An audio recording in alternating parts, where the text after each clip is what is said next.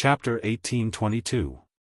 Zhang Feng saw that this guy was acting shamelessly and did not want to waste time on him. Instead, he looked at Zhang Sun and Chong and said with a smile, "Which one of you wants to go? Don't try to shirk the responsibility. The person who goes will be rewarded with a heavenly benefit." I'll go." Zhang Sun pushed Du Go aside and raised his right hand as if he was afraid that someone would take it away from him. In fact, before Zhang Feng mentioned the heavenly benefit, he was very repulsed. Why? Because he saw the problem with Feng Zi's smile and saw Tai Niu shirking the responsibility. He already knew that there was something wrong with these two iron rods. However, when Feng Zi mentioned the heavenly benefit, his eyes immediately turned green. Who could resist the temptation of the heavens? It was impossible for Zhang Sun to be the first one to go. Why should Cheng Chumo be the first one to go? Lao Tzu also wanted to go. Moreover, he wanted these guys to watch from the ground and let the rich kids of Chang and city watch. At this moment, he seemed to imagine being worshipped by tens of thousands of people. When he thought of this, the corner of his mouth raised into a smug smile. He exaggeratedly rolled up his sleeves and looked like a hero dying for justice. After doing all this, he glanced at the crowd proudly and then walked toward the iron rod. He chose to ignore the disdainful looks from the crowd and touched the iron rod with a smug face. Of course, all this was on the surface. He was still nervous because he did not know what would happen. This was the nervousness of the unknown. Not only him, but Zhang Feng was also nervous. He was the most nervous person in the crowd because he knew what was about to happen. There might be electricity, but there might not be electricity. These were two extremes, but it would push the development of hot air ballooning to a great extent. He clenched his fists and stared at the doomsday battery, looking forward to what would happen next. Everyone also looked at the doomsday battery curiously. They did not know what it was, nor did they know what it was used for. However, they were eager to know why Zhang Feng did not touch it himself. Why did he have to let others touch it? Was there something fishy going on? With these doubts, they looked at Zhang Sun, hoping to find an answer. Looking back, Zhang Sun rushed forward. With everyone's curiosity, he reached out to touch the iron rod. This is nothing. He stretched his hand back with a look of surprise and kept looking at it in front of his eyes, afraid that he would miss something. Originally, he thought that Feng Zi had some bad intentions and wanted him to touch this iron rod that no one wanted to touch. He was even prepared to get hurt. However, nothing happened. It seemed that Feng Zi was sincere in giving him a gift to rise to the heavens. Thinking of this, he couldn't help but feel a burst of joy in his heart. He chuckled and said, "Feng Zi, don't forget about the ascension package you promised me." At this moment, Zhang Feng had no time to bother with him. He waved his hand and said, "Scram." Then, he went straight to the doomsday battery and reached out his hand without hesitation. At this moment, he was stunned. Motherf asterisk cur, was this all a scam? Why was there no voltage at all? Or was there a mistake in his operation? Did something happen? He froze on the spot and began to think. He carefully went through the production process again. However, there was no problem. What the F asterisk CK, what was the problem? He was at a loss. He took out a cigarette from his waist and lit it up. He took a deep breath and slowly felt the stimulation of the smoke. At this moment, he seemed to have thought of something. A smile appeared on his face. He threw away the cigarette butt and looked at Zhang Sun. He hurriedly said, "Bug, take the copper wire from the bag and touch it again." "Why? I've already touched it. Unless you add another ascension package, I won't do it." Zhang Sun pouted and crossed his arms in front of his chest. He looked like he had Zhang Feng under control. Okay. I promise you." Zhang Feng pushed Zhang Sun and said impatiently, "Remember to take the copper wire in one hand and put the other end on the iron rod." He was in a hurry to complete the experiment. He could talk about ascending to heaven later. Okay. I'll do it right away. Zhang Sun Chong agreed and took the iron wire behind him. Then, he stretched it toward the iron rod. From his point of view, there wasn't any danger just now, and there was nothing to worry about now. Wasn't it just a copper wire? What's the big deal? Thinking about it, he stretched the copper wire in his hand. At this moment, Zhang Sun Chong suddenly screamed and hurriedly threw away the copper wire in his hand. Seeing this, Zhang Feng could not help but smile. He rushed forward and grabbed Zhang Xuan's hand. He asked anxiously, "Bug, how did you feel just now?" He saw at a glance that Zhang Sun had triggered the voltage. Otherwise, there would not be such a sudden reaction. Before Zhang Sun could answer, everyone surrounded him with concern and asked, "What's wrong? Bug, are you okay? Bug, what's wrong?" Although they usually did not like each other, they were still very friendly when there was danger. Chapter 1823. I'm fine. I just felt like I was bitten by something. Zhang Sun stretched out his right hand and showed it to everyone. He looked a little wronged. Get out of the way. Isn't it just an electric shock? Why are you all crying? Zhang Feng waved his hand and dismissed everyone. He was very clear that the voltage formed by the coal was very low. Even if it was touched, it would be fine. It was no different from static electricity. He glanced at the doomsday battery and couldn't help but feel happy. From the reaction of the bugs, the voltage seemed to be good. Now that the doomsday battery was created, they should be able to proceed to the next step. Ma Zhou, Hao Chu-jun, we will immediately proceed to the next step of the experiment. Zhang Feng turned around and looked at Ma Zhou and the others. He said with a serious face, "Go and find a ceramic jar immediately. Fill it with 2/3 of water and paper. Remember, get some thick paper." "Yes, teacher." Ma Zhou nodded and walked out of the door with Hao Chu-jun. "Fengzi, why do we still need to do the experiment?" Cheng Chumo protested. He didn't understand the use of the experiment and only wanted to go to heaven. "We are only halfway through. There is still half to go." Zhang Feng glanced at everyone and said casually. He now suspected that these guys were here to cause trouble and would jump out from time to say a few words. Then our ascension, Zhang Sun Chong put on a despicable look and interjected from the side. "Don't worry, you won't be left out." Zhang Feng waved his hand and was a little impatient. That's good. Zhang Sun nodded and was secretly happy. He had just gone up to the experiment and earned 2 ascension packages. Naturally, he had to ask clearly. While they were talking, Ma Zhou and Hao Chu-jun had already returned with the items. "Teacher, we have brought the items." Hao Chu-jun raised his hand to show the paper in his hand while Ma Zhou hugged a jar of water. Zhang Feng nodded and pointed to the table beside him. "Put the jar on the table and pour 2 spoonfuls of salt into the water." "Yes, teacher." Ma Zhou put the jar on the table and poured in the remaining salt according to Zhang Feng's instructions. Then, nail 2 holes in the thick cardboard so that the copper wire can pass through. Then, put it on the jar. Zhang Feng pointed to the cardboard on the side and said seriously. Now that there was no danger, he could leave it to the 2 students to operate and let them learn some knowledge. They did not disappoint Zhang Feng's expectations. Ma Zhou was operating at the side, while Hao Chu-jun was watching attentively. All that was left was the notebook to record. However, there was no need for that. They could not understand it at all. Zhang Feng just wanted them to slowly learn. "Teacher, everything is done. What should we do now?"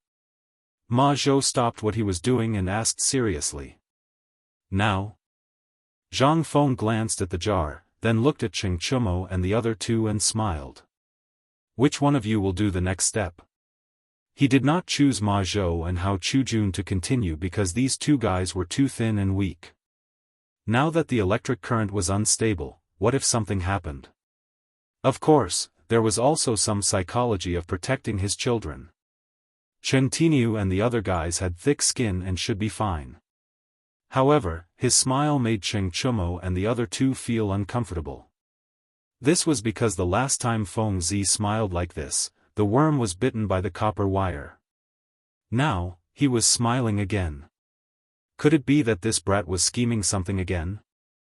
Their hearts were beating fast and their faces were full of reluctance.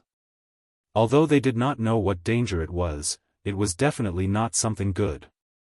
This was their unanimous evaluation of Feng Zi.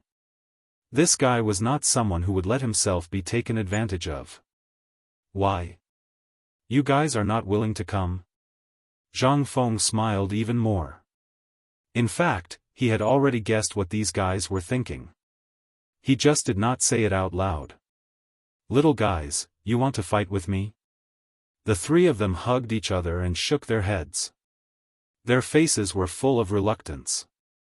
It was as if they were saying that whoever wanted to go could go. Anyway, they were not going. How about this? Whoever completes the next experiment will be rewarded with 3 ascensions. How about it?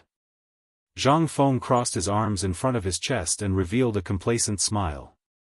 He knew that these guys were the type of people who wouldn't act until they saw a rabbit. If he didn't give them some benefits, they wouldn't be willing to do things. 3 times? Dugo's eyes widened and he rushed forward. I'll go. How about that? He could be said to be the most pitiful. Cheng Chumo had gone up to heaven once, Zhang Sun Chong had received the benefits of going up to heaven twice.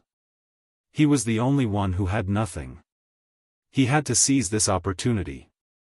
Although it might be dangerous, it was not life-threatening. He could do it. Da-bing, da-bing. Zhang Sun rushed forward and blocked in front of Dugo. Da-bing, you can't go. Look at Feng Zi's smile. This is not going to be easy. You will definitely get hurt. With your weak body, what if you become crippled? Hearing this, Dugo was stunned. He glanced at Zhang Feng. Indeed, there was a hint of ill intent. Was he going to give up just like that?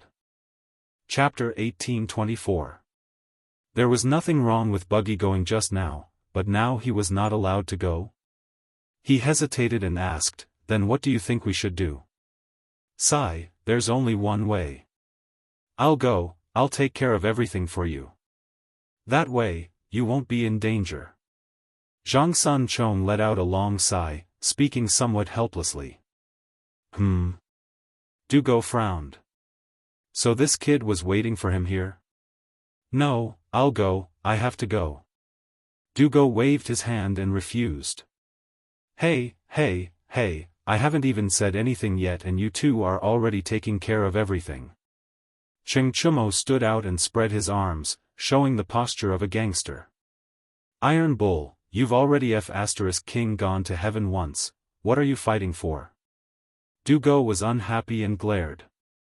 Although he was not as strong as Cheng Chumo, he was not willing to give in. What you're saying is wrong.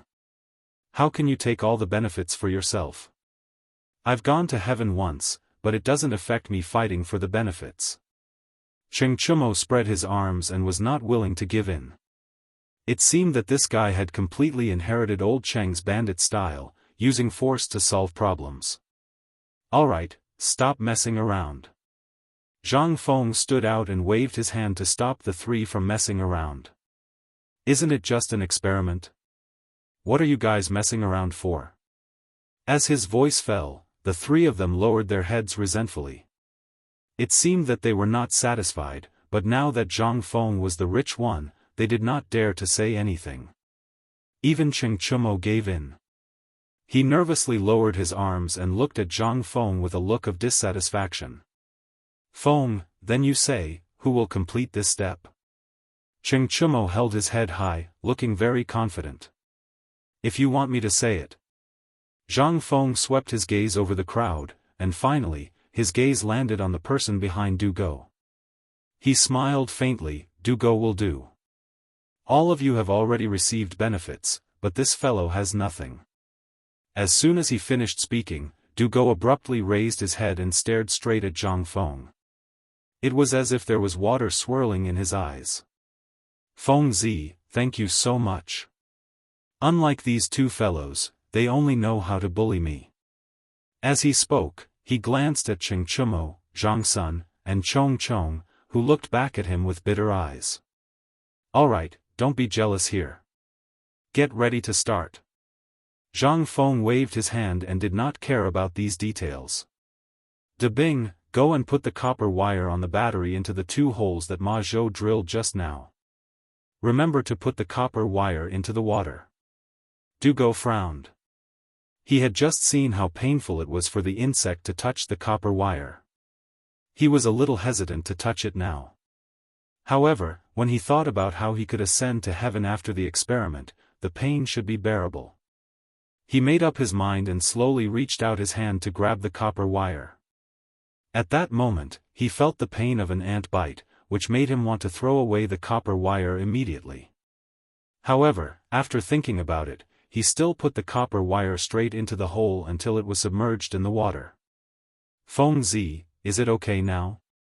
Du Go put down the copper wire and touched his slightly painful fingers. It's okay. You stand aside and rest first. Zhang Feng casually waved his hand, but his eyes were focused on the cardboard as if he could not move away. This was a ceramic jar, and the situation inside could not be seen clearly. He could only observe through the cardboard on the surface. Therefore, he did not dare to let his guard down. Teacher, what do we do now?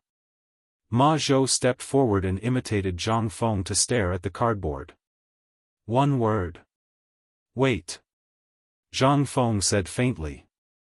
Because the situation inside could not be seen, they could only determine whether hydrogen was produced based on the situation of the cardboard. If hydrogen was produced, there would be bubbles near the copper wire in the water. When the time came, these bubbles would push up the cardboard. This phenomenon could be seen from this phenomenon. Ma Zhou and Hao Chujun nodded as if they understood.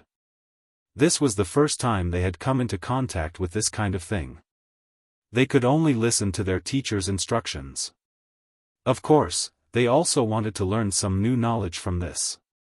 Cheng Chumo and the other 2 also came over with a curious face. The 3 of them were not interested in this experiment at all. They even wanted this damn experiment to end as soon as possible so that they could continue to ride the hot air balloon. However, they could not help but be curious. After all, they were young people who were curious about new things. Everyone stared at the cardboard with a serious face.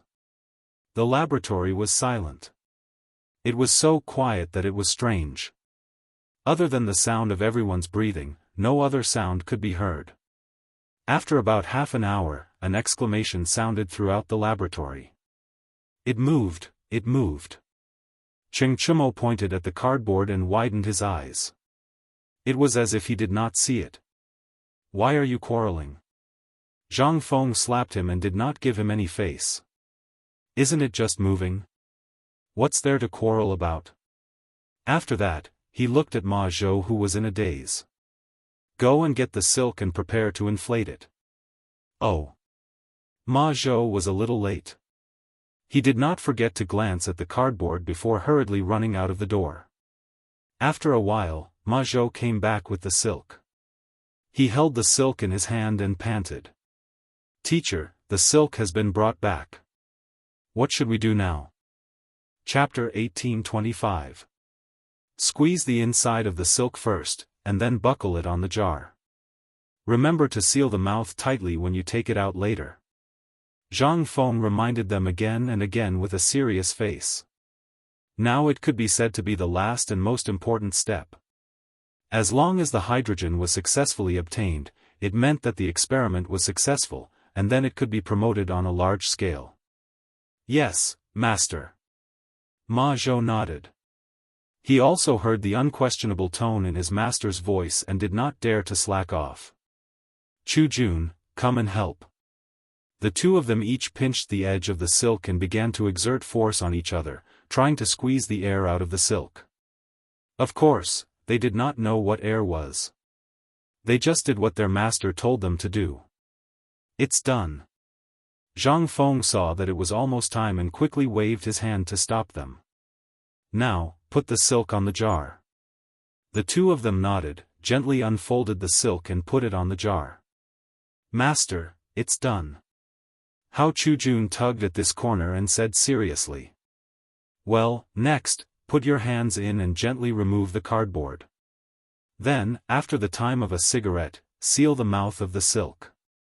Zhang Feng stared at the silk and said with a serious face, remember to seal it tightly. It's best to tie it with a rope. The two of them nodded and continued to move their hands.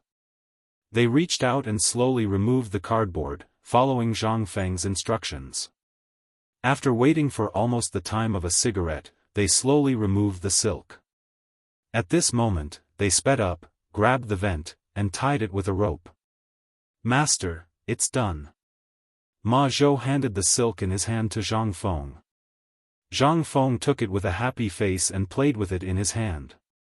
He rubbed it from time to feel its softness. However, soon the smile on his face disappeared and was replaced by a touch of worry. The experiment had been completed, and the hydrogen gas had been collected. But how could they be sure that there was hydrogen gas inside? It was a colorless, transparent, odorless, tasteless gas that was difficult to dissolve in water. In this era without various facilities, there was no way to identify it. However, this thing had a big drawback, which was that it was highly flammable and very easy to burn. This was one of the reasons why the use of hydrogen was less. Flammability? Then, could he test it with fire? In any case, there wasn't a lot of hydrogen inside, so there shouldn't be any danger. Moreover, this was the only way now. Otherwise, there really wasn't any way to identify whether this was hydrogen or not. Thinking of this, he tilted his head slightly and looked at Cheng Chumo beside him with a smile. Feng Zi, what are you laughing at? Could it be that he's up to no good again? Cheng Chumo crossed his arms like a resentful woman, afraid that others would take advantage of him. Shoo, shoo, shoo. With your appearance, do you need to protect yourself so tightly? Why don't you take a piss and look in the mirror? Zhang Feng pouted, but the smile remained on his face. Now, there's a good job. Whoever wants to do it will be rewarded. What reward?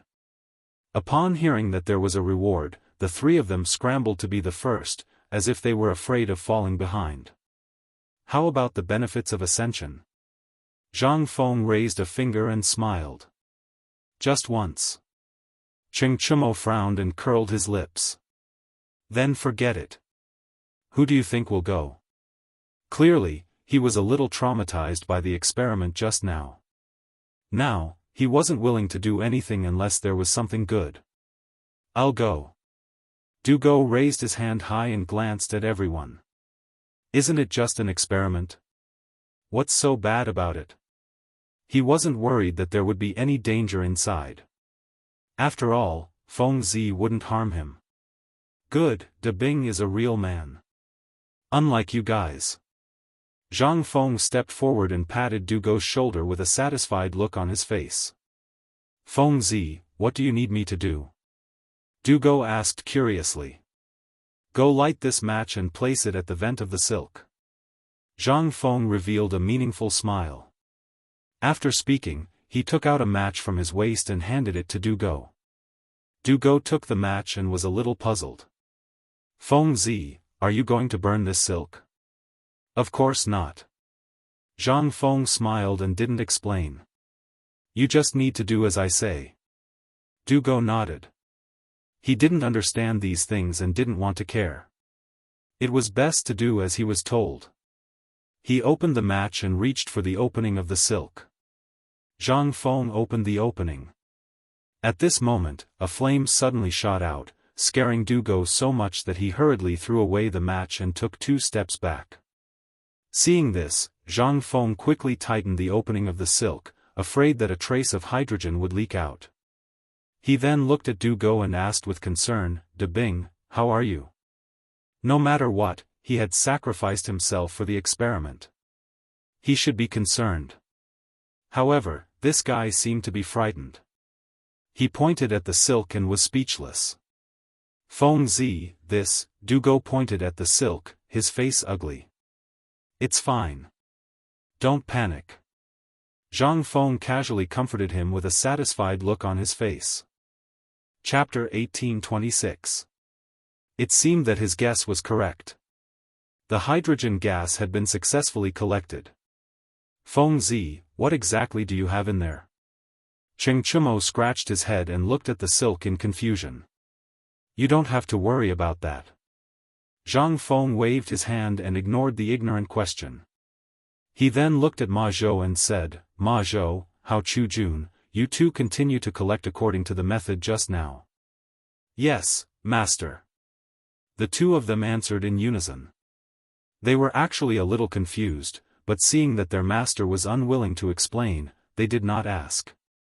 Then, Ma Zhou and Hao Chujun began to experiment according to Zhang Feng's experiment. They were very serious. In order to prevent mistakes, Zhang Feng guided them from the side. After about half an hour, the silk was completely filled with hydrogen gas. However, hydrogen gas was lighter than air. Once it was filled, it would directly rise into the air. In order to prevent this, Zhang Feng, Ma Zhou, and Hao Chujun held onto the silk tightly, afraid that it would slip away. In the end, the three of them were clearly not heavy enough to hold down the hydrogen gas. The tips of their feet were floating. Tainyo, Debing, Buggy, hurry up and help. Zhang Feng held onto the silk with one hand and shouted at the three of them. There was no other way.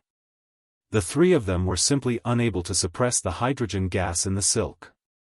They needed the help of these fat and thick guys. Oh, coming. Cheng Chumo responded carelessly. He could also see the seriousness of the matter. He went forward and grabbed a corner of the silk. In an instant, it floated down. It had to be said that these guys were really good at suppressing the weight. Zhang Sunchong and Du Go were not to be outdone. They went forward and used Monkey Hang's tree. The silk finally stopped rising and stabilized in the air. Feng Zi, what exactly is this thing? Why is it floating in the air? Du Go panted heavily and looked at the silk floating above his head with a puzzled expression. There is some gas in the silk. Even if I explain it to you, you won't understand. In any case, we will rely on this thing to ascend into the sky later. Zhang Feng used a hand to wipe the sweat on his forehead and casually explained. He wanted to let everyone know the importance of this thing. Otherwise, if the ignorant person suddenly let go, it would not be worth it. What? Is this a divine object that can reach the heavens? Zhang Sun exclaimed. He originally thought that this thing was not that important, but now it seemed that it was really amazing. No wonder Feng Zi treated it as a treasure. It turned out that it was a divine object that could reach the heavens. Thinking of this, he exerted more strength in his hand, as if he was ready to hold this thing tightly in his hand. The other two were the same. At first, they didn't care about this experiment, but now it seemed that this thing could actually pull people up. It was really not something ordinary things could compare with. No wonder it was said to be a divine object that could go to heaven. When they thought of going to heaven, the strength in their hands increased. With everyone's unrelenting efforts, silk finally showed no signs of flying up again. It remained in the air, motionless. Seeing this, Zhang Feng heaved a sigh of relief. However, it was impossible to keep holding on like this. He looked at Hao Chujun and said seriously, Hao Chujun, let go gently now and see if you can leave. Yes, teacher. Hao Chujun nodded and gently loosened his grip. At first, the silk didn't move, but the moment he loosened his grip, the silk rose slightly. Quick, everyone, press harder.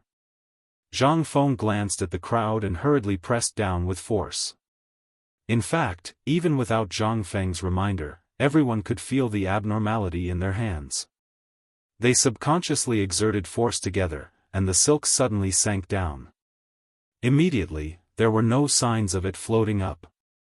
Seeing this, Zhang Feng let out a long breath and turned to look at Hao Chujun. Hao Chujun, go get the green brick now. The sooner the better. Yes, teacher. Hao Chujun cupped his hands and turned to run out of the door. Feng Zi, what do you need the green brick for? Cheng Chumo asked curiously. He didn't dare to relax his grip at all. Without the green brick, how are you going to let go? Zhang Feng glanced at Cheng Chumo and said unhappily. You're right. Cheng Chumo chuckled. He didn't think too much about it. It was just that this thing was new to him. Zhang Feng did not pay any attention to this fellow. Instead, he raised his head and glanced at the silk. He could not help but marvel in his heart. Now, there were a total of 5 people, including himself, who were pulling the silk. Each person weighed a total of 150 kilograms. Ignoring Chen Tiniu's fat and thick body, there was a total of 750 kilograms. The hydrogen gas was actually able to withstand such a heavy weight. In other words, this hydrogen gas could easily carry 4 people into the sky. If it was light, it could even carry 5 people. He had to test it out later. Just as he was thinking, Hao Chujun brought 30 green bricks and stacked them under his feet. Teacher, the green bricks are here. What do we do now? Hao Chujun wiped the sweat off his forehead. It seemed that he was quite tired. Chapter 1827. Tie these bricks with the hemp rope. Remember to connect them together. Don't separate them. Zhang Feng turned to look at Hao Chujun and said with a serious face. Yes, master. Hao Chujun nodded and began to work. Zhang Feng glanced at the crowd and said, now, let go of the silk one by one. But don't let go of all of them. I'm going to tie the rope to the silk and connect it to the bricks later.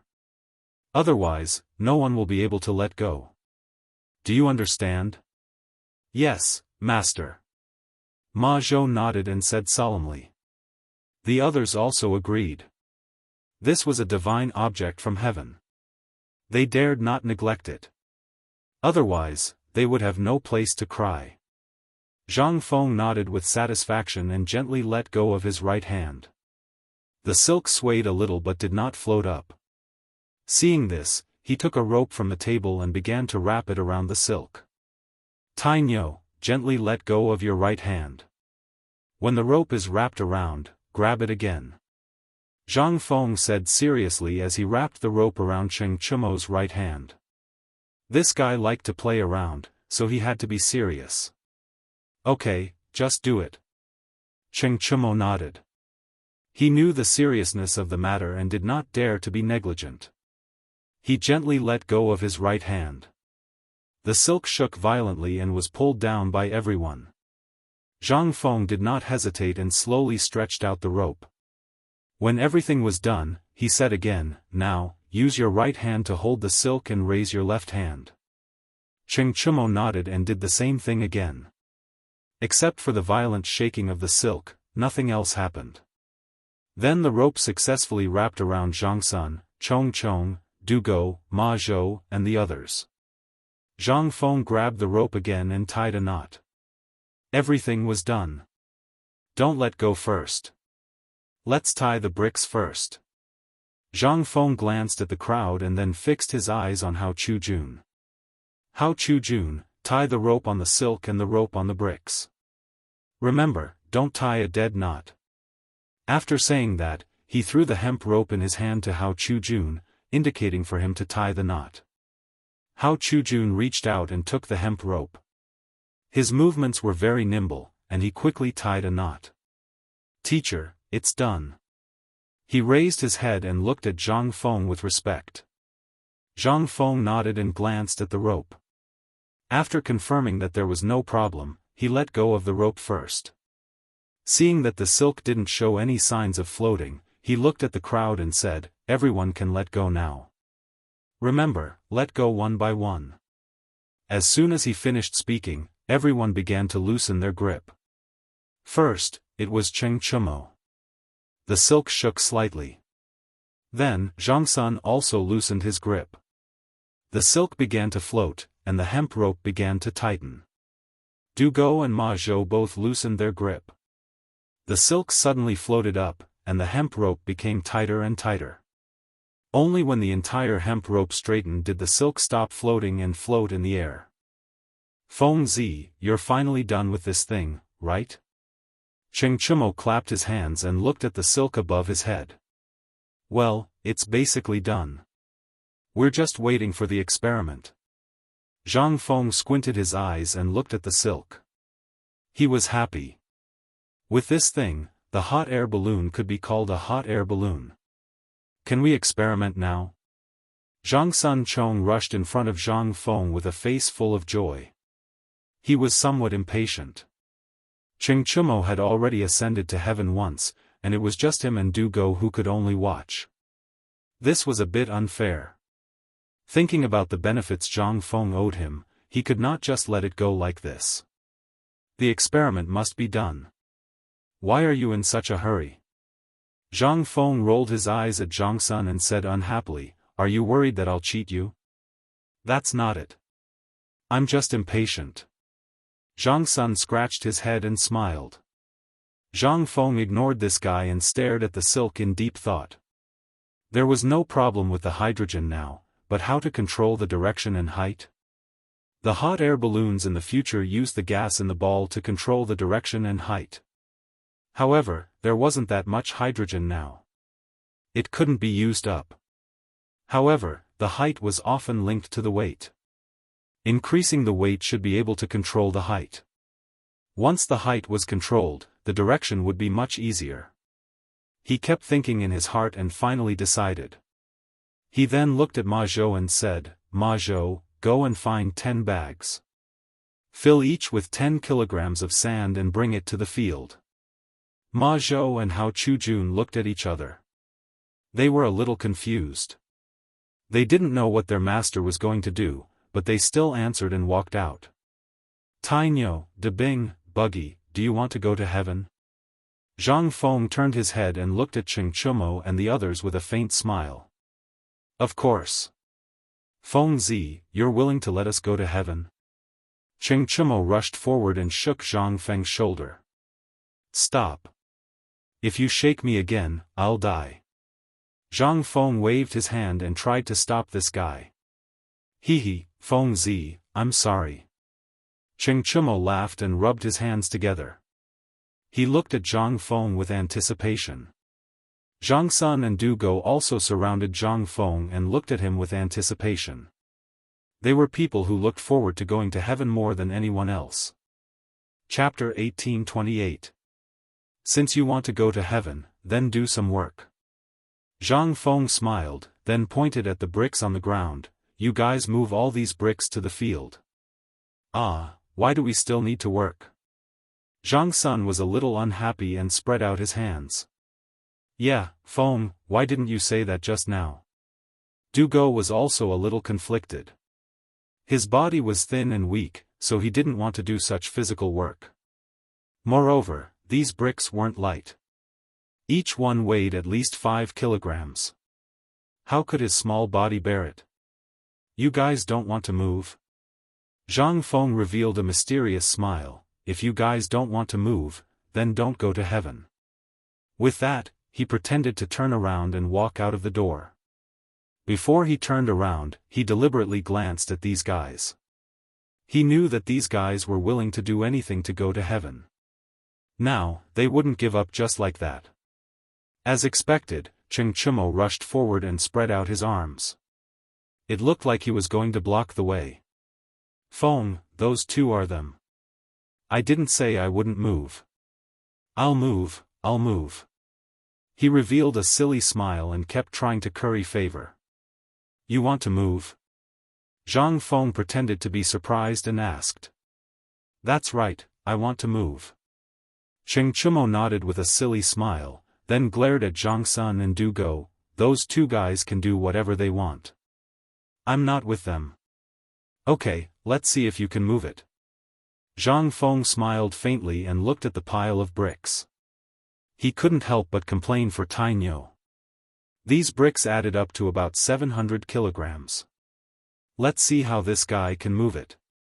Xianxia nodded excitedly, then rolled up his sleeves and walked towards the bricks. It looked like he was going to do something big. Seeing this, Zhang Sun and Du Go couldn't sit still anymore. They quickly went up and said, "Feng, let's move too." Without waiting for Zhang Feng's reply, the two of them rolled up their sleeves and walked towards the brick. Both of them half-squatted beside Xianxia, ready to exert their strength. However, how could this brick be lifted so easily? The three of them squatted on the ground, unable to exert any strength, and their faces turned red. This scene amused Zhang Feng. He smiled and said, "Originally, I thought that you guys were very powerful. I wanted to train you guys and transport the silk. In the end, the three of you are so disappointing. You can't even move a few bricks. Feng Zi, who are you looking down on?" Xianxia raised his head and glared at Zhang Feng, looking as if he would not submit to anyone. "If you have the ability, then move the green brick. That way, you can go up to the sky." Zhang Feng snorted softly and crossed his arms in front of his chest, looking as if he was not convinced. "Motherfucker." Xianxia secretly spat. He glanced at his two fellow sufferers and shouted, "Brothers, Feng Zi is looking down on us. Hurry up, then we can go up to the sky." Needless to say, Xianxia's words had some effect. Zhang Xuan's originally pale face instantly turned red. He pulled his hands on the brick and let go. Du Go was not bad either. His eyes were bloodshot, and the veins on his neck were bulging. "Brothers, use your strength." Xianxia supported himself with both hands and gritted his teeth. The roar resounded through the laboratory, and the black brick began to move slowly. Xianxia took advantage of the opportunity to exert some strength, and Zhang Sunchong and the other two put one hand on each side. The black brick was suddenly lifted up, and the three of them struggled to walk out of the door. The silk on top also moved. Slow down, slow down." Zhang Feng hurriedly stepped forward and waved his hand while guiding the three of them, "This way, this way." Xianxia glanced at Zhang Feng and began to walk according to the other party's path. After all, with the brick in his hands, it was not very convenient to see the path. It was better to just follow the other party's instructions. Moreover, the brick was not light, making it difficult for them to walk. "This way, this way." Zhang Feng continued to lead the way in front. He would look back every 2 steps. The three behind him were red in the face, and the veins on their necks were bulging. They clenched their teeth tightly and did not dare to say a word. They were afraid that when they spoke, they would give up and smash their own feet. After walking past the laboratory, the group finally arrived at the edge of the field. The path here was not easy to walk on. It was covered with the snow from last night. This made the three of them somewhat wobbly. "Slow down, the path here is not easy to walk on." Zhang Feng glanced at the snow below his feet and hurriedly reminded everyone. The snow on the ground was slippery even for a person without any burden, let alone these three fellows who were carrying heavy objects. Although these three fellows had difficulty walking and were very careful, they did not slack off at all. At this moment, each of them seemed to have endless energy. It was unknown whether it was because they were close to the destination or because of the snow on the ground. "Can't you King walk faster? Don't waste time." Xianxia straightened his neck and squeezed out a sentence from between his teeth. He had wanted to say this for a long time, but this guy was wasting time in front of him. If not for the fact that he had already arrived. Okay. Zhang Feng did not argue and repeatedly agreed. This guy still had something in his hands. What if he made a mistake and quit? Chapter 1829. Everyone unknowingly sped up. Other than the occasional slip, there were no major problems. Soon, they arrived at the middle of the field. Xianxia could not wait to throw the green brick in his hand on the ground. As he threw it, the other two also dropped it. The green brick smashed a big hole in the snow. The three of them sat in the snow together and began to breathe heavily. Their faces were red, like strong cows that had just finished farm work. "Are you guys okay?" Zhang Feng glanced at the three of them and asked with concern. He did not want to tire them out just because of moving some things. Zhang Sun pointed at Zhang Feng, panting and unable to speak. Are you what? Zhang Feng looked at these guys and wanted to laugh. "Are you deliberately tricking us?" Xianxia patted his chest and finally said something normal. "How am I tricking you guys?" Zhang Feng spread his hands, indicating that he was innocent. "Think about it. Without these things in the silk, how are you going to fly later? I'm asking you guys to move the things out first." Dugo frowned. There did not seem to be anything wrong with this. If they wanted to fly, they would need to use the things in the silk. Moving them out first would not be a problem. Forget it. I won't argue with you." He waved his hand casually and did not care so much. "When do we start the experiment? Let me fly." As his voice fell, Xianxia and Zhang Sun also looked straight at Zhang Feng. Their eyes were full of anticipation, as if they were determined to get it. "Right away. Aren't we waiting for Ma Zhou and Hao Chujun?" Zhang Feng smiled and looked at the end of the field. After a while, two figures appeared in front of everyone. It was Ma Zhou and Hao Chujun. Each of them was carrying several sandbags in their hands. It was difficult for them to walk. "Ma Zhou, Hao Chujun, you two brats, walk faster." Xianxia roared in the direction of Ma Zhou and Hao Chujun. He was in a hurry to ascend to heaven. He was waiting for these two fellows. How could he not be anxious?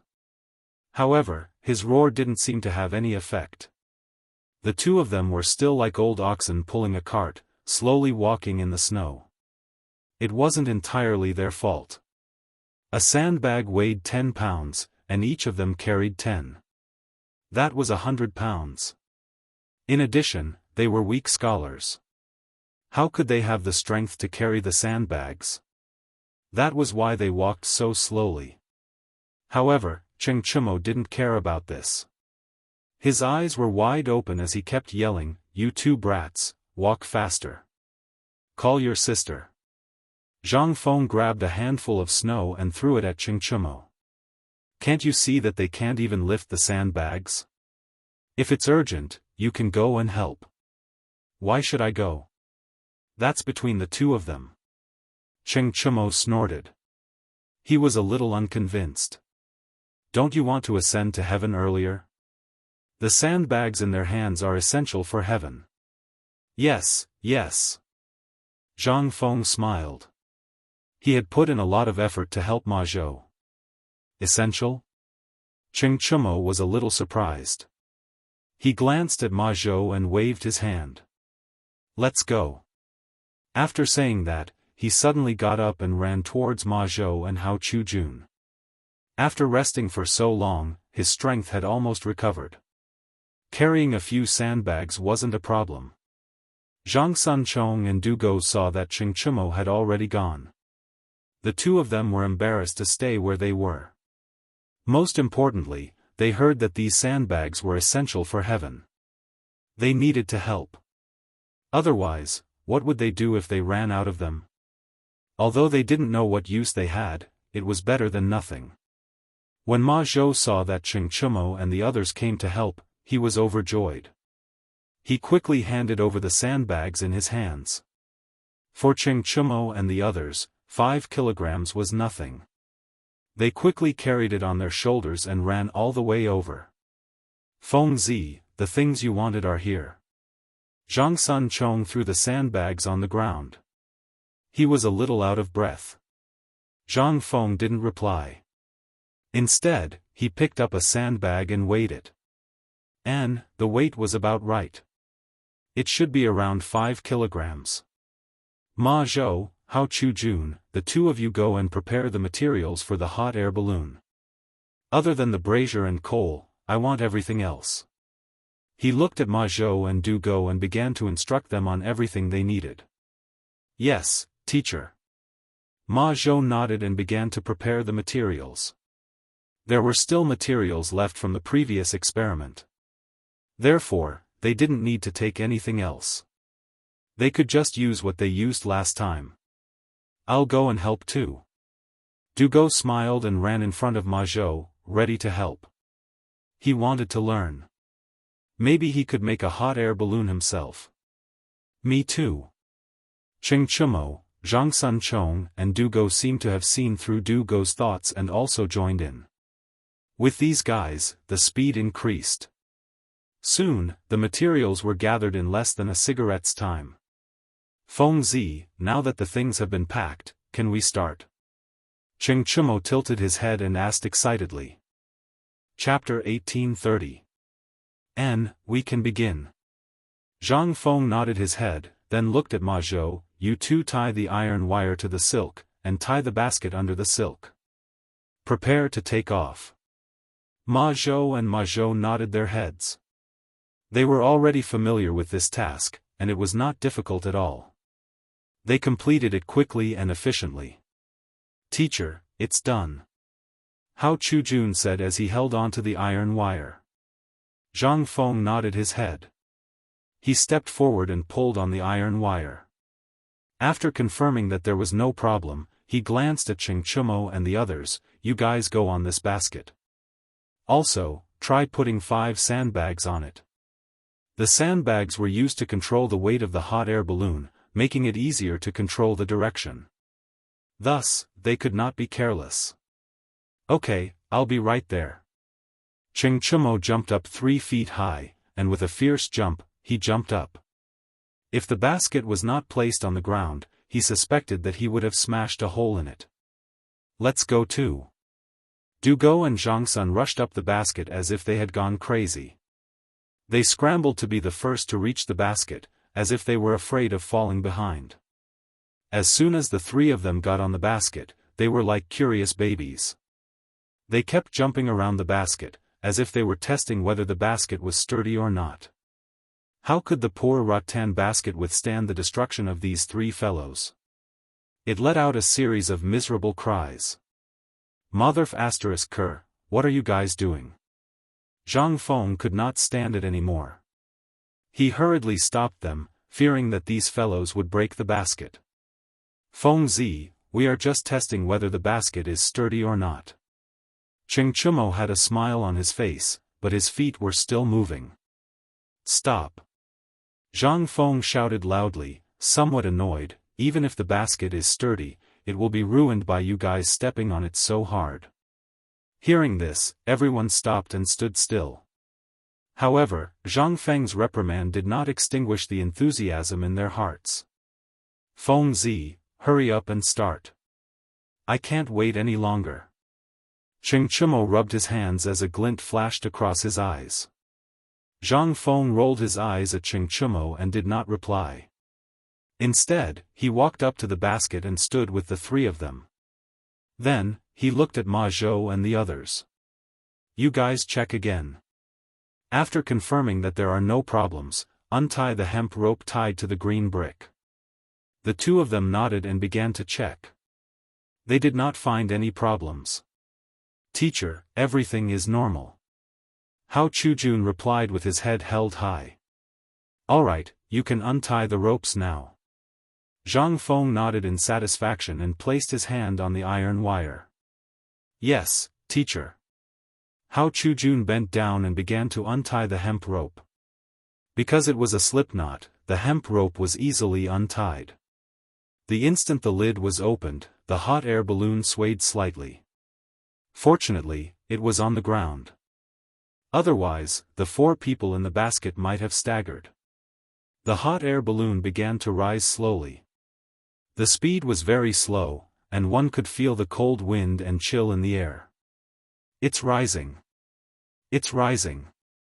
Dugo waved his hands excitedly as if he had never seen the world before. This was his first time in the sky.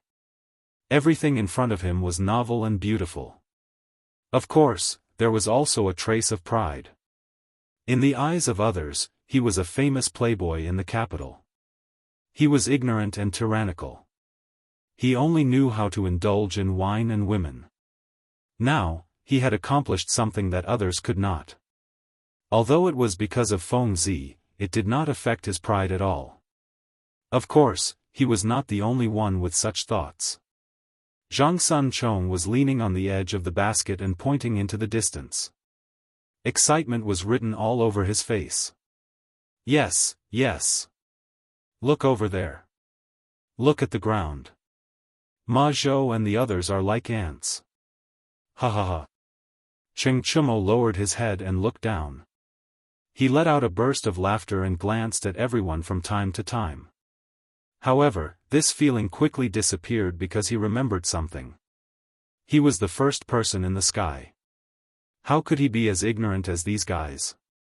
He clenched his right fist and put it to his mouth. He coughed twice and deliberately acted like a big brother. Can the two of you calm down? If I knew, I wouldn't have let you guys come up. As soon as his voice fell, a slap came. Why are you so noisy? Zhang Feng rolled his eyes at Cheng Chumo. Aren't you afraid of breaking your teeth when you talk big? It was not his first time in a hot air balloon, so this thing was not novel at all. It was just that these guys were really annoying. Feng Zi, it's not like I'm the only one talking. Cheng Chumo rubbed his head and felt wronged. If they were on the ground, he might have already fought back. However, they were in the sky. Feng Zi was the only one here who knew about hot air balloons. If anything happened, everyone would be finished. Therefore, he did not dare to fight back. I know you're not the only one. Zhang Feng replied casually. Then, he looked at Zhang Sunchong and Ma Zhou. The two of you better behave. Don't make a fuss here. Otherwise, I'll throw you down later. After saying that, he did not look at the two's reaction. He sat in the basket and took out a cigarette from his waist. Just as he was about to take out a lighter to light it, he remembered that hydrogen was more flammable. He simply put down the cigarette and enjoyed the beautiful scenery in the sky. Chapter 1831. After being scolded by Zhang Feng, Zhang Sunchong and Du Go looked at each other embarrassedly and became more well-behaved. After all, Feng Zi was in charge of the hot air balloon and they didn't dare to disobey. However, they still couldn't help but feel happy. The two of them leaned on the edge of the basket and admired the beautiful scenery. They kept pointing there. After all, this was their first time in the sky and curiosity filled their whole body. Cheng Chumo was the same. He didn't succeed in showing off just now, so he could only lie on the side and admire the scenery. He was still fantasizing about how to show off in front of Li Qingqian and his dad. The hot air balloon was getting higher and higher, but because of the weight, it rose relatively slowly. Beautiful scenery appeared in front of everyone's eyes. There was a green grassland underground, a mountain not far away, plum blossoms standing proudly in the snow, reindeer foraging for food, and so on. Look, there are reindeer on that mountain. Zhang Sunchong pointed at a mountain not far away and beamed with joy. Isn't that empty? Zhang Feng rolled his eyes at Zhang Sunchong and said in a bad mood. They just flew up from this mountain and these guys didn't recognize it in such a short time? Oh. Zhang Sunchong scratched his head embarrassedly, causing everyone to burst into laughter. Okay, we've seen enough. Zhang Feng glanced at everyone and then looked at Cheng Chumo. Tainyo, look down. If there's no one, throw a sandbag down. We should go back. He was a little hungry and needed to go down and eat something first. Feng Zi, don't be in such a hurry. Cheng Chumo smiled and then looked at Zhang Sunchong and Du Go. He deliberately winked at them. You see, it's still early. Why don't we go somewhere else? It was not easy for him last time, and he did not want to go down so easily. More importantly, he had not had enough fun and had not shown off enough. If he went to Chang'an with such a good thing, he would be able to show off. Most importantly, he would be able to gain face, and his reputation as a foppish playboy might be washed away. Zhang Sun Chong also understood and smiled in front of Zhang Feng. Yeah, Feng Zi, it's still early. Don't you want to play? For example, go to Chang'an City to see the scenery. Yeah, Chang'an City is now the most lively time. Don't you want others to see your hot air balloon? Sing praises of your talent? Du Go licked his face and tried to please Zhang's face because he wanted to go to Chang'an. As long as he was there, he could take the opportunity to show off and let others know that Chang'an's famous as playboy was better. You want to go to Chang'an? Zhang Feng looked at them with a faint smile. In fact, he had seen through their thoughts just now. Moreover, these guys were good at licking his boots and he enjoyed it very much. It wasn't that he couldn't go to Chang'an, but after experimenting for so long, his stomach was already bulging. Eating was more important. Of course. Cheng Chumo smiled and said, Feng Zi, think about it. You made such a divine object. Wouldn't it be a pity if you don't go to Chang'an? Yeah, madman, don't you want to see the prosperity of Chang'an and let the people see your flying divine object? Zhang Sun Chumo rushed to the side and incited incessantly. It could be said that he wanted to go to Chang'an the most. He was a member of the royal family and didn't have any achievements. If he rode such a divine object to Chang'an, it would make Zhang Sun Chumo's family proud. Even his father could straighten his back when he entered the palace in the future. Go to Chang'an? Zhang Feng stroked his chin and showed a proud smile. Obviously, the words of these three people just now were very useful to him. Talent? Merit? Admiration of thousands of people? It was not impossible to go. He touched his growling belly and said with a wry smile, I also want to go, but my stomach is not living up to my expectations. After doing the experiment for so long, he had been hungry for a long time. If it weren't for waiting to go to heaven, he might have already eaten to his heart's content. Isn't it just hunger? Go to Chang'an. You can eat anything in Chang'an. Cheng Chumo patted his chest generously, as if these were not a problem for him. Yeah, Feng Zi, think about it. You will have a lot of face in Chang'an if you ride such a divine object. Not to mention eating, won't you be able to choose the dragon liver and phoenix marrow in the palace? Zhang Sun Chumo was very good at adding fuel to the fire and kept inciting him. Yeah. Zhang Feng nodded. He was very happy with these guys' flattery. Okay, let's go to Chang'an and have a look. Mainly, he also wanted to go to Chang'an to have a look. Otherwise, these incitements would be useless. After all, he hadn't been there for a long time. Besides, since this hot air balloon was made, he had to open the eyes of the people. Thinking of this, he couldn't help but show a trace of pride on his face. He waved his hand and imitated the posture of Captain Jack. Set sail, destination Chang'an. Okay. Seeing that Feng Zi was interested, Cheng Chumo deliberately played along.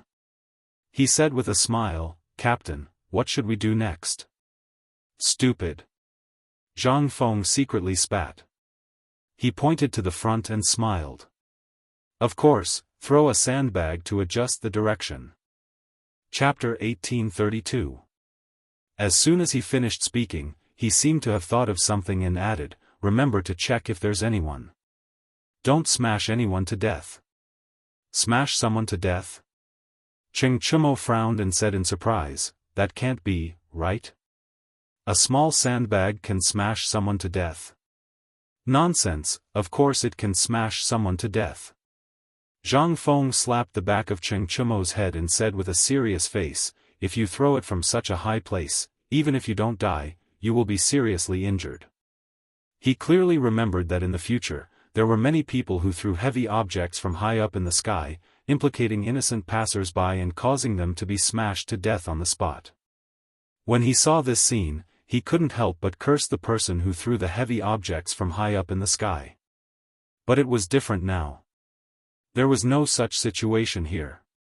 Thinking back, a person could be smashed to death from a height of more than 10 meters, not to mention a height of a few hundred meters. There was also a 5-kilogram sandbag. If it was thrown down and met someone, they would be smashed to death on the spot. That was why he was so serious. Cheng Chumo saw Zhang Feng's serious face. Although he did not know why, he still did as he was told. After all, he still wanted to go to Chang'an to show off. He glanced down. The layers of clouds were somewhat unclear. After a while, the clouds dispersed. After confirming that there was no one, he threw down a sandbag. Fengzi, the sandbag has been thrown down. What do we do now? Cheng Chumo asked with a happy face. One word, wait. Zhang Feng smiled and glanced at the beautiful scenery in the sky. Why do we have to wait? Zhang Xuan's face was a little ugly. It was not easy to persuade this guy to go to Chang'an. Now they had to wait. Don't we need you to control the direction for me? Zhang Feng rolled his eyes at everyone. Now the hot air balloon is slowly changing direction. With the wind, we should be able to float to Chang'an in a while. Okay. Whatever you say. Du Go repeatedly agreed. Right now, they could be said to be obedient to Zhang Feng's words. This was because Feng Zi was the only person who knew about hot air balloons. Without this guy, how could they go to Chang'an? Zhang Feng was very satisfied with everyone's attitude. He sat in the basket and waited for the hot air balloon to float in the air. A cold wind blew, and the hot air balloon began to float in the direction of Chang'an. A group of ant-like people began to appear in front of everyone's eyes. Feng Zi, look, what's that? Don't they look like ants? Zhang Sun pointed at the crowd on the ground. He was a little surprised. He had never seen such a scene and thought they were ants. Idiot, what are you talking about? That's just an ant. Cheng Chumo slapped the back of Zhang Xuan's head. He spoke in a tone as if Zhang Feng was lecturing him. Cheng Chumo was probably angered by Zhang Feng and wanted to vent his anger on Zhang Sun. I think you're all idiots. Zhang Feng rolled his eyes at everyone and said angrily, those are people. We're about to reach the sky above Chang'an City. These are the people of Chang'an City. Ah, Cheng Chumo's eyes widened in disbelief. Those are people? Why are they so small? Yeah, why do they look like ants? Feng Zi, do you think we're easy to bully? Du Go glanced at the ground. His eyes were full of disbelief. In his knowledge, everyone was about the same size. Why did they look so small now? They were almost the size of an ant. You can only blame your ignorance. Zhang Feng glanced at everyone and put on a knowledgeable look. His face was full of pride. Have you heard of two children arguing? Cheng Chumo frowned and nodded. Then, he seemed to think of something and shook his head. Have you heard of it? What do you mean by nodding and shaking your head? Zhang Feng was a little unhappy and frowned. I have never heard of it. Cheng Chumo scratched his head and was a little embarrassed. I've heard of it. He. Zhang Sun smiled and glanced at Cheng Chumo. He was quite proud. Then, he looked at Zhang Feng and asked, what does this have to do with two children arguing? It's the same principle as two children arguing. We're farther from the ground, so the people on the ground are smaller. The same principle applies to the people on the ground when they see us. Zhang Feng smiled. He wondered if these guys were uneducated. They didn't even understand such simple principles. Oh, Du Go nodded as if he understood. So that's how it is. You understand? Cheng Chumo looked at Du Go with an evil smile. I understand. Isn't it because the things in the distance are smaller? Dugo's face was full of pride. It was as if he was talking about something very normal. But what he didn't see was that Cheng Chumo and Zhang Sun had already come over with their fists raised. They were staring at him with dissatisfaction. I'll let you understand. You stinking brat, how dare you act cool in front of me? I'll beat you to death. You made me look bad. Dugo was caught off guard by the sudden punch and received it fiercely. The three of them wrestled together. However, fighting was also a daily routine for these fellows. If they didn't fight a few times a day, they would feel uncomfortable all over. Therefore, Zhang Feng didn't mind and happily watched from the side. He even clapped his hands and cheered. Chapter 1833. At the same time, in Chang'an City. At this time, it was the busiest time in Chang'an City. The streets and alleys were filled with the sound of merchants soliciting customers. Manservants shuttled through the crowd. Peddlers walked and stopped with goods on their shoulders. Couples of men and women were choosing goods on the shelves. The whole of Chang'an was bustling with people coming and going. It was very lively. Zhu Zi was still hawking on the street with the fermented glutinous rice as usual. Fermented glutinous rice, fermented glutinous rice. Just then, a roar came from behind. Zhu Zi. Oh, it's Huzi. Zhu Zi stopped and glanced behind him. Huzi held the load on his shoulder and quickly stepped forward to walk side by side with Zhu Zi. Zhu Zi, how's the business today? How else could it be? It's the same as usual. Zhu Zi smiled and patted the jar with his left hand. There was a hollow sound. Looks like you're doing well today. Huzi glanced at the jar and smiled. Do you want to take a break? Okay. Zhu Zi agreed without hesitation.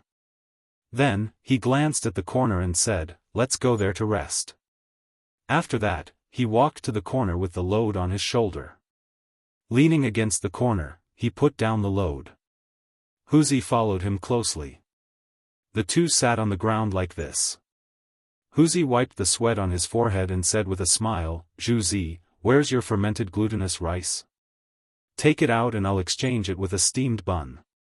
After that, he lifted his clothes and fanned himself casually. His eyes drifted around and the sky from time to time.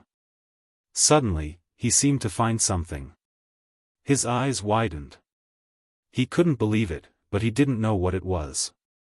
He just kept pointing at it with his finger. Huzi, here's your fermented glutinous rice. Zhu Zi handed over the fermented glutinous rice, only to find that Huzi was pointing at the sky. His eyes widened and his mouth kept muttering something. Huzi, Huzi, what's wrong with you? Zhu Zi shook Huzi and asked with concern. What is that? Huzi was still pointing at the sky. His body was trembling and he couldn't speak clearly. Zhu Zi curiously glanced in the direction of Huzi's finger. If he didn't look, he wouldn't have known. But when he looked, he was shocked. His pupils shrank and his body trembled. Could it be an immortal? After saying that, he seemed to have thought of something. He hurriedly shook Huzi and shouted, Huzi, quickly put down your hand. You can't point. This is an immortal. If you continue to point, you will be punished by the heavens. Huzi, who was originally immersed in it, was suddenly awakened. He abruptly turned his head to look at the pillar, his body trembling. Yes. Immortal. After saying that, he hurriedly knelt on the ground and began to kowtow while muttering, Immortal, please forgive me. Immortal, please forgive me. When Zhu Zi saw this, he quickly followed Huzi's example and kowtowed on the ground. He even muttered the exact same words because in their knowledge, only immortals could go to heaven. In other words, no one could go to heaven now. Those who could go to heaven must be immortals. After a series of kowtows, the blood on their foreheads was clearly visible. Probably feeling tired, the two of them stood up together and ran in different directions.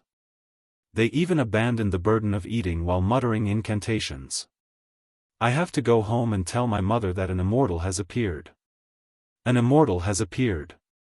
The two of them kept shuttling back and forth in the crowd as if they were under a spell. Soon, someone noticed this abnormality. At the same time, they also heard what they said and couldn't help but wonder, immortal? There are immortals there? While speaking, this person intentionally or unintentionally glanced at the sky. Perhaps due to the influence of traditional thinking, they believed that immortals must be in the sky. However, at this moment, he saw it.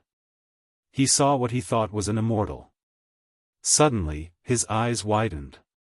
His brain seemed to have received an endless shock. He shouted crazily, "In the sky, there are immortals in the sky, there are immortals in the sky, quickly look." This roar instantly attracted the attention of the surrounding people. They glanced at this guy with some doubts. Immortals? How could it be? Lao Tzu had lived for decades and had never seen any immortals. Now you saw one?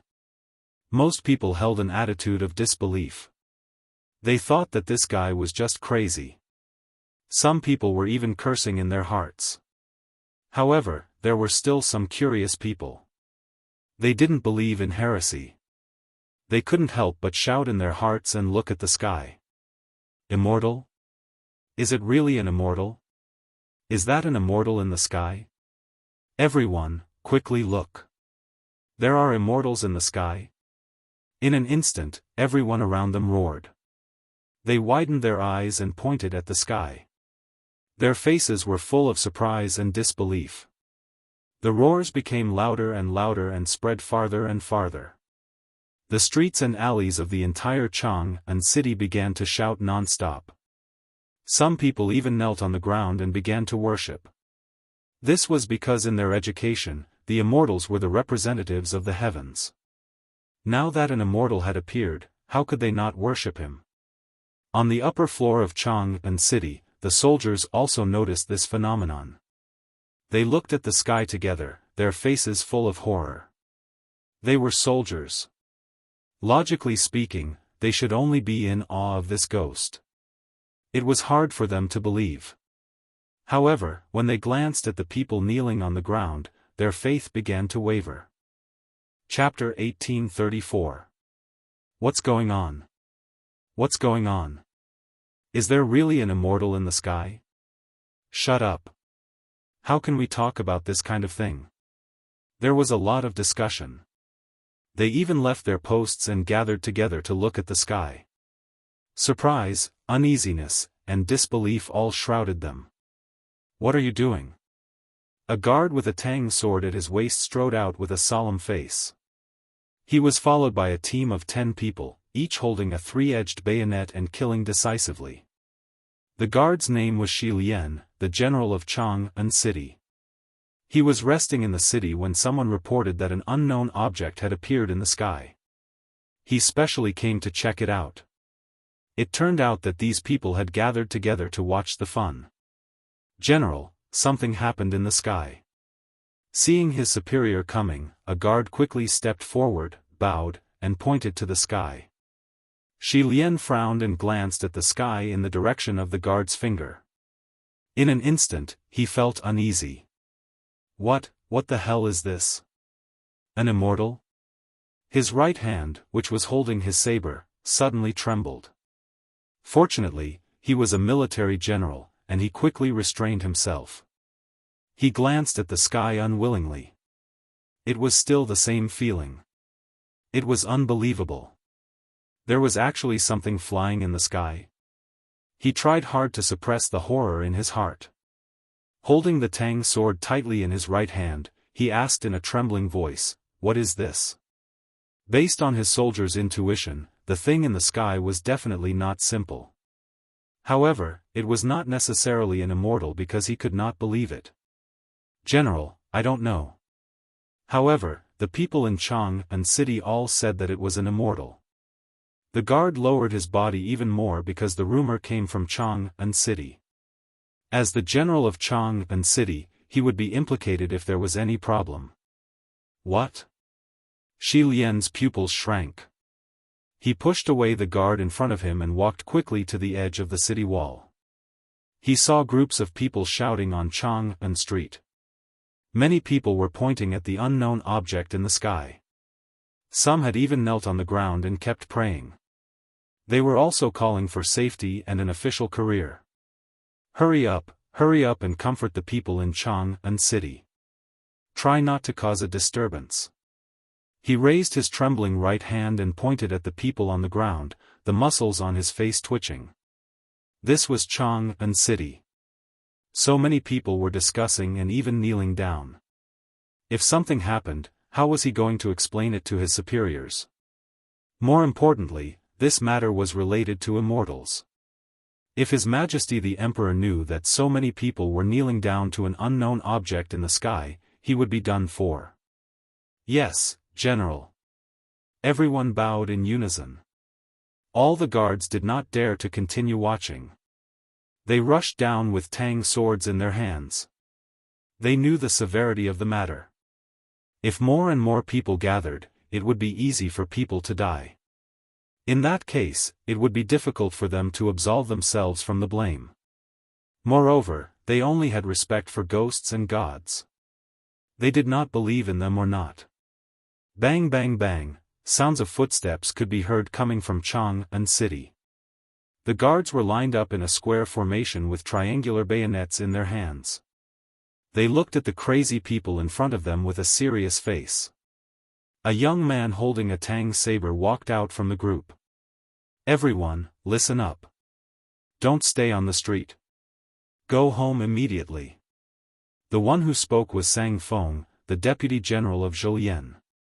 He held a tang saber in his hand and looked at the people in front of him with a serious face. It seemed that he would start a fight if there was a disagreement. However, his words did not have any effect. The people were still standing in the same place and discussing. Some of them were kneeling down as if they did not see him. Everyone, listen up. Don't stay on the street.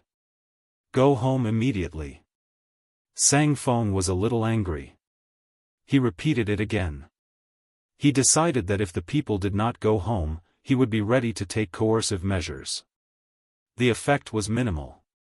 The people did not pay attention to his words at all.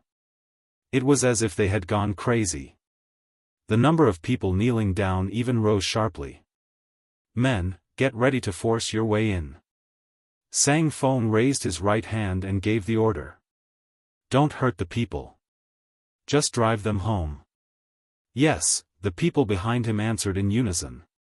Then, they put the triangular bayonets in their hands on their waists and rushed out. What are you doing? Stop it. Why are you stopping me from kneeling down to the immortal?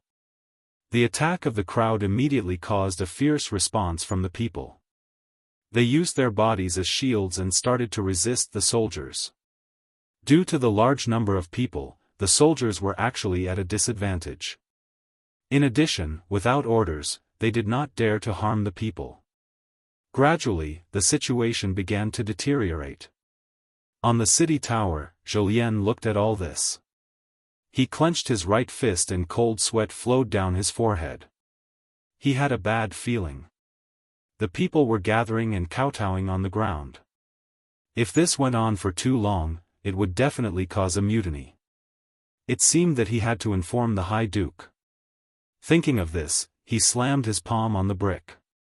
He glanced at the people and soldiers in the chaotic battle unwillingly and left with a flick of his sleeves.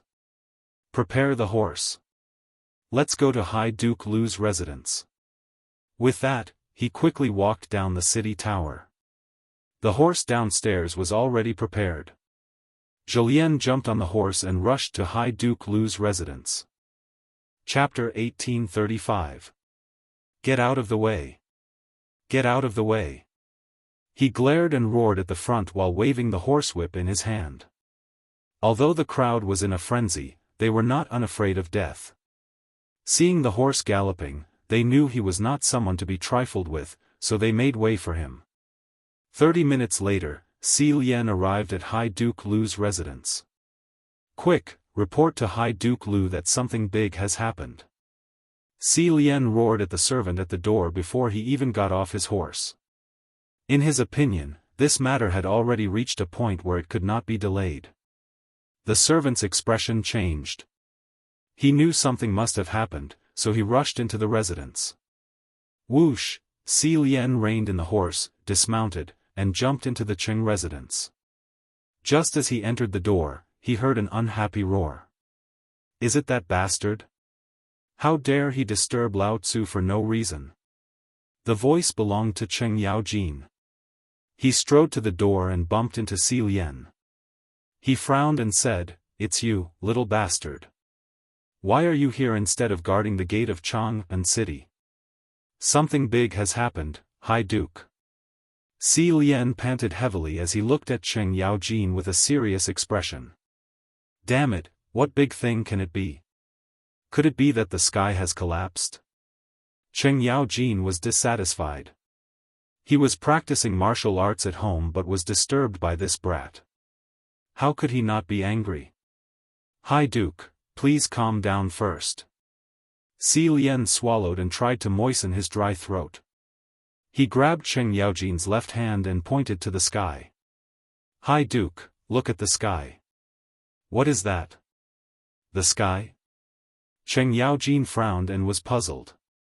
"What are you up to now?" Although his mouth was unforgiving, he knew that Si Lien wouldn't dare to lie to him. Perhaps there really was something up in the sky.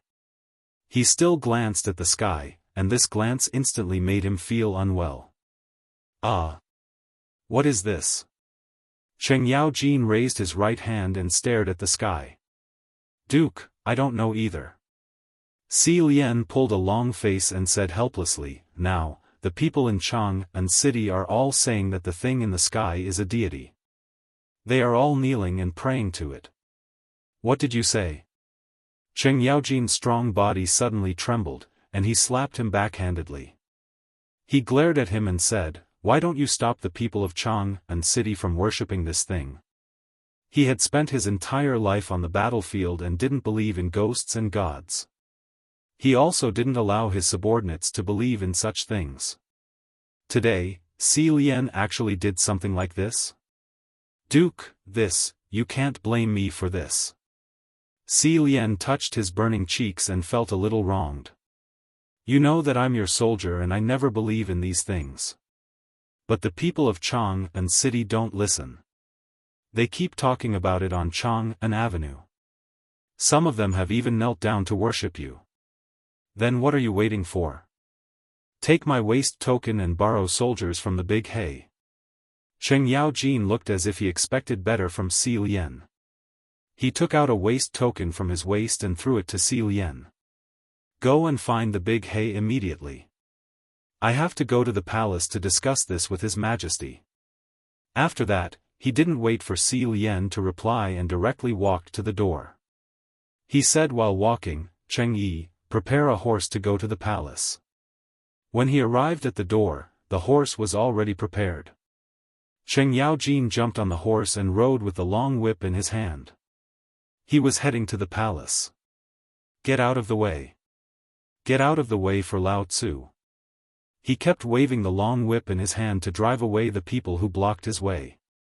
The people were originally people who bullied the kind and feared the evil. When they saw this guy who looked like a bandit, they all made way. In the time it took to burn a stick of incense, Cheng Yaojin arrived at the palace. Whoosh! Cheng Yaojin pulled the reins of the horse, jumped off, and rushed to the palace. "High Duke, what are you doing?" The guard went up and stopped Cheng Yaojin without saying anything. If it was someone else who barged into the palace, they might have been decapitated. However, it was the High Duke, so he could only treat him with respect. "Get out of the way. I have something important to discuss with His Majesty." Cheng Yaojin didn't talk nonsense with the guard and directly rushed to the palace. "High Duke, please don't make things difficult for me." The guard's expression was ugly. Guarding the palace gate was his responsibility. He didn't dare to let Cheng Yaojin in. At the very least, there had to be an announcement. Get out of the way. Cheng Yaojin slapped the guard's face with dissatisfaction. The guard immediately fell down and staggered twice. He didn't dare to say anything.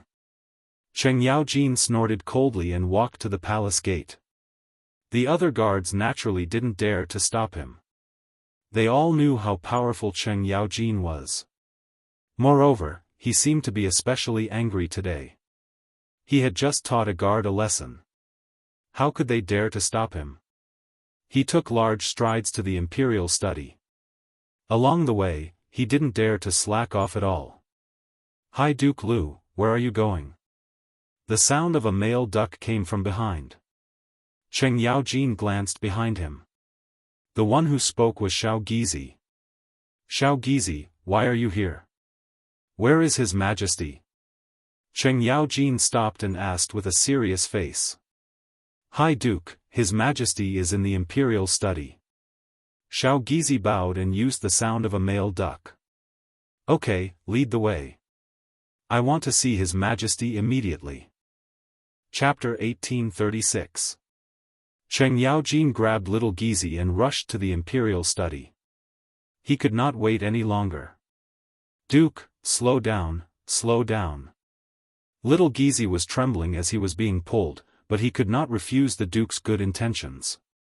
He felt uncomfortable all over. "Slow down? Hurry up." Cheng Yaojin did not care about this. He carried little Gizi and did not slow down.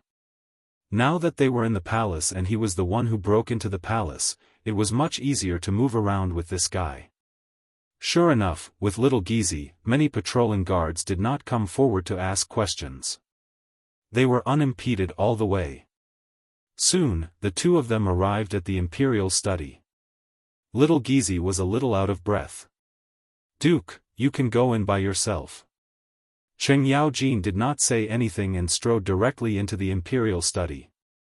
He saw Li Shimin leaning over the desk and reading memorials. He had a cigarette in his left hand and took a puff from time to time. He looked very comfortable. "Your Majesty, something big has happened." Cheng Yaojin quickly stepped forward and bowed. Li Shimin, who was reading memorials, suddenly raised his head and glanced at Cheng Yaojin. He was a little confused. Why was this guy here? He did not summon him, but this was not important. He did not care and said seriously, "Why are you here?" "Your Majesty, something big has happened in Chang'an." An unidentified flying object appeared in the sky above Chang'an City. Now the people regard this object as a god and have even started to worship it. Cheng Yaojin looked anxious and began to pace on the spot. "What?" Li Shimin threw down the brush in his hand and his eyes widened. "What is this unidentified flying object you are talking about?" "Your Majesty, I don't know either." Cheng Yaojin spread his hands and said helplessly, "I just took a look. I don't know what it is exactly." "Is the thing you are talking about still in the sky?" Li Shimin quickly walked down from the desk and looked at Cheng Yaojin with a serious face. "They should still be in the sky. I saw them on my way here." Cheng Yaojin glanced at the beam and his expression turned ugly. "Then what are you waiting for? Come with me and take a look." Li Shimin hurriedly finished and strode out of the door. From time to time, he would take 2 puffs of the cigarette in his hand. He seemed a little anxious. His steps were very big. In a moment, he arrived at the door. When he looked up, his pupils instantly shrank. He could not help but be stunned in place. For a moment, he did not know what to say. What was that in the sky? How could something fly in the sky? This was impossible. How could such an absurd thing happen? However, such a reality was happening right in front of his eyes. Could it really be as Cheng Yaojin said, that he was an immortal? No, impossible. He had been fighting for several years and killed countless people, but he had never seen any immortals. Even demons and ghosts had to retreat. How could it be possible today? Not an immortal? Could it be a human? Was that guy playing tricks in the sky? It should be known that kites could also fly in the sky. It was not impossible for someone to make some huge kites to fly in the sky. However, this statement was soon overturned by him because no known kites could fly so high, let alone such a big one. It was completely impossible. Then what could it be? Could it be that God was dissatisfied with the Tang dynasty? Or was there any revelation? Thousands of thoughts were constantly breeding in his mind, but he just could not figure it out. At this time, a tingling pain came from between his fingers, which awakened him from his endless thoughts. He looked down and saw that the cigarette was about to burn out. He frowned and seemed to think of something. He quickly said to Xiao Gizi, "Quickly summon Imperial Astronomer Xu Jindo, Yuan Tiangang, Wei Zheng, Zhangsan Wuji, Fang Xianling, Du Ruhui, and others to come to the palace to see me immediately." "Yes, Your Majesty." Xiao Gizi bowed and quickly turned to leave. As the emperor's personal eunuch, he naturally knew the importance of this matter. The appearance of an unknown object in the sky was a major event in the Tang dynasty. He did not dare to neglect it. Thinking of this, he walked faster, lowered his head tightly, and ignored the many things in front of him. A solid object hit him head-on, which made Xiao Gizi feel a little pain. He bared his teeth and was about to curse, but when he looked up, he was surprised. It was none other than Imperial Astronomer Xu Jindo, who was appointed by His Majesty. "Lord Xu, you came at the right time. His Majesty is summoning you. Come with me to see him." While speaking, Xiao Gizi also glanced behind Xu Jindo and found that Du Ruhui, Fang Xianling, and others were also there. He was so happy that he kept saluting. "It turns out that Mr. Du and Lord Fang are also here. His Majesty is summoning you. Hurry up and see him. His Majesty can't wait." "Good, good, good. Eunuch, please lead the way." Xu Jindo did not dawdle and walked straight to the imperial study. He did not know why His Majesty summoned him in such a hurry, but he had something important to report to His Majesty. Generally speaking, the armillary sky supervisor did not enter the palace except to observe the astronomical phenomena and calculate the solar terms. But today, he found an extremely strange thing. An unknown flying object actually appeared in the sky. This was very rare in the history of dynasties. Even if it did, it was a sign that the country was going to change. But today, such a thing actually happened in the Tang dynasty. This made his whole heart hang in the air, and he did not dare to let it go. Chapter 1837. Of course, he was not the only one with this idea. Yuan Tiangang and Li Chunfeng were also the first to discover this matter.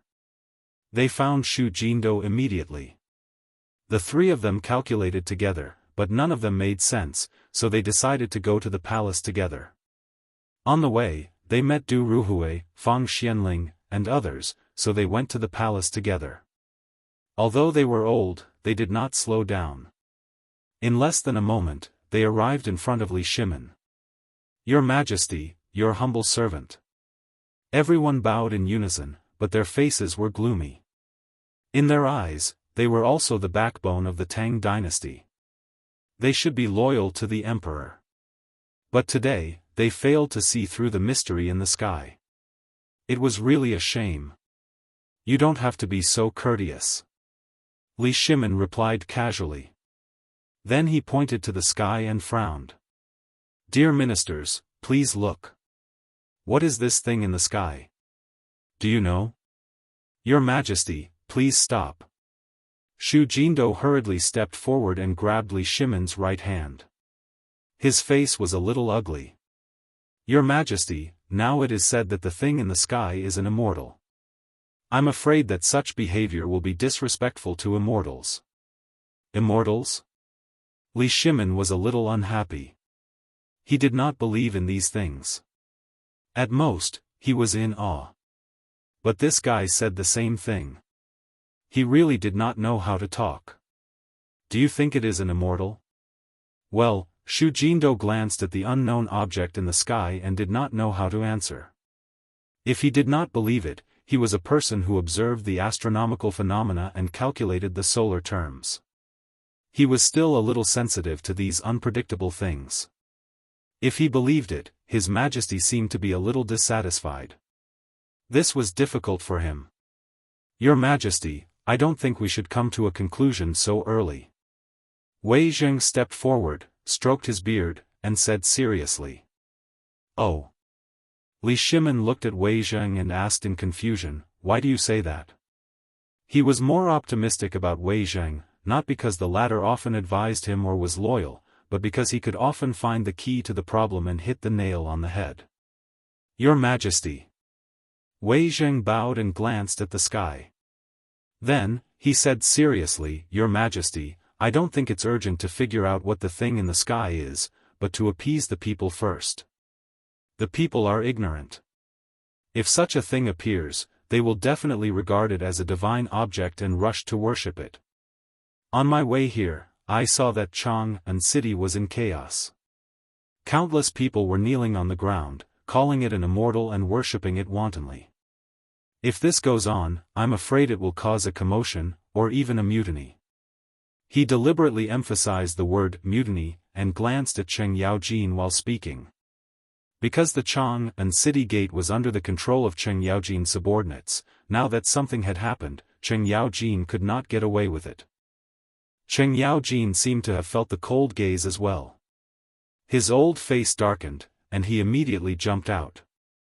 Wei Zheng, who are you scolding in a roundabout way? If you have the guts, let's go to the martial arts practice field to practice. Don't stab Lao Tzu in the back. Jijia, Li Shimin shouted and stared at Cheng Yaojin with a pair of tiger-like eyes. What are you doing? This is the palace, not your home. You are not allowed to make trouble here. Your Majesty, please forgive me. Cheng Yaojin quickly stepped back and pointed at Wei Zheng with a fierce face. It's this old. Halfway through his words, he saw that Li Shimin's eyes were a little dissatisfied. He cupped his hands repeatedly. He was not afraid of anything, but he was afraid of Li Shimin. Stop talking. Let me ask you, what's the situation in Chang'an city? Li Shimin waved his hand, as if he did not want to listen to Cheng Yaojin's explanation. Instead, he directly asked about the situation in Chang'an city. Your Majesty, Cheng Yaojin cupped his hands, and his face was a little ugly. What is this? I want to hear the current situation in Chang'an city from you. Li Shimin stared at Cheng Yaojin and said sternly. Chang'an city was the heart of the Tang dynasty and the lifeline of the world. It was the place he cared about the most. If it were not for Wei Zheng's advice, he would not have known the situation until now. This guy was still unwilling to talk about it. Your Majesty, when the unidentified object appeared earlier, there was indeed a commotion in Chang'an city. Fortunately, I have stopped it. Cheng Yaojin bowed and said in a trembling voice. I'm afraid not. Wei Zheng looked at him coldly and said with cupped hands, Your Majesty, as far as I know, there is a commotion in Chang'an city now. The guards guarding the city can't stop it. There are signs of people passing on. After that, he waved his sleeve and coldly glanced at Cheng Yaojin. Of course, he did not deliberately target Cheng Yaojin. He just felt that when such a big thing happened, how could Cheng Yaojin, a duke, stop it? Instead, he made things worse.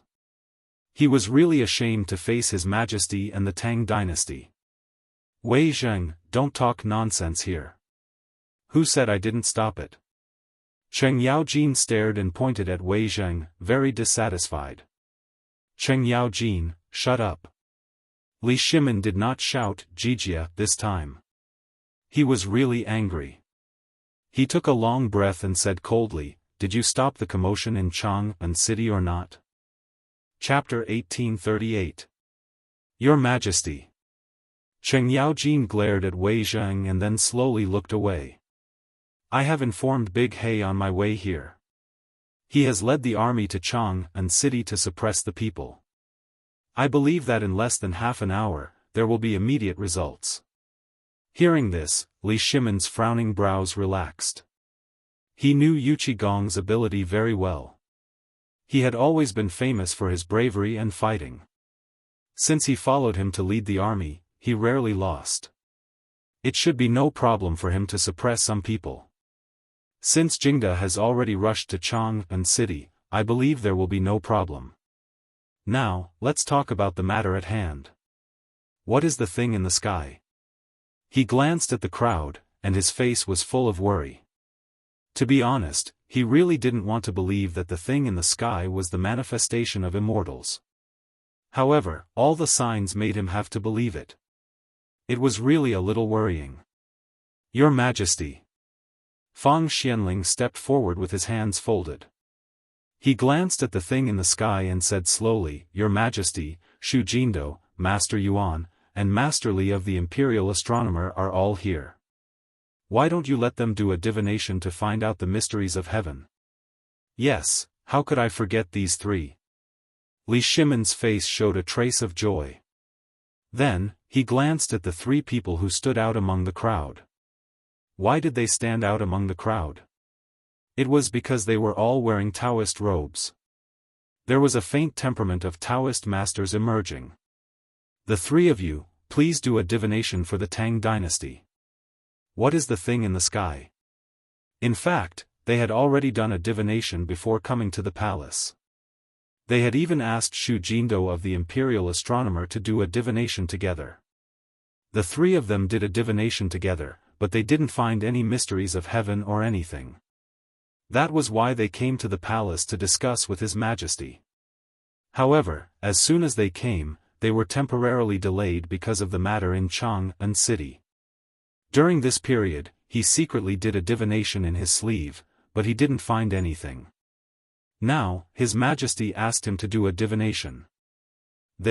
If he couldn't find out the thing in the sky, wouldn't he ruin his reputation? And he would be guilty of deceiving the emperor? However, he couldn't refuse the emperor's request. Otherwise, it would be a crime of disobedience. It seemed that he had no choice but to bite the bullet. Thinking of this, he formed a seal with his right hand and bowed.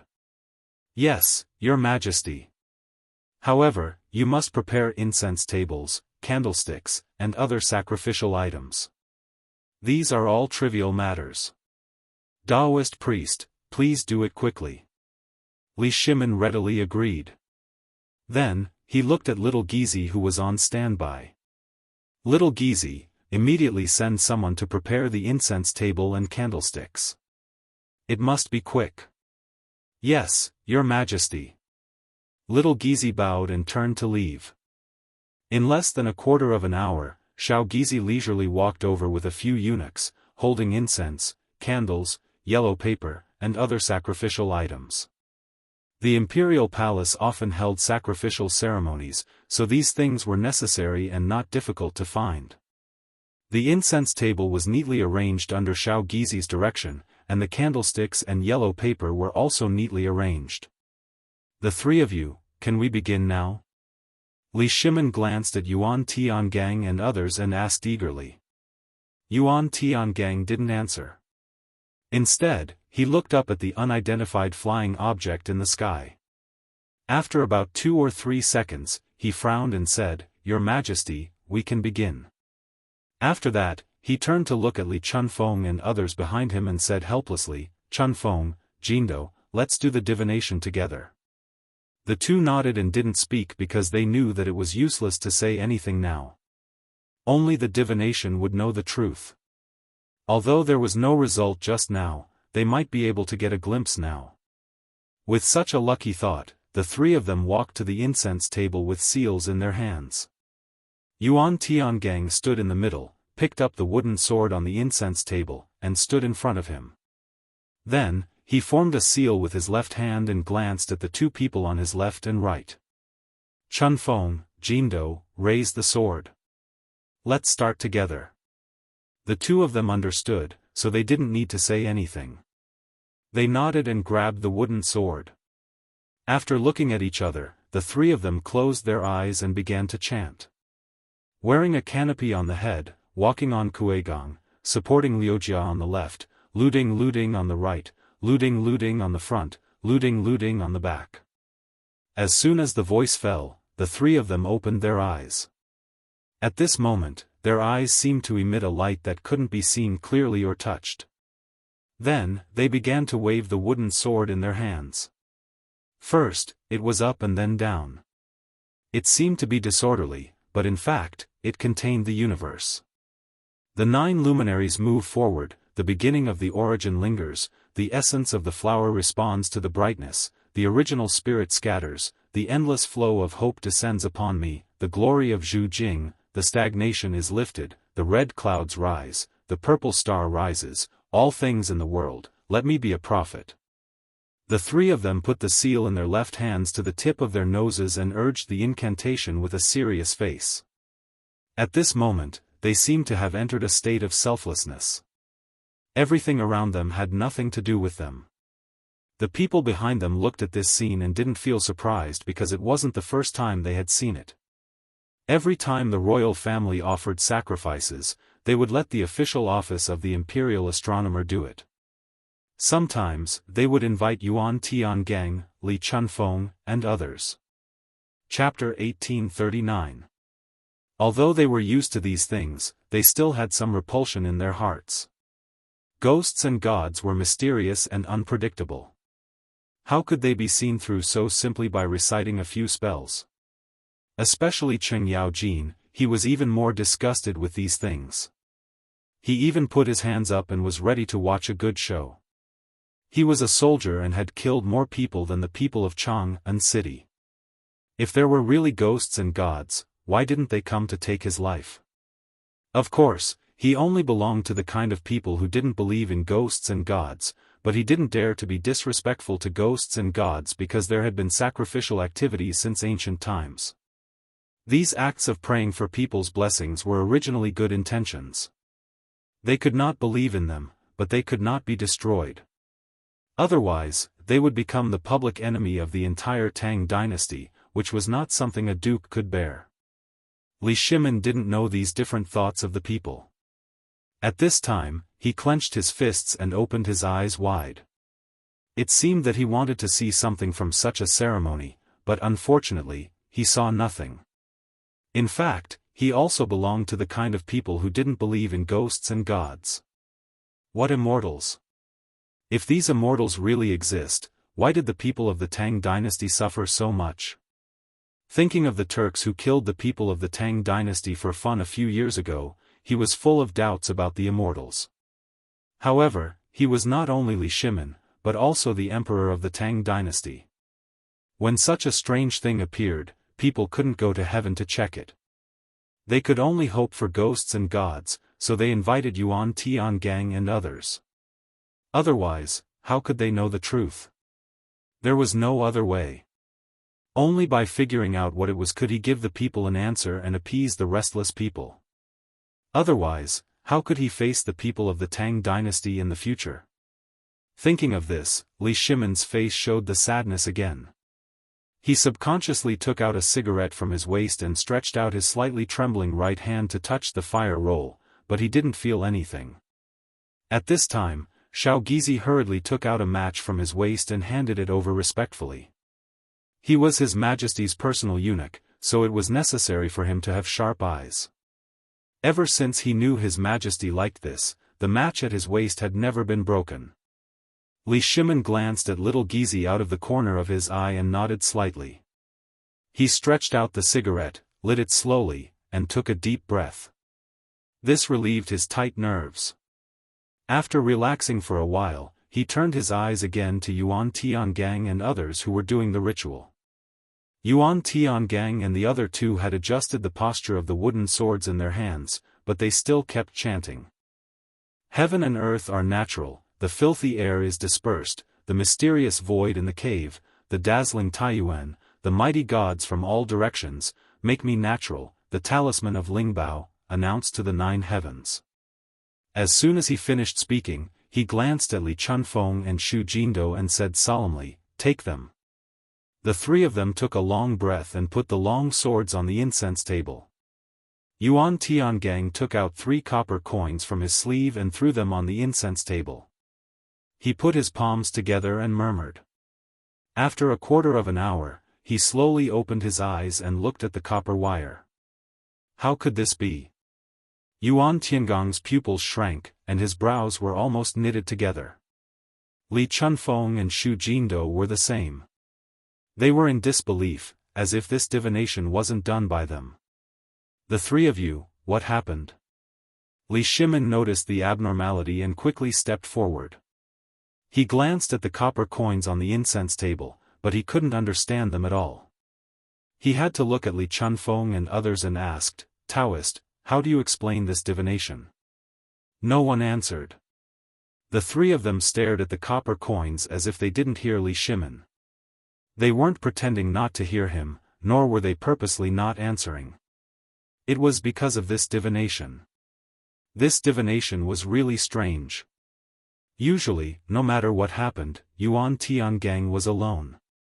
Even if he didn't know everything, he could still get a glimpse of the big picture.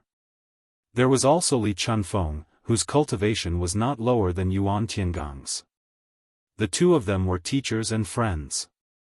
When they worked together, there had never been a divination that they couldn't solve, let alone the half-baked Xu Jindo. However, when the three of them worked together today, the divination couldn't be solved. There was no reason for it. It was as if the things in the sky came out of nowhere and had nothing to do with ghosts or gods. Strange, very strange. Li Chunfeng frowned. At this moment, he wasn't in the mood to study whether there was a problem with his Taoist technique. He was focused on this divination. Taoist Li, why do you say so? Li Shimin saw that Li Chunfeng was the only one who spoke, so he had to ask this unlucky guy. Your Majesty, there's something you don't know. Li Chunfeng glanced at Li Shimin and didn't salute. Maybe it was because he only thought of him as a beggar, or maybe it was because he was so immersed in the divination that he had completely forgotten. Your Majesty, in the past, Tiangang and I have always divined things clearly. Today, with Brother Jindo, there should be no problem. However, there was a mistake. Not only did we fail to divine what is in the sky, but we also failed to divine the cause. This is really strange. As he spoke, he intentionally or unintentionally glanced at the object in the sky, and his eyes were filled with curiosity and bewilderment. He thought to himself, if I know what it is, I'll definitely study it for 7 days and 7 nights before I stop. Chapter 1840. However, he didn't see Li Shimin's lonely eyes. It seemed that the hope in his heart had been shattered. How could this be? Li Shimin's hands trembled a little. He glanced at the three people and said, even the three of you can't figure out what this is? Then who else in the Tang dynasty can know? Your Majesty, don't panic. Yuan Tiangang hurriedly stepped forward and held Li Shimin.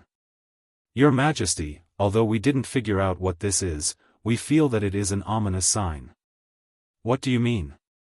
Zhangsun Wuji stepped forward and took Yuan Tiangong's right hand. He was a little surprised. At the emperor's side, he could be said to be the most loyal subordinate because the current empress was his sister, and the emperor was his brother-in-law. Zhangsun Wuji's family had invested in the Tang dynasty. Now Yuan Tiangang suddenly said that it was an ominous sign. Didn't that mean that the Tang dynasty would be in danger? How could his current uncle sit still? Not only him, but Cheng Yaojin, Wei Zheng, Du Ruhui, Fang Xianling, and others also stepped forward quickly. Their average age was not young, and their steps were a little staggered, but this could not stop their determination to worry about the country and the people. Especially Cheng Yaojin, his eyes were wide open. He couldn't believe it because he knew that the current emperor had a good emperor who worried about the country and the people. He had deeply understood this since he followed Li Shimin. He had gone through fire and water with the soldiers, ate and slept with them. How could such an emperor have any ominous sign? There was also Wei Zheng. He also couldn't believe it.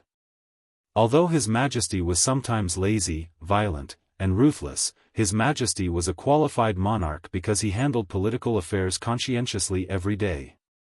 How could there be an ominous sign? This was really a little ridiculous. Li Shimin naturally noticed the nervous expressions on the faces of the officials. He was very gratified that he was able to receive the support of everyone. He did not waste his time as the ruler. But what was this ominous sign? He thought of the change in the Xuanwu gate. Could it be that Yuan Tiangong's words were true? Even the heavens were dissatisfied and wanted to punish him with misfortune? If that was the case, he hoped that God would not punish the people of the Tang dynasty. After praying in his heart, he turned his eyes to Yuan Tiangang again, but his heart was in a mess. Daoist Yuan, please continue. Li Shimin's face was a little pale, and only his trembling hands showed his inner fear. Yes, Your Majesty. Yuan Tiangang cupped his hands and said slowly under everyone's complicated gaze, do you still remember the Preqin bewilderment stone? What? Wei Zheng's eyes widened, his hands trembling as he shot a glance at the object in the sky. You mean to say that the object in the sky is Mars? As soon as he finished speaking, there was an uproar among the officials. What? It's Mars? How could it be?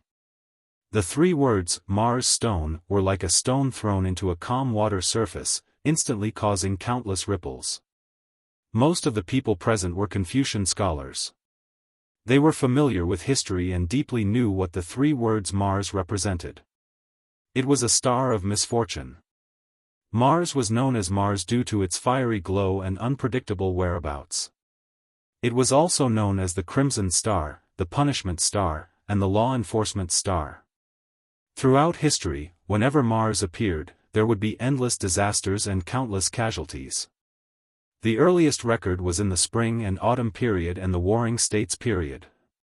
King Hui of Chu destroyed the Qin dynasty, which was said to have a great relationship with Mars. Later, when Yingzheng unified the 6 states, Mars fell on the East County and was engraved with 6 words, the first emperor died and the land was divided, causing countless innocent people in the East County to suffer. At the end of the Western Han dynasty, someone reported to the Prime Minister of Emperor Cheng of Han that there was a celestial phenomenon of Mars guarding the heart, and the Prime Minister committed suicide. All kinds of signs showed that Mars was a star of misfortune and an ominous sign. Thinking of this, everyone shuddered and unconsciously trembled. They were all officials of the Tang dynasty and naturally did not want such a disaster to befall the Tang dynasty. Especially Li Shimin, who had killed countless people and carried countless sins. Today, Mars fell from the sky. Wasn't this a punishment from the heavens? Could it be that it was punishing the people of the Tang dynasty? He had killed countless people. How could he punish his own people? He was a little scared. Although he did not believe in these things, he could not help but believe what was in front of him. Daoist, are you sure this is Mars? Li Shimin's hands trembled and glanced at the thing in the sky from time to time. You can't be wrong about this, can you? Yes, Daoist, you can't be careless about this kind of thing. Daoist, Mars isn't just a joke. Daoist, why don't you do another divination? Everyone asked with a worried look. If Mars really appeared, they would also be victims. Now, they did not dare to be careless. Yuan Tiangang glanced at the nervous crowd and his hands were a little sweaty. Then, he looked at Li Shimin and said with a serious face, Your Majesty, I'm just guessing. May I ask, other than Mars, who can fly in the sky? Forgive me for my ignorance. As soon as he said this, the people who had a glimmer of hope were completely disappointed. Chapter 1841. Yes, apart from Mars, what else could fly in the sky? Immortals? But why had they never seen it before? They couldn't find an excuse to refute for a while, so they just looked at each other and kept silent. Daoist, even if this is Mars, do you have a way to break it? Or what will happen to this disaster? Li Shimin's face was drained of blood because he knew that wherever Mars landed, there would be calamity. This was an unchanging principle since time immemorial, and since there was no way to change it now, he could only minimize the damage. He looked at Yuan Tiangang with hope, but what he got in return was a bitter look. Yuan Tiangang shook his head and frowned. Your Majesty, everyone, it's not that I didn't try my best.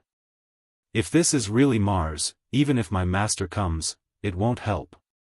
What? It won't help? How could this be? With tears in their eyes, everyone looked at the thing in the sky unwillingly and shouted that the heaven was unfair. At this time, they really believed what Yuan Tiangang said, because they knew that there was nothing that could fly in the sky. If there really was, it had to be Mars, and the Tang Empire was about to usher in an unprecedented disaster. Everyone kept crying and complaining. Some people even sat on the stone platform, shouting that the people were innocent and the heaven was unfair. Even Li Shimin was leaning against a pillar, his eyes brimming with tears. He now truly suspected that it was he who had attracted Mars, that the heavens had sent down this divine retribution. But were the people of the Great Tang guilty? Did they have to be implicated by him? He kept knocking on the pillar with grief in his heart. Just as he was immersed in his sorrow, a trembling figure walked up to him and spoke in a hoarse voice. Your Majesty, why don't you issue an edict of guilt? The one who spoke was Wei Zheng. As the head of all the officials, the only way he could think of right now was to have Li Shimin issue an edict. This was the most direct method, and it was also the method that had been frequently used in previous dynasties. Li Shimin slowly raised his head and glanced at Wei Zheng and the officials behind him. He was struggling in his heart. If he announced that he had committed a crime, would he not admit that he had done wrong? But what about Mars if he didn't? Were they really going to let Mars bring disaster upon them? The commoners were innocent. Forget it, this is the only way now. After struggling for a while, he finally made up his mind and waved his hand helplessly. Write the decree for me. Yes, Your Majesty. Wei Zheng seemed to have aged 10 years in an instant. He slowly walked towards the imperial study with his hunched body. Hold on. Just as Wei Zheng was about to step into the room, a loud shout was heard. Wei Zheng stopped in his tracks and turned around slowly. When he saw that it was Li Chunfeng, he couldn't help but ask, Daoistly, why did you stop the old man? As soon as he finished speaking, everyone looked at Li Chunfeng in confusion. Now that it was confirmed that it was Mars, why did Li Chunfeng come out to cause trouble? Was he going to stop His Majesty from announcing that he had committed a crime? They couldn't understand Li Chunfeng's behavior, including Yuan Tiangang. He didn't know what was wrong with this guy who was both a teacher and a friend. He could only look at him curiously. Everyone, listen to me first. Li Chunfeng cupped his hands at the crowd, then glanced at the sky and said with a serious face, in my opinion, it shouldn't be Mars in the sky. What? It's not Mars? Are you serious? The desolate eyes of the officials suddenly seemed to light up, and they strode forward, grabbing each other's arms and tugging at their robes in impatience. These words could change the fate of the Great Tang, so they didn't dare to be careless. Li Shimin was the same. He strode forward like a tiger and stared with a serious face. Is what you said true? He didn't dare to be careless because he was the Tang Emperor's. If anything happened to him, thousands of people would die. Don't worry, everyone. Let go of me first. Li Chunfeng's face turned red. He must have been pushed by the crowd. Everyone, let go of me first. Then I can speak frankly. Everyone, please stop. Li Shimin saw that the situation was not right and quickly stopped the crowd. Everyone, back down. Otherwise, how can Daoist Li speak frankly? Everyone reluctantly let go of Li Chunfeng and took half a step back. They knew that Li Chunfeng wouldn't be able to say anything if they were to hold on to him like that. Even though they took a step back, their eyes were filled with anticipation. Daoist Li, can you speak frankly now? Li Shimin's face was gloomy and expressionless. He wasn't worried that Li Chunfeng would lie to him because he knew that Li Chunfeng was just a Daoist. He was worried that Li Chunfeng would give him hope and not disappoint him. Li Chunfeng didn't answer immediately. Instead, he looked at Yuan Tiangang beside him. Yuan Tiangang gave him a look that said nothing. Only then did Li Chunfeng feel relieved. He had overturned the conclusion of others. Naturally, he had to say hello to others. Moreover, this person was his good friend who was both a teacher and a friend. Chapter 1842. At the same time, in Chang'an City. At this time, it was the busiest time in Chang'an City.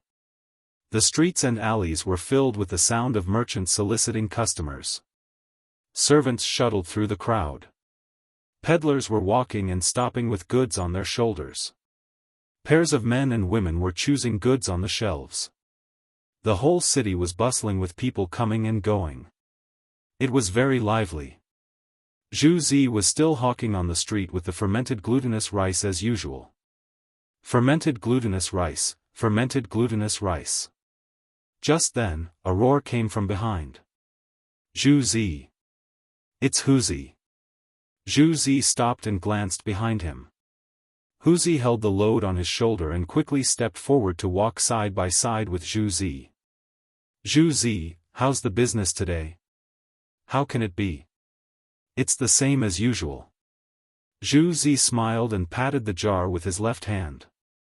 There was a hollow sound. Looks like you're doing well today. Huzi glanced at the jar and smiled. Do you want to take a rest? Okay. Zhu Zi agreed without hesitation. Then, he glanced at the corner and said, let's go there to rest. After that, he walked to the corner with the load on his shoulder. Leaning against the corner, he put down the load. Huzi followed him closely. The two sat on the ground.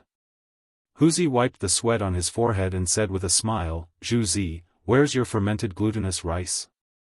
Take it out and let me taste it. I'll exchange it with a steamed bun. After that, he lifted his clothes and fanned himself casually.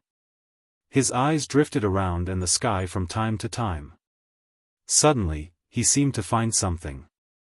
His eyes widened. He couldn't believe it, but he didn't know what it was. He just kept pointing at it with his fingers. Huzi, your fermented glutinous rice.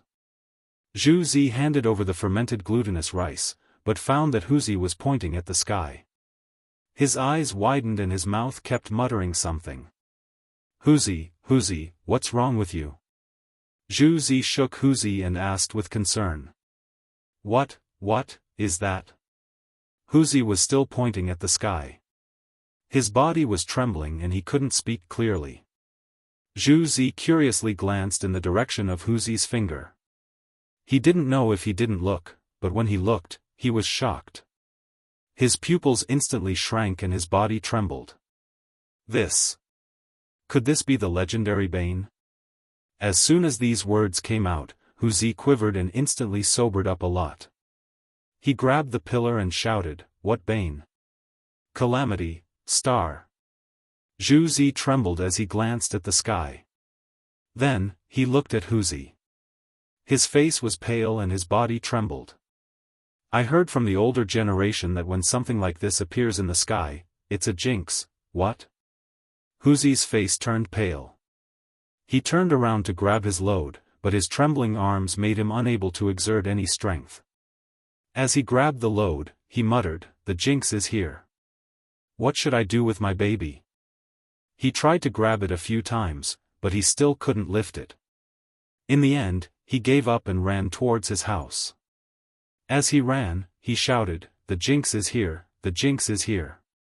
When Zhu Zi heard this, he seemed to have thought of something and ran towards his house. He didn't even care about his load. As he ran, he shouted, jinx, jinx. He deeply understood what a jinx meant. It was to bring disaster to the world. The older generation said that once a jinx descended, the world would be in chaos. People would eat people, foreign races would begin to invade, and such things would come with the jinx.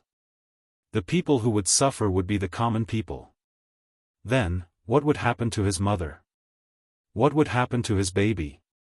Thinking of this, he sped up and shuttled through the crowd. He kept shouting as if he was under a spell. Soon, someone noticed this abnormality. At the same time, they also heard what they were saying. They couldn't help but wonder, jinx? What jinx? Perhaps it was due to the influence of traditional thinking, or perhaps it was because of curiosity. This person intentionally or unintentionally glanced at the sky. At this moment, he saw it. He saw the jinx that those people were talking about. Suddenly, his eyes widened.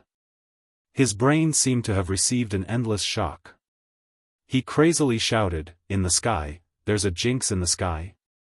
Look! Everyone, look!" This roar instantly attracted the attention of the people around. They glanced at this guy with some doubts.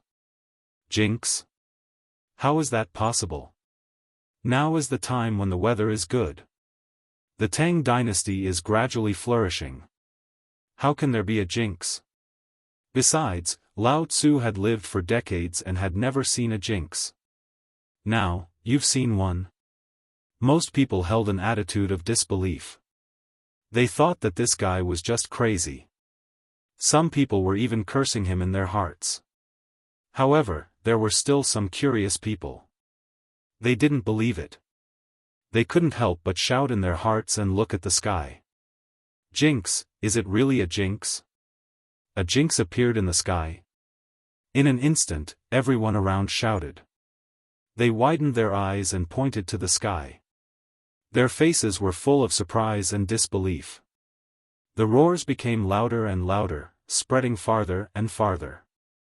The streets and alleys of Chang'an City began to shout non-stop. Chapter 1843. As the sound spread further and further, there was a commotion on the streets of Chang'an. The peddlers were not in the mood to sell their goods, and the manservants stopped shouting. They all looked up at the sky with fear, doubt, and disbelief written all over their faces. Because in their education, the jinx was a sign that a disaster was coming. If the Tang dynasty was going to be hit by a disaster, what should they do?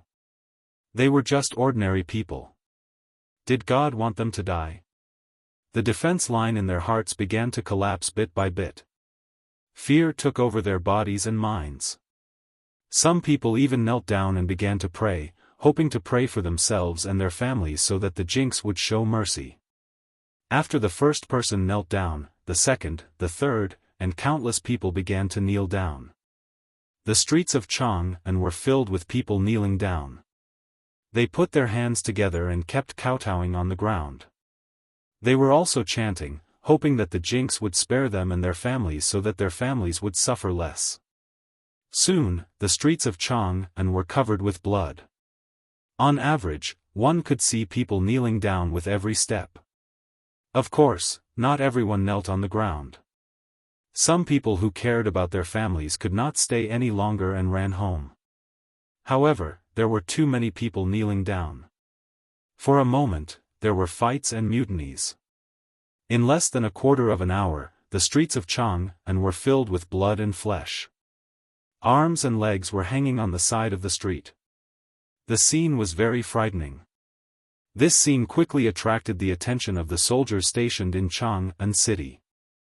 They looked in the direction of the people's kowtowing to the sky. As a result, they saw something they had never seen before. To be precise, it was something they had never seen before in their lives.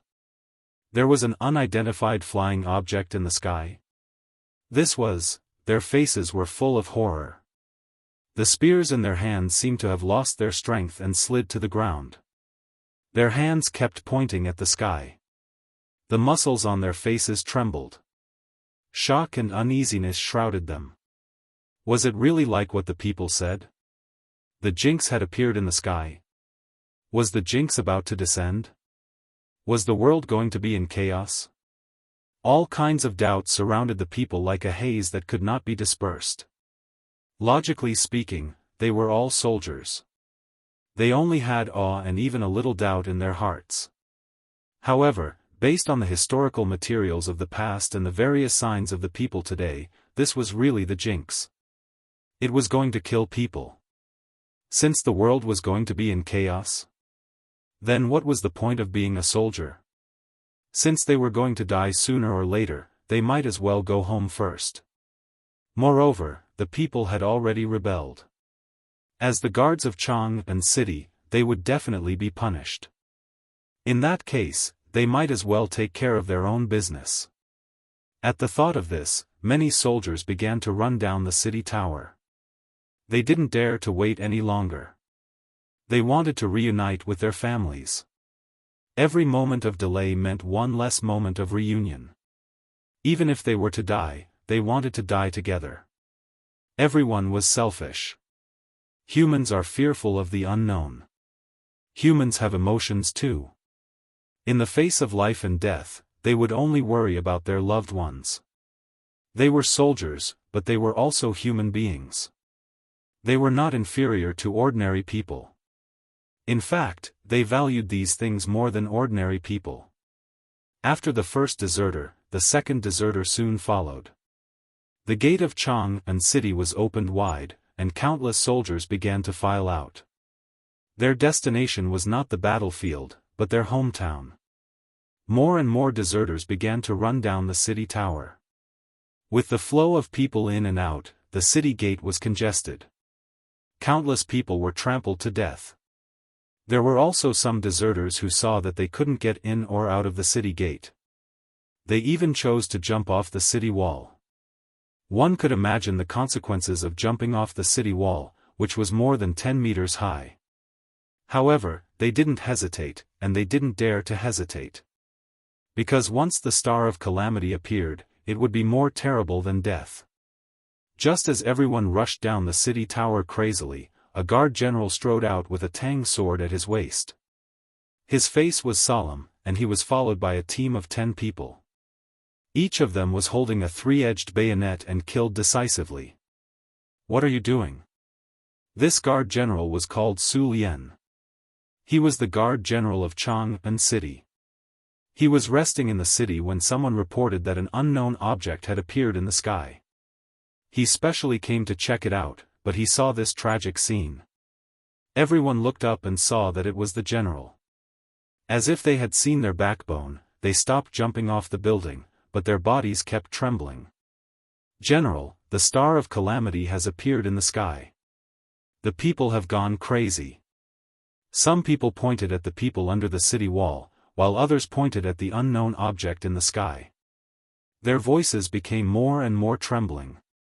"Star of calamity?" Su Lian frowned and glanced at the sky in the direction of the guard general's fingers. In an instant, he felt terrible. What the hell is this? Why is there something flying in the sky? This was not logical at all. Why would such a situation occur? Is it really like what everyone said?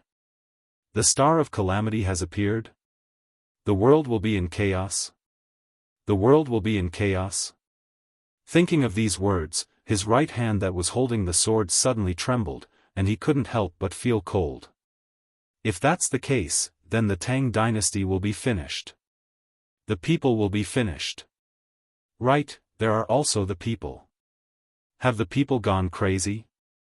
Chapter 1844. He shuddered in an instant and strode toward the city wall. His body trembled violently at this glance. Then, he felt his vision go black and his body fell backward unconsciously. "General! General, are you okay?" The 10-man squad behind him supported Si Lian with concern. They were Si Lian's personal guards and regarded the general's life as more important than their own.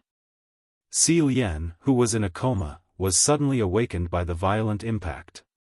He glanced at the crowd, raised his trembling right hand, and shouted, "Quick, send people down to suppress them. We can't let the people cause a mutiny." Although he was terrified, he was a soldier of the Tang dynasty. This was an honor earned by his military exploits. How could he follow those deserters at this moment? That would be a waste of his finger that was chopped off on the battlefield. Moreover, if there was a mutiny in Chang'an, he would die, and so would the Bane. Why not choose a glorious way to die? These thoughts might work on him, but the soldiers on the city wall didn't buy it. They were just foot soldiers. Why should they suppress the people in such a situation? Wasn't that courting death? This was a calamity. Who could stop it? General, you'd better let us go. Yes, General. We can't suppress it at all. The crowd looked at Si Lien pleadingly. At this moment, they were still thinking about how to leave. However, the general's prestige had been deeply imprinted in their hearts. They didn't dare to leave without an order. Because even if they left, the general could find them. Deserters would be killed and even their wives and children would be implicated. They couldn't bear the consequences. What?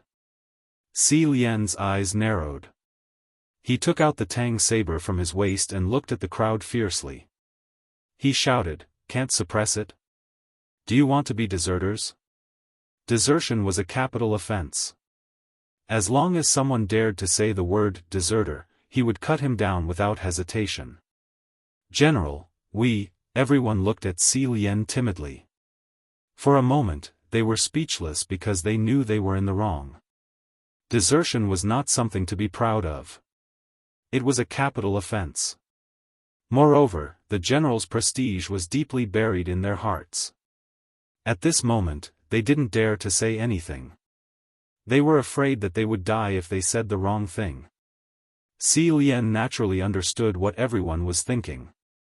If he wasn't here, these guys would have fled long ago. However, once he showed up, he wouldn't allow any deserters. At the very least, such a situation couldn't happen within his jurisdiction. Since none of you are deserters, listen to my orders. Si Lien glanced at the crowd and raised his Tang saber up high. He shouted, "Go and suppress the people. Anyone who disobeys will be beheaded." "Yes, General," everyone replied unwillingly. They picked up the scattered spears on the ground and ran down the city gate, glancing into the distance from time to time. Hopefully, the lives of the brothers who escaped are not in danger. "Sigh, what time is it now? How can I still have the time to care about others? I should take care of myself first."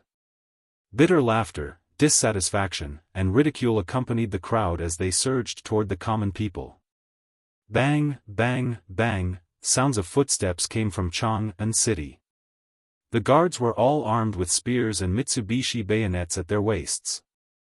They lined up in a square formation and looked at the frenzied common people with complicated expressions.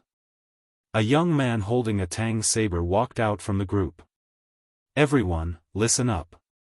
Don't stay on the streets. Go home immediately." The one who spoke was Si Lien's deputy general, Sang Feng. He held his Tang saber and looked at the common people with a serious expression. He looked like he would start a fight at any moment. However, his words didn't have any effect. The common people were still standing on the spot and discussing. Some of them were kneeling down as if they didn't see him. "Everyone, listen up.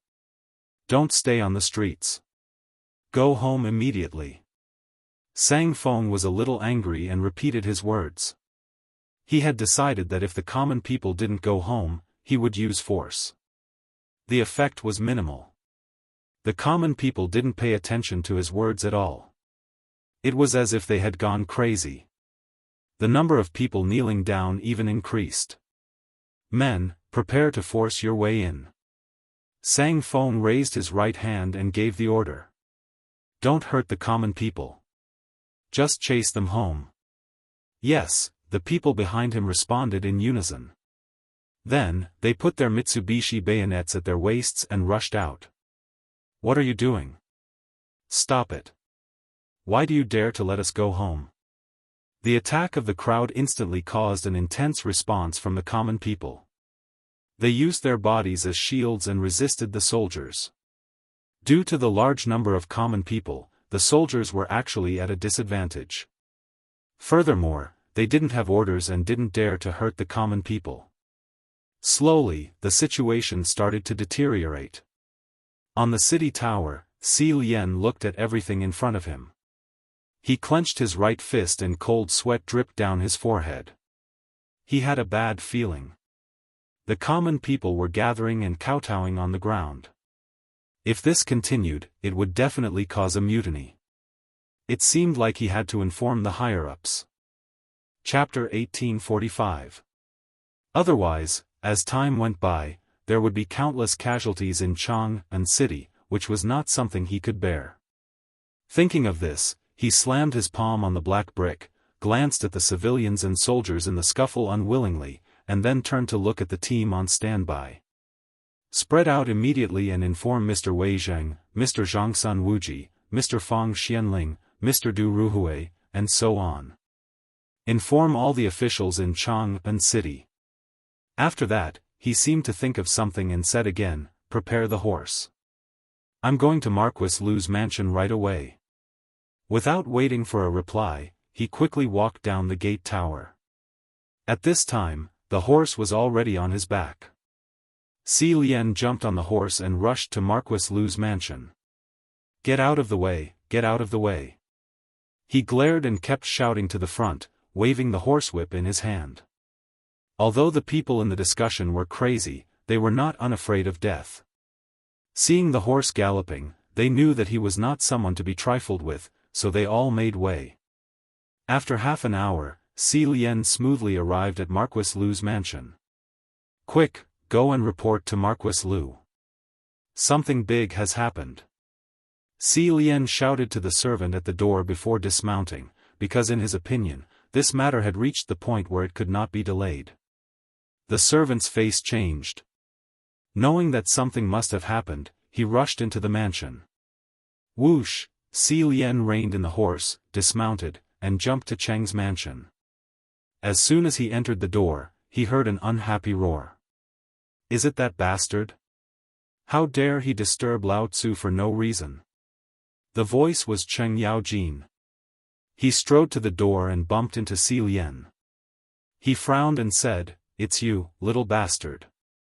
Why do you come to me instead of guarding the gate of Chang'an City?" "Something big has happened, Marquis." Si Lien panted heavily as he looked at Cheng Yaojin with a serious expression. "Motherf asterisk cur, what could possibly happen? Could it be that the sky has collapsed?" Cheng Yaojin was somewhat dissatisfied. He was originally practicing martial arts at home, but was disturbed by this brat. How could he not be angry? "Duke, please calm down first." Shi Lien swallowed his saliva in an attempt to soothe his dry throat. He grabbed Cheng Yaojin's left hand and pointed at the sky. "Duke, look at what's in the sky." "In the sky?" Cheng Yaojin frowned and was a little puzzled. "What the hell are you doing?" Although his mouth was unforgiving, he knew that Si Lien wouldn't dare to lie to him. Perhaps there really was something up in the sky. He glanced at the sky, and this glance instantly made him feel uncomfortable.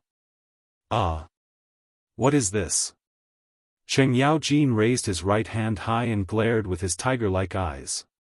"Duke, I don't know either." Si Lien pulled a long face and said helplessly, "Now, the citizens of Chang'an City are all saying that the thing in the sky is a jinx. They are all praying. Chang'an City is already in chaos, and there are even casualties." "What did you say?" Cheng Yaojin's body shook violently, and he slapped him with a backhand. He glared at him and said, "Why didn't you stop something like this from happening in Chang'an City?" As a duke, he had the responsibility to protect Chang'an. Now that something like this had happened, the first thing he thought of was order. "Duke, you can't blame me for this." Si Lien touched his burning cheeks and felt wronged. "Duke, I've already sent people to stop it, but there's little effect. The citizens are convinced that the jinx is a jinx, and they are close to going crazy. Then what are you waiting for? Take my waste token and go borrow soldiers from Big Hay." Cheng Yaojin looked as if he expected better from Si Lien. He took out a waste token from his waist and threw it to Si Lien. "Go find Big Hay immediately. I have to go to the palace to discuss this with Her Majesty." Without waiting for Si Lien to reply, he walked to the door and said, "Cheng Yi, prepare a horse to go to the palace." When he arrived at the door, the horse was already prepared. Cheng Yaojin jumped on the horse, held a long whip in his hand, and left in the direction of the palace. At the same time, in Wei Zheng's residence, groups of servants and maidservants gathered together. They pointed their fingers at the sky, their bodies trembling, and their mouths muttering something. "What's that?" "That's the Jinx, the legendary Jinx." As soon as these words came out, the crowd exploded. Cries of surprise and pleas connected together. The entire front yard was like a sudden clap of thunder, and it was out of control. They were all ordinary citizens, and they had a deep fear of the Jinx. Although this fear was passed down from the older generation, they finally understood what it was like after seeing it today. It was like the sky was falling and the earth was sinking. The cries of surprise in the courtyard became louder and louder until it spread throughout the Wei residence. "Why are you crying out?" A middle-aged man who looked like a servant walked out and pointed at the crowd. He was the steward of the Wei residence and was usually in charge of all matters in the residence, such as disciplining the servants. Usually, these fellows would refuse to do any work, but today, they actually had the leisure to talk about right and wrong. It seemed like they were really looking for a beating. Chapter 1846. Thinking of this, he quickly stepped forward and prepared to fight with the servant. "Butler, butler, don't fight. Look at the sky." A servant timidly took half a step back and pointed to the sky, his face full of horror. "The sky?" The butler was a little confused. "Is this guy trying to attract my attention? But this guy doesn't seem to be faking it, and these guys are all looking at the sky. Is there really something there?"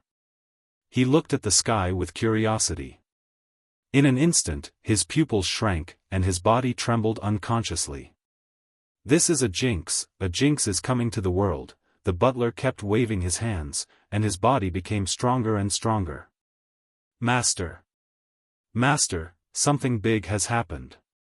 As he shouted, he rolled and crawled to the study. Now that such a thing had happened, only a big shot like his master could control the overall situation. Otherwise, the sky would fall. Thinking of this, his steps became more urgent, and he almost stumbled. He hurried and finally reached the study. In the study, Wei Zheng was reading a book in one hand and holding a cigarette in the other. He was wandering in the sea of knowledge, and he paid no attention to the outside world. "Master, master, something big has happened." The butler suddenly sat on the ground, as if he had exhausted all his strength. Wei Zheng frowned and was a little dissatisfied. He hated being disturbed when he was reading, so he told the servants that no one could come in when he was reading. But now, why did this butler come in? Doesn't this guy know the rules? Impossible, this guy was the first to know. Did something happen? When he saw the butler sitting on the ground, he was more convinced that something big had happened. What the hell is going on? What happened outside? Wei Zheng put down the book, suddenly sat up from the chair, and looked at the butler with a pair of bright eyes. "Master, a Jinx has appeared in the sky. People outside have been talking about it." With tears in his eyes, the butler said with a sad face. "What?" Wei Zheng strode forward and stared at the helpless body of the butler. His face changed greatly. "What did you just say? A Jinx?" "Yes, master. An unknown object appeared in the sky. Everyone said it was a Jinx. I guess the news has spread all over Chang'an City." The butler pointed to the sky and gestured as he spoke. Wei Zheng's face immediately paled. He hurriedly walked out of the door. He wanted to see if this so-called bane was real or fake. As soon as he walked out of the door, he couldn't wait to look up. At that moment, he felt as if the sky was about to collapse. It really was the star of calamity, and it was Mars. One had to know that Mars was an ominous star, also known as the Crimson Star, the Punishment Star, and the Enforcer Star. Because it was red in color and glowed like fire, it floated erratically in the sky, sometimes from west to east, and sometimes from east to west. Its situation was complicated and confusing, so historical records recorded it as Mars, which meant that it was a symbol of glowing fire and confusion. According to legend, the fall of the pre-Qin dynasty had something to do with Mars. According to the records of Qin Shi Huang, for 36 years, Antares guarded the heart. There was a falling star in the East County, and the ground was a stone. Qian Shou carved the stone with the words, "The first emperor died and the ground was divided." When Qin Shi Huang heard of it, he sent the imperial censor to question it. None of it was convinced, and all the stones were taken away. He didn't have the slightest doubt about all this, because the thing in the sky was exactly the same as the Mars recorded in historical records. Wherever Mars appeared, the world would be in chaos. Looking at the place where Mars appeared, it was right above Chang'an City. Didn't that mean that the Tang dynasty was going to suffer a great disaster? What about the people of Chang'an City? What about the people of the world? His heart was filled with grief. He only felt darkness in front of his eyes and fell backward. "Master, master," the butler strode forward and hugged Wei Zheng's bent body. Wei Zheng took half a step back and slowly opened his eyes. His face was pale, and his hand was on the door frame. He faintly felt that something was wrong. Why did Mars appear above Chang'an City? Why did Mars appear at this time? Was this a sign of something? The appearance of Mars often had something to do with the people in power. It had been like this since ancient times. Every time Mars appeared, it was the time when the dynasty changed.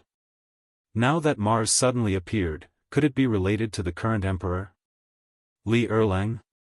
He had killed countless people in the past, even his brother, and slaughtered the entire East Palace. Wasn't such a sin the most powerful evidence to prove Mars? Now that Mars had appeared, it was clearly accusing Li Erlang of wrongdoing. It was Mars brought by Li Erlang. It was the disaster brought by Li Erlang. It was also Li Erlang that caused the heavens to be dissatisfied. Wei Zheng didn't dare to think about it anymore. He raised his trembling right hand and pointed in the direction of the palace, and said sternly, "Prepare the horse, we're going to the palace." After that, he walked out of the mansion with his bent body. He didn't dare to delay such an important matter, and he couldn't afford to delay it. Of course, he wasn't the only one with such thoughts. Zhangsun Wuji also had such thoughts. Chapter 1847. At this time, Zhangsun Mansion was in chaos. Since the servants knew that this was the star of calamity, no one worked anymore. Some stood in a daze, some knelt on the ground, praying in their hearts, and some jumped over the courtyard to escape. This was the star of calamity. Once it descended, the entire Tang dynasty would be in chaos. What was the use of staying in Zhangsun Mansion? It was better to go home and hide. The servants fled one after another, and the huge mansion withered in an instant. Zhangsun Wuji stood in the front yard, looking up at the sky with fear on his face. His heart was very complicated. He already knew that this was Mars just now. At the same time, he also knew that wherever Mars descended, there would be disasters. But what crimes did the people of the Tang dynasty commit? What crimes did the people of the world commit? These were all done by Li Erlang. If he didn't kill his brother, how could this disaster happen today? Even the heavens couldn't stand it anymore and wanted to punish Li Erlang. The funny thing was that he was once Li Erlang's accomplice.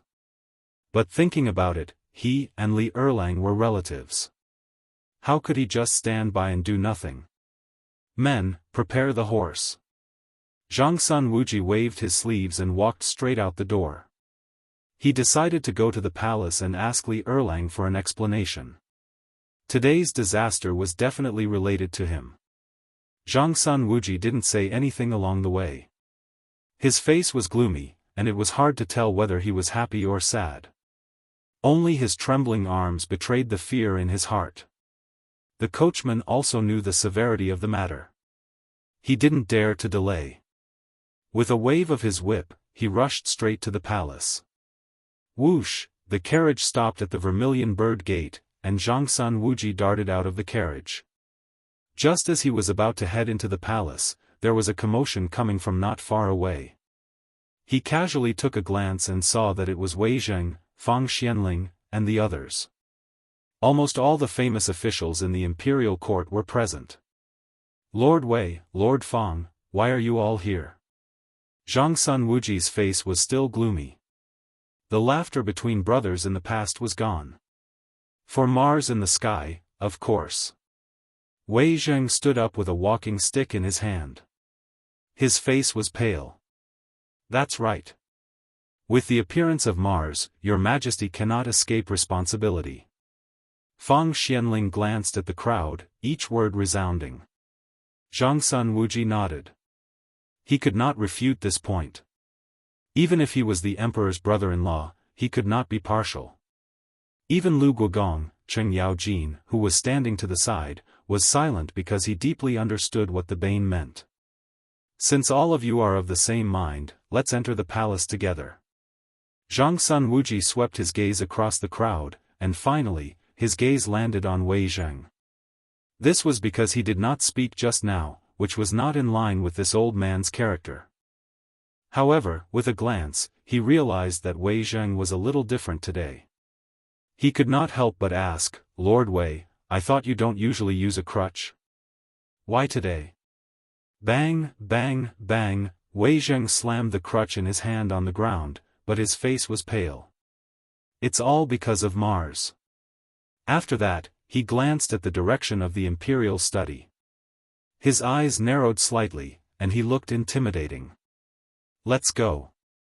Today, we must get an explanation from His Majesty." "That's right. Today, we must get an explanation from His Majesty. Everyone, let's go." Everyone's expression was unfriendly as they walked straight to the palace gate. The guards at the palace gate were a little flustered. Why were all these court officials here today? Could it be that something big had happened? They were puzzled, but they did not intend to show favoritism. Without an audience with His Majesty, entering the palace gate was considered trespassing. That was punishable by death. Looking at the approaching court officials, the guard touched the Tang saber in his hand. His eyes revealed a trace of coldness. "Halt, or you will be punished for trespassing." They knew that these were court officials, but without an audience with His Majesty, it was trespassing. As soldiers, they only followed orders and did not recognize the person. Of course, they were not really going to attack. They just wanted to stop these people and report back to His Majesty. After all, the person in front of them was more than 10 ranks higher than them. If they were to attack him, they might be raided tomorrow. They did not dare to take such a risk. "What did you just say?" Zhangsun Wuji took a step forward. His eyes were half narrowed, and there was a chill in his gaze.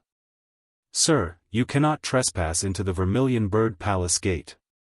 Looking at Zhangsun Wuji's eyes, the guard was a little scared. The other party was an official more than 10 ranks higher than him. However, when he thought about it, if he allowed them to enter the palace without an audience, he and his brothers would be sentenced to death. Unknowingly, his courage grew. "Sir, please show me your edict, or let the palace servants bring you in. Otherwise, please forgive my rudeness." After that, he pulled out the Tang saber at his waist. Then, he swept a glance behind him. Everyone immediately understood and pulled out their Tang sabers in unison. All right. Wei Zheng walked out of the crowd shakily with his walking stick. He laughed coldly. "Looks like you want to repeat the incident at the Black Tortoise Gate. Then, I will wait for you here today." After that, he glanced in the direction of the Black Tortoise Gate. He seemed to be touched. Chapter 1848. The Gate of Black Tortoise was the place where Li Erlang killed his brother. It was also the place where Li Erlang rose to fame. Ever since Li Erlang ascended to the throne, no one dared to mention the Gate of Black Tortoise because it was taboo for Li Erlang. It was also a haze in Li Erlang's heart. But today, in front of all the officials, not only did he mention the Gate of Black Tortoise, he also humiliated the guards to express his anger. The officials behind him were not surprised by Wei Zheng's mention of the Gate of Black Tortoise. Instead, they felt that what he said made sense. If Li Erlang did not kill his brother, why would Mars be born today? All of this was related to Li Erlang. Everyone looked at the guards with anger. The anger in their hearts was self-evident. What? Wei Zheng's face darkened. He glanced at the guards and said coldly, "Didn't you want to take my life? Come on." Then, he purposely took half a step forward, looking like a hero. The guards did not dare to be disrespectful. They knew how important this person was. If he dared to scold the emperor, then what about them? But if they retreated, how could they explain it to the emperor? Everyone looked at each other and didn't know what to do for a moment. Even the right hand holding the sword began to tremble. The veins on his forehead were bulging. "You bastards, get out of my way. Or else, I will tear you apart."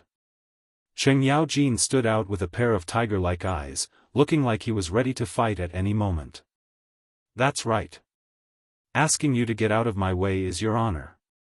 Or else, I will kill you right now." The Grand Scribe stood out as well. His right hand kept stroking the triangular blade on his waist. His bloodthirsty eyes scanned the guards. This. The guards looked at each other, not knowing what to do. Seeing that the crowd was still blocking the way, the Grand Scribe was furious. He pulled out his tri-edged bayonet and walked towards the guards. "It seems that you refuse a toast only to be forced to drink a forfeit. Today, I will send you to the Western Paradise. Brother, wait for me."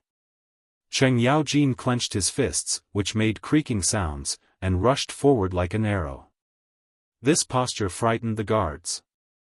The Grand Scribe? Duke Lu? The two big shots were actually fighting for the sake of entering the palace. Everyone knew that they were no match for them and fled into the palace. They had to report the situation here to His Majesty, or else they would lose their heads.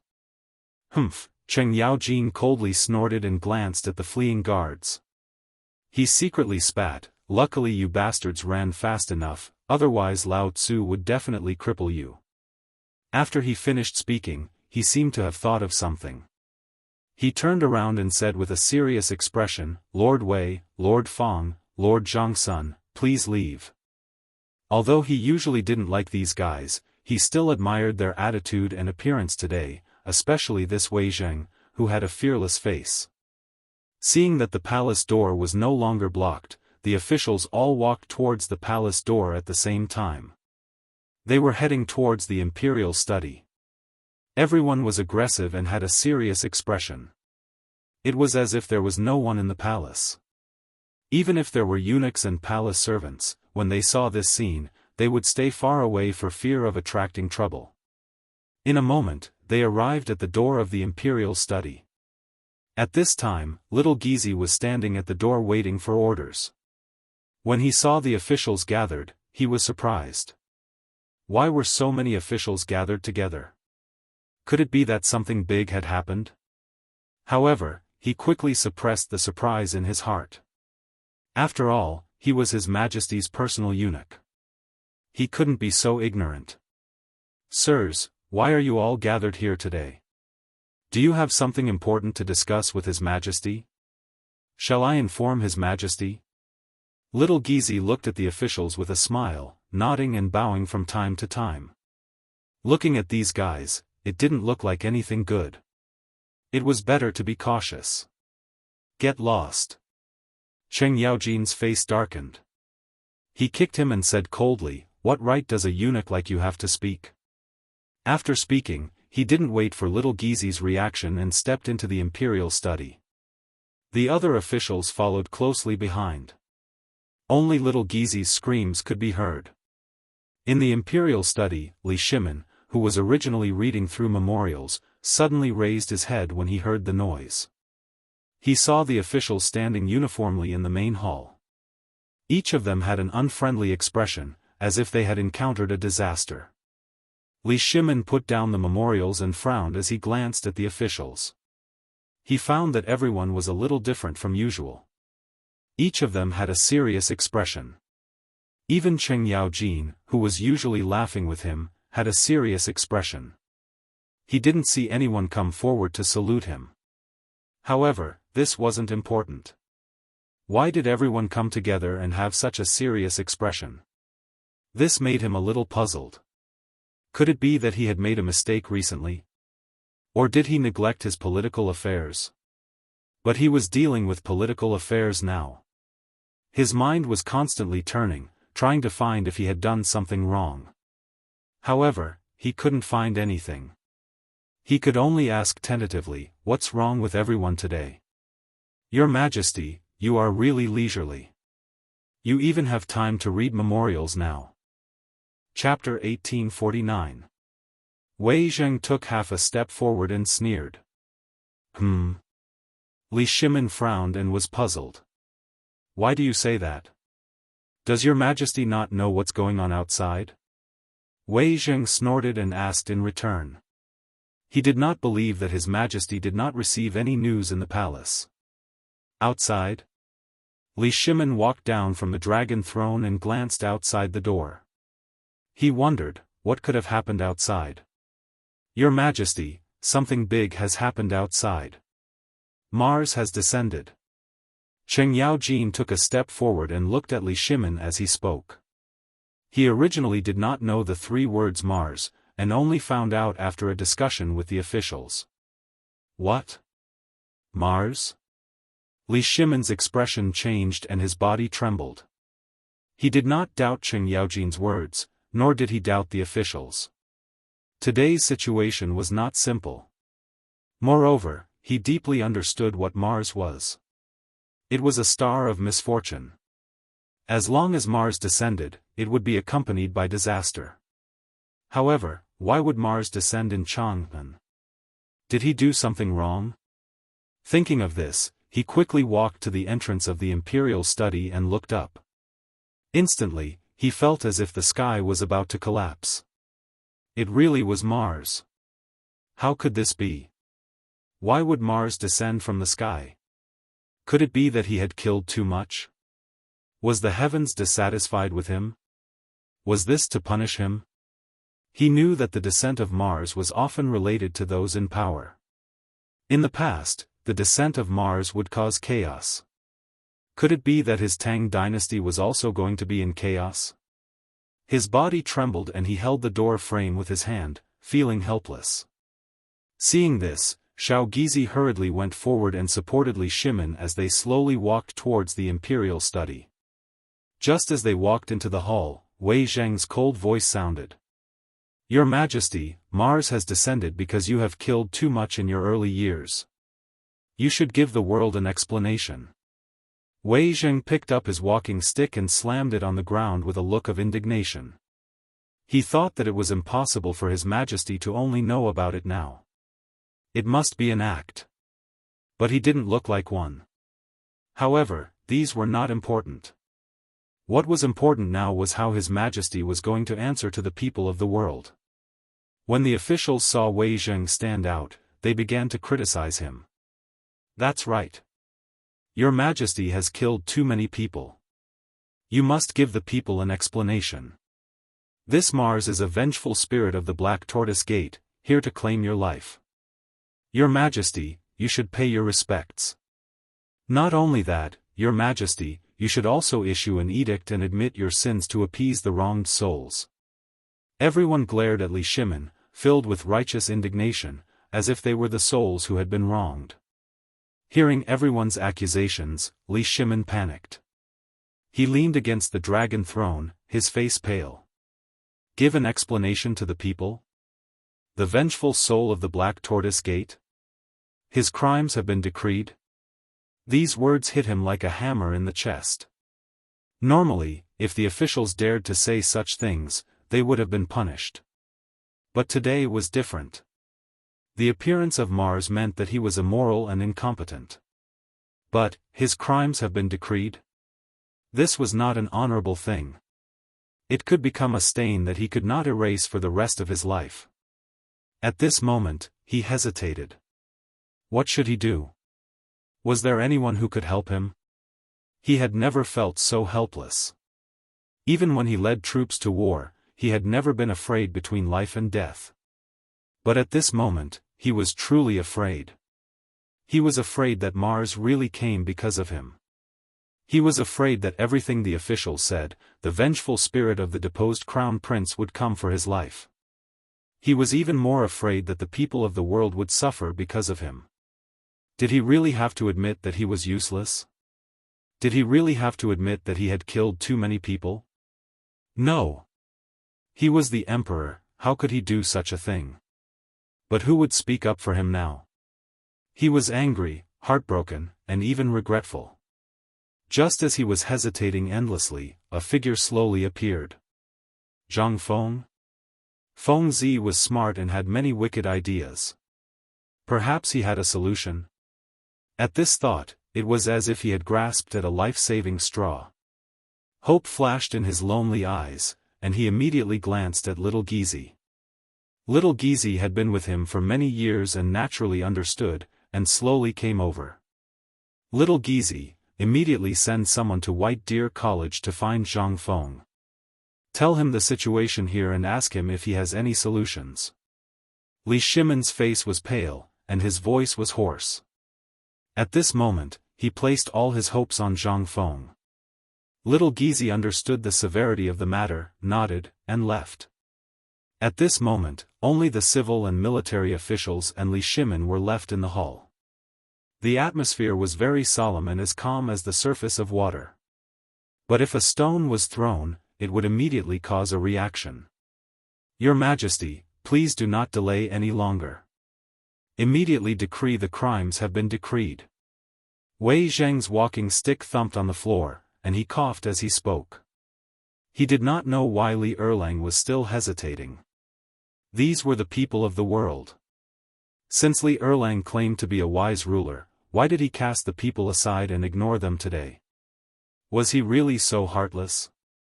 Chapter 1850. Your Majesty, please immediately issue an imperial edict. Your Majesty, there is no need to hesitate. The officials spoke up one after another, but there was not the slightest bit of respect in their words. Because in their view, Li Erlang had already lost his virtue. Only with the hearts of the people could he become a wise ruler.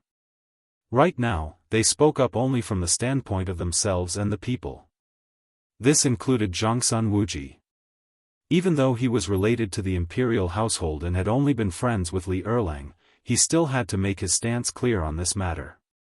He had also planned the coup at Xuanwu Gate. If His Majesty refused to admit his mistake, the vengeful spirits would come for his life, and the Zhongsun clan would be the first to suffer. He could not bear the consequences. Of course, he was not the only one with such thoughts. Fang Xianling, Du Ruhui, Gao Shilian, Ho Junji, and Cheng Yaojin all had similar thoughts.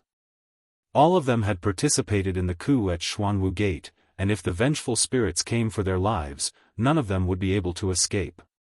Thus, they hoped that Li Erlang would admit his mistake. But Li Erlang clearly had no intention of doing so. Li Shimon felt powerless as he listened to the advice of the officials, and a chill ran down his spine. But he still had a sliver of hope, Zhang Feng. As long as Zhang Feng had a plan, the crisis before him could be resolved. Yes, it could definitely be resolved. He constantly comforted himself. His lonely eyes would occasionally glance at the door, hoping that this person who carried his hopes would bring good news. But the advice of the officials was getting more and more intense, and he had no choice but to reply. He could only raise his trembling right hand and wave it. Everyone, withdraw for now. Allow us to reconsider. Wei Zheng glanced at Li Shimon and coldly chuckled. Does your Majesty not want to face the reality of Mars? After he finished speaking, he glanced at the officials behind him with a hint of disappointment in his eyes. In the past, all of you followed His Majesty to conquer the world, quelling the chaos and cleaning up the mess of the former Sui dynasty. It can be said that you have turned the tide and helped the building to collapse. Within the four regions, the Tang dynasty was ruled by Emperor Yang of Sui. At this point, he looked at Li Shimin and said coldly, however, the incident at the Xuanwu Gate, Your Majesty killed your brothers, usurped the throne, and bullied other people's wives and daughters. This is a crime that cannot be reversed. Does Your Majesty want to be slandered by the world? How could the officials face each other in the court? Are palace maids disloyal? You, Li Shimin pointed at Wei Zheng, his right hand trembling. His face turned green and white, but he could not say a word. Because he knew that Wei Zheng was not wrong at all. But, every word that he said hit him where it hurt. The incident at the Xuanwu Gate. The incident at the Xuanwu Gate was something that he did not want to talk about. He had killed his brothers there, and used this method to usurp the throne. It could be said that it was a dark part of the imperial family's history. After the incident, he did not want to talk about this sad incident, and also to prevent the world from talking about it. But today, Wei Zheng brought this incident up again. His hands trembled and the veins on his forehead popped. He wanted to tear Wei Zheng apart. However, he couldn't because what the other party said was right. He had indeed done such a thing. Furthermore, there were many scholars in the world who had scolded him. Now, whether there was one more Wei Zheng or one less Wei Zheng, what did it matter? It was just one more person scolding him.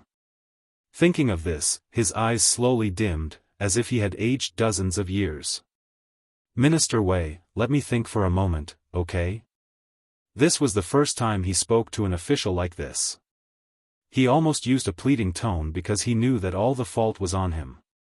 He could not blame anyone else. Even if Wei Zheng's tone was cold, it was also for the sake of the Tang dynasty. Think? Du Ruhui stood up. His stooped body showed that he was worried about the country and the people. Your Majesty, do you want the lives of the people in the world? Well, if Your Majesty is not willing to give an edict, then I will kneel in the imperial study until I die. After that, he glanced at the officials with tears in his eyes. Everyone, Your Majesty is hesitating now. I will kneel in the imperial study and wait for Your Majesty to listen. As soon as he finished speaking, he waved his sleeves and walked out of the door with a righteous face. Seeing Du Ruhui like this, the other officials could not help but feel grief and indignation in their hearts and spoke one after another. Master Du, wait, I am also willing to kneel at the door of the imperial study with you. Yes, as the saying goes, establish a heart for heaven and earth and establish a life for the people. I will also go. Everyone followed Du Ruhui's footsteps and walked out of the door with a look of indignation. Soon, only Wei Zheng was left in the hall. He looked at Li Shimin with a complicated expression and turned to leave. In an instant, there was only one person in the imperial study. It was unusually quiet. Li Shimin looked at the silent hall and sat down on the dragon throne. His heart was full of grief, but he had no one to talk to. He slowly took out a cigarette from his waist with his trembling right hand, trying to numb himself with the cigarette. He took it out with a backhand, but there was no lighter. A wave of powerlessness came over him. Usually, for safety, little Gizi always carried the lighter with him. Now that little Gizi was not here, he could not even smoke. As the emperor, it was really ridiculous. Just as he was feeling sad, footsteps came from the door. Chapter 1851. Hearing this, Li Shimin raised his lonely eyes and glanced over. His heart was as taut as a bowstring. Right now, he could only hope that it was Zhang Feng who had come with a solution because only he could solve the current situation. The voice came closer and became more urgent. Not long after, a figure stepped in. It was Xiao Gizi. Your Majesty, your servant has returned. Xiao Gizi strode forward and spoke as he walked, but his expression was very unsightly. Come quickly. Li Shimin abruptly stood up, but his trembling legs still made him feel weak. He held the table with his hand and asked expectantly, Has Zhang Feng been found? As he spoke, Xiaogizi had already stepped onto the table, but he did not immediately reply. Instead, his brows were furrowed tightly as if he was thinking about something. His face was somewhat pale. "Hurry up and speak." Li Shimin was a little impatient and hurriedly urged. Right now, he was treating Zhang Feng as a life-saving straw, but this dog of a slave still did not speak. "Your Majesty," Xiaogizi frowned and was a little flustered. Then, as if he had made up his mind about something, he carefully leaned over to Li Shimin's ear and whispered, "Your Majesty, something has happened. Zhang Feng has disappeared." "What?" Li Shimin's eyes widened and his face paled. He did not dare to believe it. "Say that again." Xiaogizi frowned. When he heard this news, he was also shocked. When he came back, he was already thinking about how to tell His Majesty, but after thinking it over and over again, the news could not be hidden, so he planned to speak frankly. However, he did not expect His Majesty's reaction to be so big. "Your Majesty, Zhang Feng has disappeared." He lowered his head and timidly said, "Not only has Zhang Feng disappeared, but even Cheng Chumo, Zhang Sun, Chong, and the others have disappeared." "What? They're all gone?" Li Shimin's eyes were wide open, and his face was completely pale. Zhang Sun Chong and Cheng Chumo's disappearance could still be explained as them being playful. After all, these two guys were still kids, but how could Zhang Feng disappear as well? One had to know that Zhang Feng was his life-saving straw. If he disappeared, then, what should he do next? Was his crime already announced? Opening an altar to offer sacrifices to the heavens? Or announce his sins to the whole world? He sat powerlessly on the dragon throne, holding his forehead with his hand. He felt an unprecedented sense of helplessness. The oppressive atmosphere in the royal study made it hard for little Gizi to breathe. He understood the emperor's current situation, but he could not empathize with him. He could not help but feel sad. As the emperor's personal servant, he could not share the emperor's burden.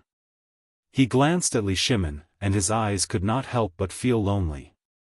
Just as he was about to go up and comfort him, he saw the crumpled cigarette on the table. Suddenly, a glimmer of hope ignited in his heart. Perhaps the cigarette could relieve the emperor's pain.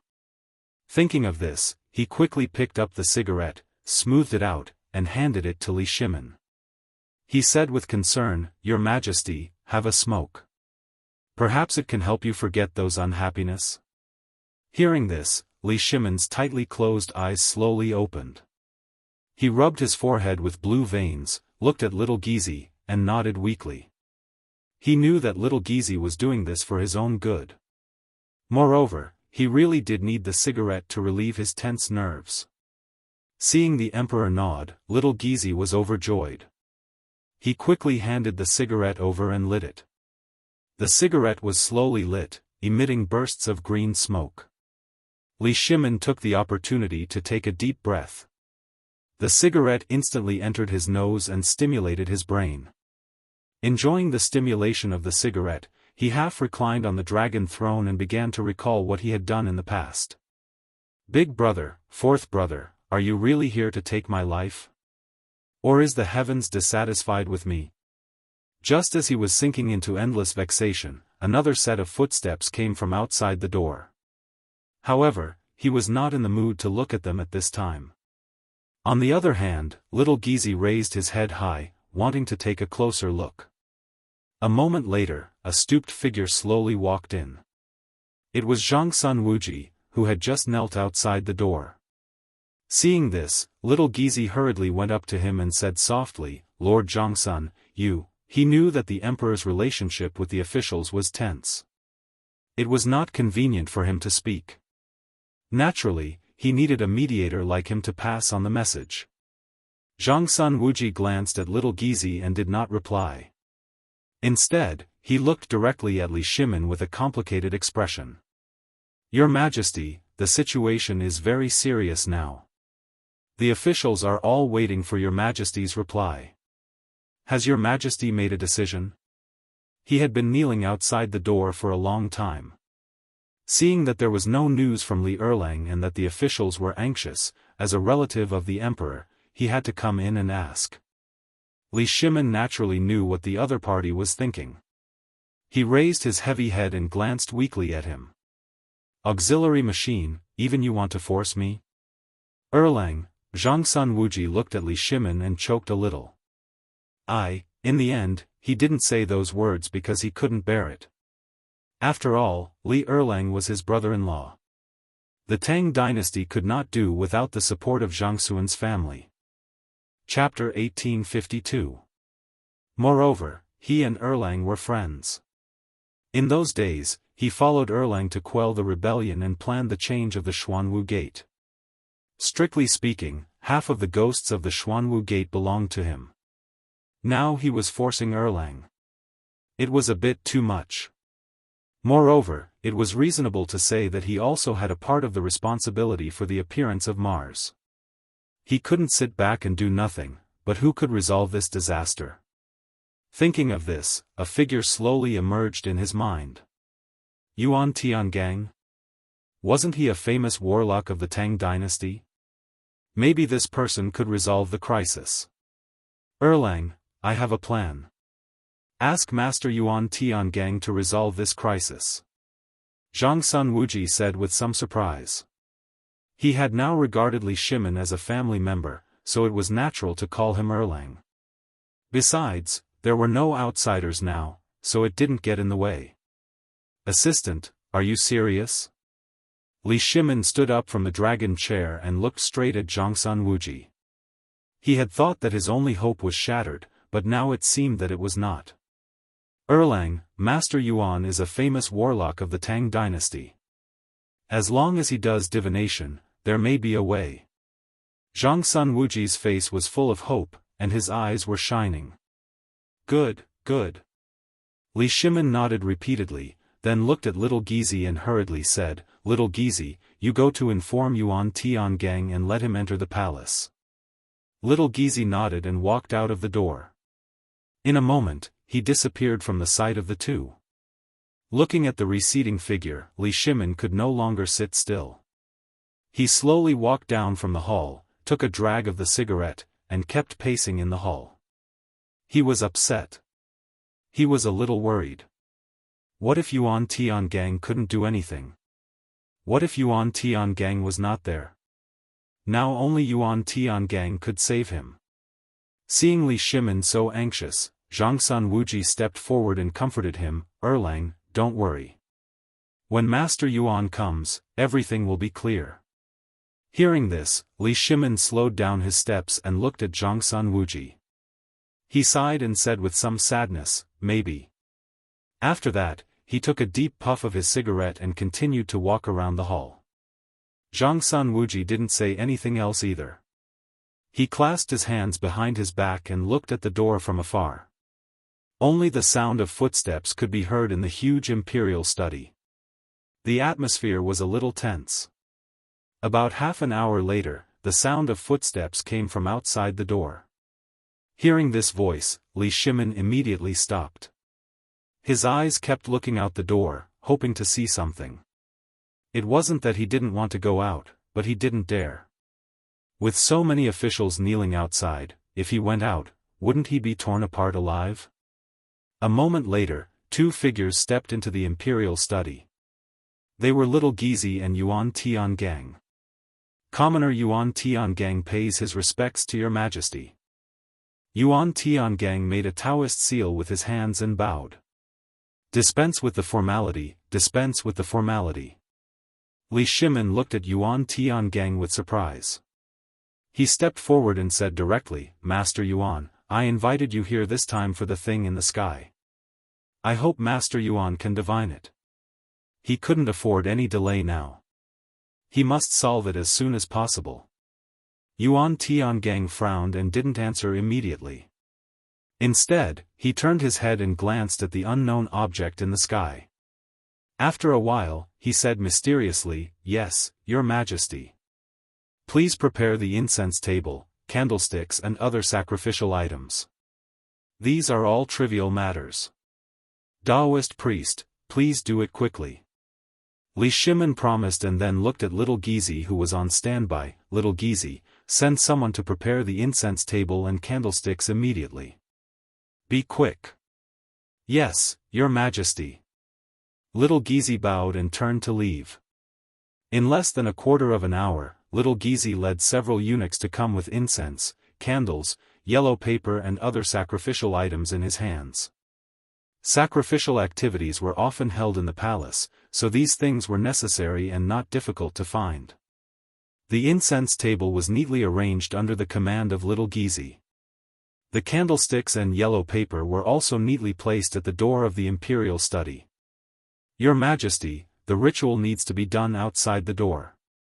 Please move. Yuan Tiangang bowed, still in a posture of making a Daoist seal. Move? Li Shimin hesitated. There were so many officials outside the door. It was not easy to face them outside. But according to Yuan Tiangang's words, he couldn't do the ritual if he didn't go out. This, after thinking for a while, he made up his mind and nodded, let's go. Now there was no other way. It was no big deal to come out and explain to the officials. With such an idea, Li Shimin slowly walked out of the door. As soon as he walked out of the door, he saw the officials kneeling together with an unyielding look, which made him a little sad. After all, these were the backbone of the Tang dynasty. He quickly stepped forward and said with concern, "Officials, please get up." Hearing this, the officials raised their heads and looked at Li Shimin seriously. It seemed that they didn't intend to speak. Finally, Wei Zheng, who was the leader, slowly said, "Your Majesty, have you decided?" In fact, they had seen Yuan Tiangang just now. They probably knew what the other party was here for. It was nothing more than preparing for divination and other things. However, divination could not solve this matter. Therefore, everyone still hoped that Li Shimin would issue an edict to appease heaven's anger. Chapter 1853. This, Li Shimin couldn't answer because he didn't make any decision at all. He had to cover it up and said, "Eunuch Wei, get up first. We'll talk about it later." Wei Zheng glanced at Yuan Tiangang who was not far away. His eyes were a little complicated. It seemed that His Majesty was going to pin his hopes on this warlock. Well, let's see what tricks he could play. He didn't reply to Li Shimin, but turned to look at the officials behind him and said sonorously, "Everyone, since His Majesty is going to open the altar, let's get up and watch." After that, he picked up the crutch beside him and slowly got up. Seeing this, Li Shimin quickly stepped forward and said while holding him, "Eunuch Wei, be careful." "Don't worry, Your Majesty." Wei Zheng shook off Li Shimin's hand and stood up slowly with his crutch on the ground. Li Shimin asked for a snub and let go of his hand embarrassedly. In order to cover up his embarrassment, he glanced at the officials and said, "Everyone, please get up." While speaking, the officials had got up and stood behind Wei Zheng. Of course, they got up not because of Li Shimin, but because of Wei Zheng.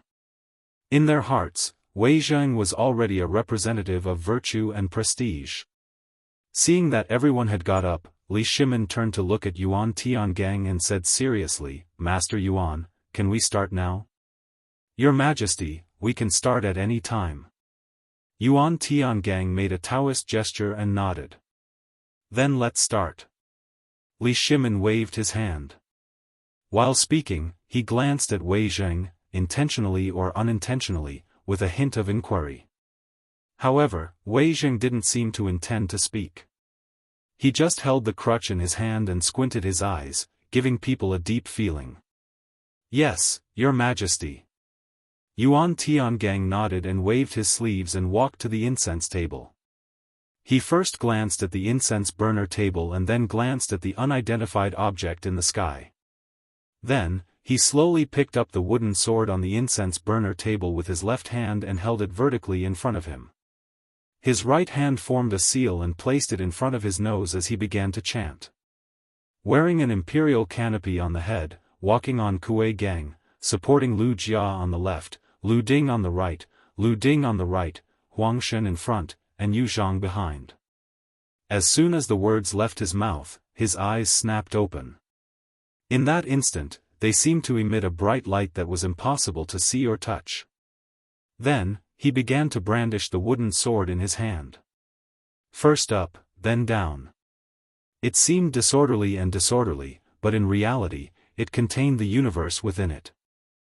The 9 luminaries move in a straight line, the primeval origin lingers, the flower essence responds to the brightness, the primordial spirit disperses, the flowing infinite hope descends upon me, the radiant vermilion peak, the primordial spirit disperses, the flowing infinite hope descends upon me, the radiant vermilion peak, all things in the world, makes me a prophet. He once again placed the seal on the tip of his nose and urged the incantation with a serious face. At this moment, he seemed to have entered a state of selflessness. Everything around him had nothing to do with them. Everyone looked at this scene and didn't feel surprised because this wasn't the first time they had seen it. Every time the royal family offered sacrifices, they would let the official of the imperial astronomer perform the ceremony. Sometimes, they would invite Yuan Tiangang. Although they were used to this, they still had some doubts in their hearts. Could a few words of incantation really see through this supernatural thing? It sounded a bit mysterious. Although they all had doubts in their hearts, no one said it out loud. After all, this was passed down by their ancestors for thousands of years. Maybe there really was some magical power. Li Shimin didn't know about these different thoughts of everyone. At this time, he clenched his fists and stared with his eyes wide open. It seemed that he wanted to see something from such a ceremony, but unfortunately, he didn't see anything. He now completely pinned his hopes on Yuan Tiangang, or this ceremony, so he was the most nervous and didn't want anything to happen. At this time, he was like a tight bowstring that would break with a little carelessness. Moreover, as the emperor of the Tang dynasty, he must give the world an explanation, an answer, and appease the restless people. Otherwise, how could he face the people of the Tang dynasty in the future? Thinking of this, Li Shimin's face showed the sadness again. He subconsciously took out a cigarette from his waist and stretched out his slightly trembling right hand to touch the fire roll, but he didn't feel anything.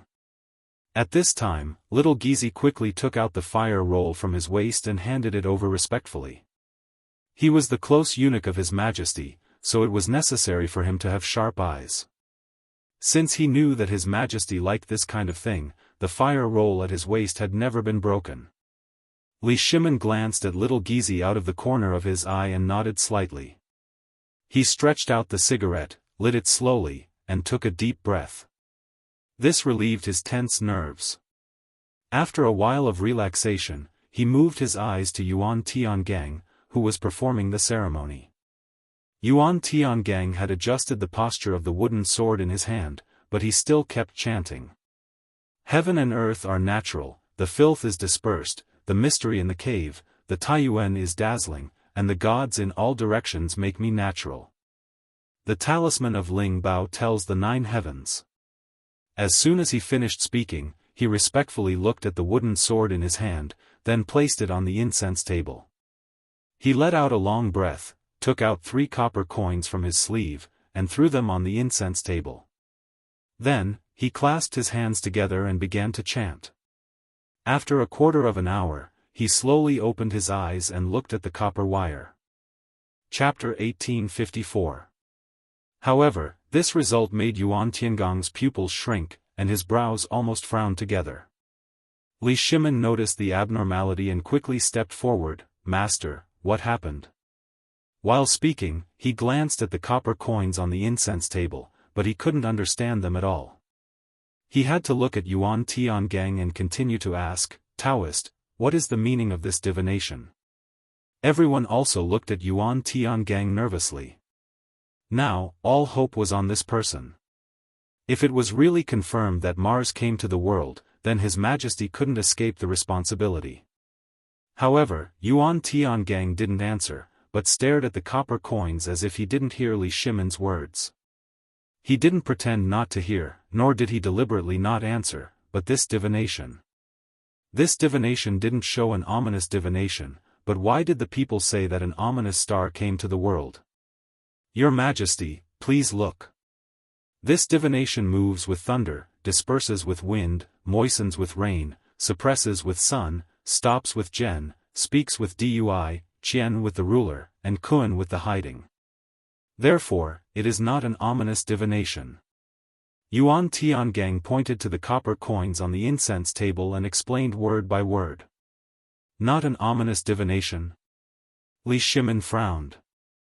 If it was not an ominous divination, then why did the thing in the sky not disperse for a long time, Master, are you sure? He also hoped that it was not an ominous divination, but some of the things in front of him were too strange. None of them were right. The thing in the sky didn't disperse for a long time. Others said it was an ominous star and Mars, but Yuan Tiangang said it wasn't. But if it wasn't, why did the thing in the sky keep circling around Chang'an? It was really strange.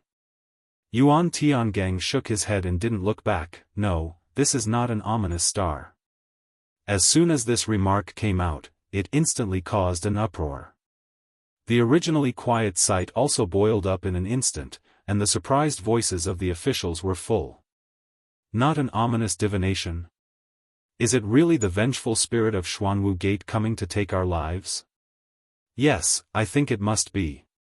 If it is not an ominous star, then there is only one possibility. Your Majesty must take responsibility. Everyone looked at Li Shimin angrily, as if he was being pointed at by 1,000 people. Since the object in the heavens was not Mars, then there was no doubt that it was the vengeful spirit of the Black Tortoise sect. The officials were convinced of this, because Li Erlang had killed too many people, and now he was receiving his retribution. Everyone, please be quiet. Wei Zheng stepped forward. Seeing that everyone had stopped talking, he took a step forward and said coldly, Your Majesty, now that it's confirmed that it's not Mars, it must be the vengeful spirit of the Black Tortoise Gate. Please give the vengeful spirit an explanation, Your Majesty. He had once been a subordinate of the deposed crown prince, Li Jiansheng. It was only after Li Jiansheng had been killed that he had no choice but to submit to Li Erlang. Regardless of the past, since the crown prince and prince of Qi had returned to demand his life, Li Erlang had to give an explanation. Not bad. Du Ruhui also stood up and looked at Li Shimin angrily. Now that it has been proven, Your Majesty, please give an explanation to the Black Tortoise Gate and the survivors. Your Majesty, please give an explanation to the Black Tortoise Gate. Your Majesty, please give an explanation to the Black Tortoise Gate. Your Majesty, please give an explanation to the Black Tortoise Gate. The crowd was united like never before, and their voices shook the heavens and the earth. Seeing such a situation, Li Shimin was scared out of his wits. His hands trembled uncontrollably, and cold sweat began to form on his forehead. Could it be that the officials were right? That the vengeful spirit of the Black Tortoise Gate had come to demand his life? No, no, it couldn't be. How could there be such a ridiculous theory? He kept on hypnotizing himself, convincing himself that it wasn't the vengeful spirit of the Black Tortoise Gate. Because he couldn't believe it. If it was really the vengeful spirit, how could he face his eldest brother and fourth brother? Vengeful spirit? Li Shimin's body trembled as he muttered to himself, the vengeful spirit is here. What should I do? Your Majesty, please don't panic. Yuan Tiangang hurriedly stepped forward and held Li Shimin, Your Majesty, I have a plan. Hearing this, Li Shimin seemed to have grasped a life-saving straw. His whole person became sober. He grabbed Yuan Tiangang and asked hurriedly, Sir, do you have a brilliant plan? Tell me quickly. Issue an edict, open an altar to offer sacrifices to heaven, hold a Wadaland assembly, and expiate the vengeful spirit. Yuan Tiangang knew Li Shimin's current situation, so he had to tell him everything he knew. Yes, yes, yes. Li Shimin was a little flustered and didn't know what to do for a while. He said casually, issue an edict, open an altar to offer sacrifices to heaven, hold a Wadaland assembly, and expiate the vengeful spirit. As soon as his voice fell, there was a rush of footsteps not far away. A group of palace maids and eunuchs came one after another. In the middle was Zhongsun Wugo's phoenix carriage. "Your Majesty," Zhongsun Wugo began to roar before she reached him. Li Shimin looked in the direction of the voice and saw his wife. He seemed to see a glimmer of hope. "Maid Guanyin, hurry up, hurry up." Zhongsun Wugo kept urging the eunuchs carrying the phoenix carriage. Seeing that she was about to reach Li Shimin, she rushed down. Fortunately, she didn't fall. She quickly stepped forward, grabbed Li Shimin's hand, and hurriedly said, "Your Majesty, what's the situation now?" Chapter 1855. She was in the palace, so she naturally knew what was going on in the imperial study. However, it was inconvenient for her to come because the harem couldn't participate in politics. However, she was worried about Erlang, so she didn't care about the rules and came directly. "Guanyin maid," Li Shimin stroked Zhongsun Wugo's tear-stained face and said sorrowfully, "It's the vengeful spirit of the Xuanwu Gate." Although he didn't want to admit it, the truth was in front of him. He couldn't refute it. "What?" Zhongsun Wugo screamed. She couldn't believe the answer. How could it be the vengeful spirit of the Xuanwu Gate? Li Shimin didn't reply. Instead, he looked at Zhongsun Wugo and nodded heavily. Now that things had come to this, he couldn't hide it anymore. It was better to make it clear. Seeing Li Shimin's expression, Zhongsun Wugo felt as if she was hit by a heavy hammer. Cold sweat flowed down her forehead. She felt a sense of powerlessness. Suddenly, her vision turned black and she fell backward. "Guanyin maid," Li Shimin hugged Zhongsun Wugo and kept shaking her. His voice was a little hoarse.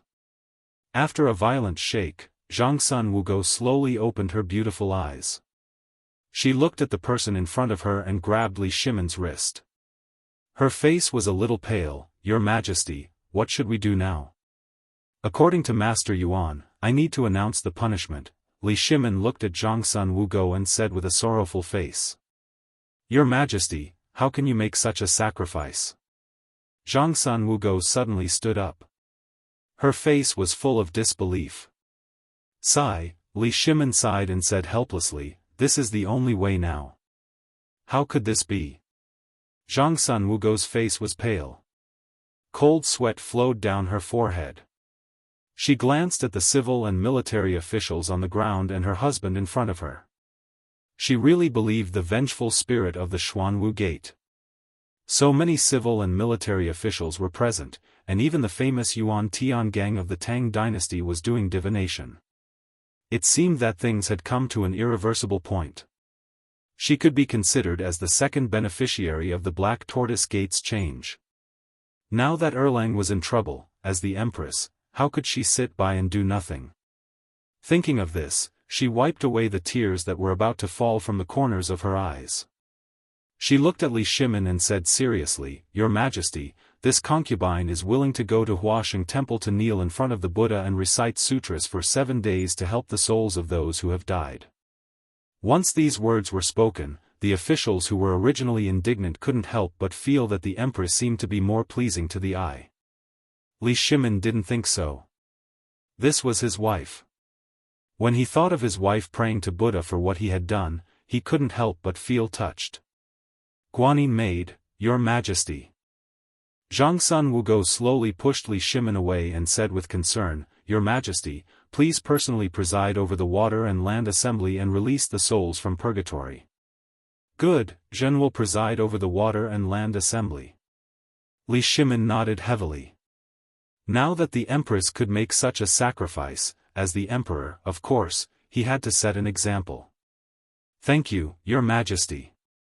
Zhongsun Wugo bowed and then turned to walk towards the phoenix carriage. Now she didn't dare to delay.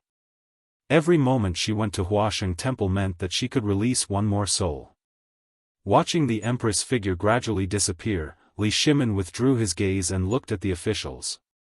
With a solemn expression, he said, "Wei Zheng, write an edict for Zhen. Zhongsun Wuji, prepare for the Water and Land Assembly. Xu Jindo, the imperial astronomer, prepare for the sacrificial ceremony." "Yes, Your Majesty." The officials looked at each other, and the expressions on their faces finally eased a bit. In that case, everyone can go and prepare.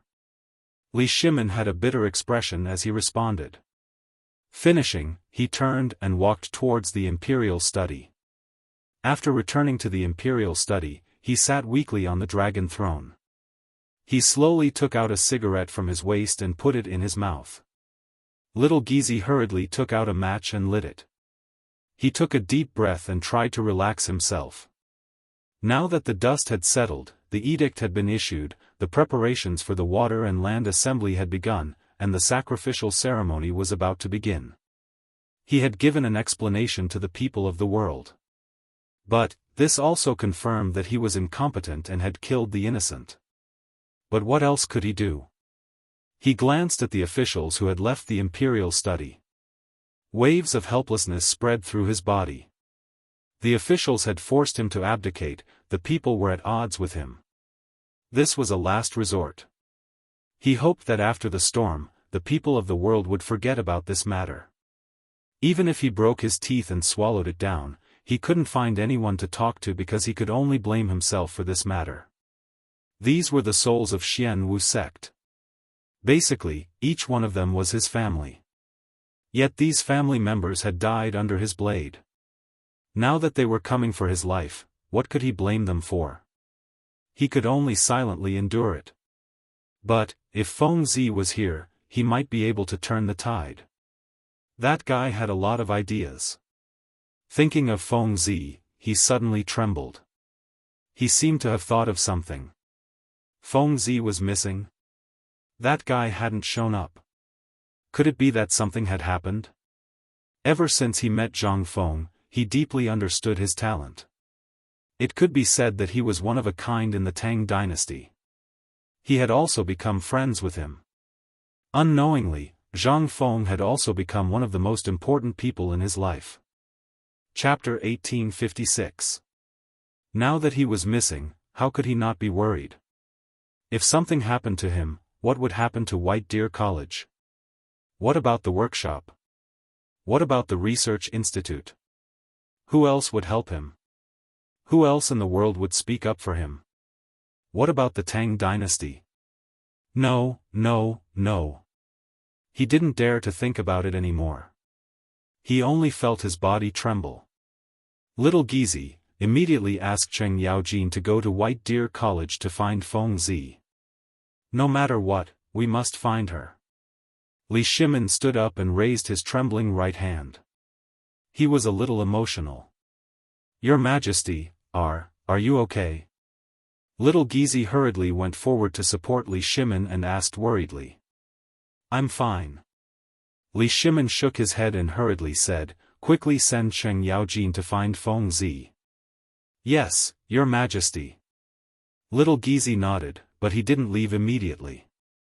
Instead, he looked at Li Shimin and asked worriedly, Your Majesty, President Zhang went missing with Cheng Chumo and Zhang Sun.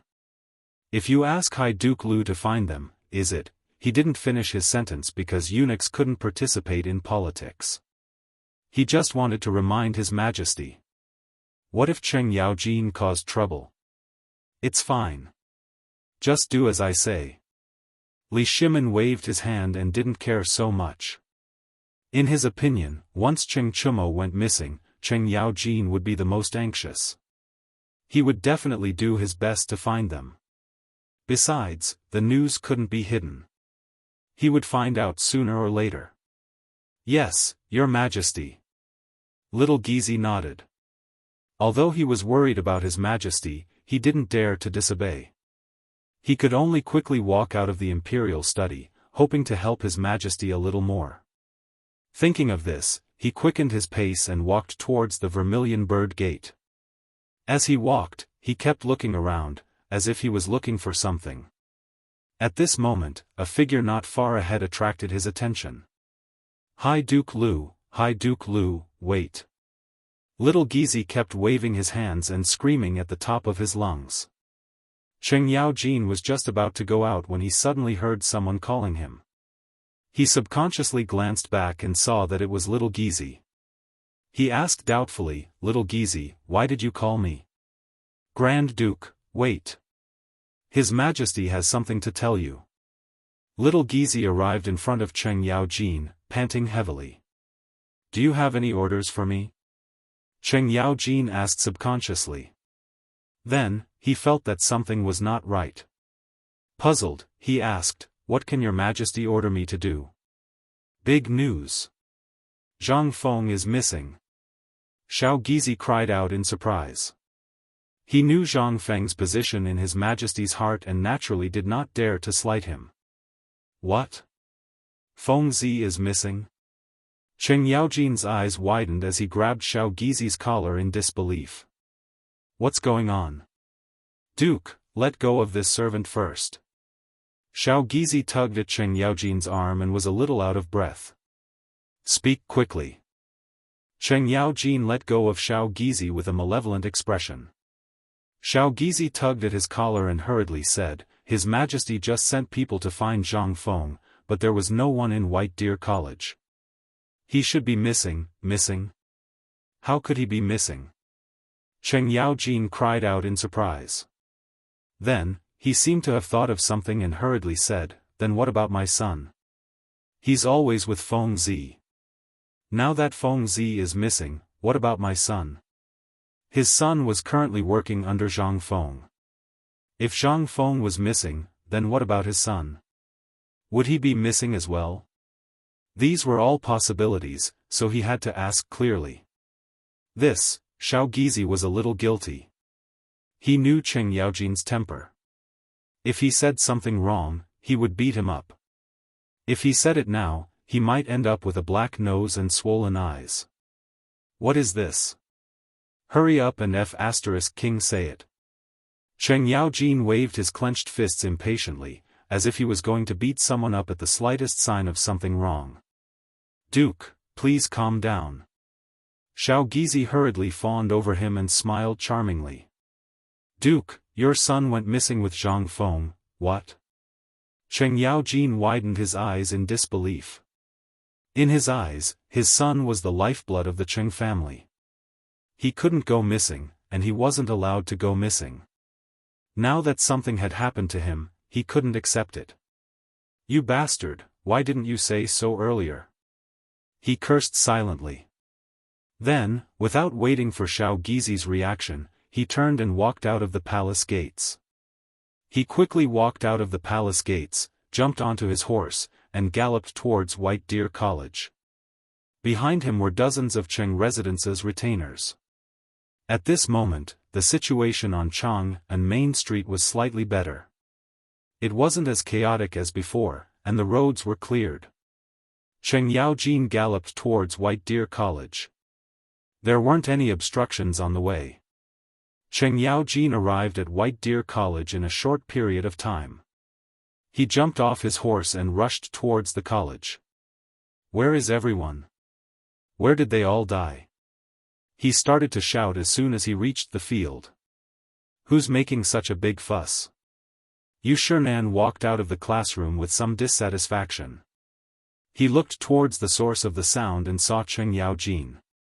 He frowned. What are you shouting for? Chapter 1857. When Cheng Yaojin saw Yu Shinan, it was as if he had seen his savior. He was delighted and quickly ran forward. Old man Yu, what did you call me? Yu Shinan frowned and was very dissatisfied. This guy did not know how to respect people when he opened his mouth. He had already despised this guy. Mr. Bo Shi. Cheng Yaojin also quickly noticed that something was wrong with Yu Shinan. He quickly changed his words and said, Mr. Bo Shi, have you seen my son? He had completely thrown Zhang Feng to the back of his mind and was only thinking about his son. Your son? Yu Shinan frowned and said doubtfully, you should go home to find your son. Why did you come to the academy? He had never liked this rude guy. He even called him old man just now. He did not have a good impression of him. Now he was looking for his son and found the academy? How improper. Although he was dissatisfied, he still responded with his mouth. Oh, my son is missing. Cheng Yaojin was so anxious that he stamped his feet, but he could do nothing. He knew that the old man in front of him did not even need to salute to his majesty. He could not do anything to him. Go home to find your son. Don't yell in the academy. Otherwise, old man will report you. Yu Shernan snorted and turned to leave. He did not want to stay with this illiterate guy for another quarter of an hour. Old man you, Cheng Yaojin stretched out his right hand and called out unwillingly. However, Yu Shernan did not intend to look back. Looking at the disappearing figure, he glared at him and was somewhat dissatisfied. When he was about to walk to the other classrooms, a figure slowly walked towards him. There's a chance. Cheng Yaojin smiled and was somewhat proud. He crossed his hands and blocked the door of the classroom. Boy, wait. The person suddenly looked up and was somewhat puzzled. You are? Don't ask who I am first. Cheng Yaojin waved his hand and put on an intimidating look. Let me ask you, are you from the academy? Why do I feel like I've seen you there before? That's right. My name is Yuan Hong. I was the flag bearer for the previous basketball match. The person replied timidly. He knew that the academy often came to look for the dean. The person in front of him was probably one of them. He couldn't afford to offend him. Perhaps he could use the basketball game to suppress his arrogance. Yuan Hong? Cheng Yaojin raised his head and muttered to himself. Then, he looked at Yuan Hong and revealed a malicious expression. Let me ask you, where did your dean go? Now that old man Yu was out of the question, he had already offended him. He could only find some clues from these students. Dean? Yuan Hong scratched his head as if he was thinking about something. After a while, he said slowly, I remember now. The last time the dean went to the research institute, he hasn't returned until now. There were also a few people from the workshop who went with him. Research institute? Cheng Yaojin's eyes darted around. He finally found some useful clues, but it wasn't enough. Do you know what they went to do? I don't know. How can we ask about the dean's business? Yuan Hong shook his head and was a little nervous. If you don't know, why are you talking about it? Seriously. Cheng Yaojin secretly spat. He glared at Yuan Hong and walked straight to the entrance of the academy. Only a petrified back view was left. So he was the one who told the other party the news and got scolded? What was this? Yuan Hong shook off the dissatisfaction in his heart and walked to the classroom. Looking back at Cheng Yaojin, he took the reins from the servant and ran straight to the research institute. Now that there was news, he couldn't slack off. What if his son was in danger? What if Zhang Feng had some bad idea to bring his son along? Then his Cheng family would be ruined. Thinking of this, he became even more anxious. He whipped the back of the horse and galloped away. A moment later, Cheng Yaojin arrived at the entrance of the research institute. He jumped off the horse and rushed in. Is there anyone? Is there anyone? He shouted at the top of his lungs, trying to find someone he knew. Coincidentally, Ma Zhou and Hao Chujun were on the field. When they heard the shout, they subconsciously glanced over. Who is it? What are you shouting about? It's you too. Cheng Yaojin looked in the direction of the voice. It was as if he had discovered a new continent. This was because he still remembered the scene of Zhang Feng scolding these two fellows. Who are you? Do we know you? Hao Chujun looked at Ma Zhou with a face full of question marks. The two of them were waiting here for their teacher. In the end, this person came over. They didn't know him at all, but he was still trying to worm his way into being friends. You don't need to know who I am. Cheng Yaojin waved his hand generously as if to say that he didn't care. Then, he quickly said, Where did your teacher go? And my son? Teacher, Ma Zhou frowned and glanced at the sky. Teacher had brought Cheng Chumo and the others to the sky and hadn't come down yet. How was he going to tell others? Could it be that teacher had researched the flying artifact and gone to the sky? No one would believe that. Chapter 1858. Looking at Ma Zhou's actions, Cheng Yaojin also subconsciously glanced at the sky. He felt that something was wrong, but he couldn't see what it was. He could only urge, where did Feng Zi go? This, Ma Zhou looked at Hao Chujun, his eyes somewhat evasive. Hao Chujun naturally understood. He looked at Cheng Yaojin and smiled, my teacher has something to do and will not be back for a while. This was just him making things up. In fact, even he himself didn't know when his teacher would come back. Cheng Yaojin naturally saw the two's little actions. He was very suspicious that the disappearance of Feng Zi and his son was definitely related to these two guys. Then what about my son, Cheng Tiniu? Oh, your son. He also went with my master. Hao Chujun lied without blushing. Went out together? Cheng Yaojin was somewhat doubtful. His son would discuss everything with him. This time, he actually dared to hide it from him. This was impossible. He looked at the two of them unwillingly, trying to find some clues. At this time, the iron wire under their feet and the brazier attracted his attention. What is this? Cheng Yaojin pointed at the iron wire on the ground and asked. This is something we got to play with.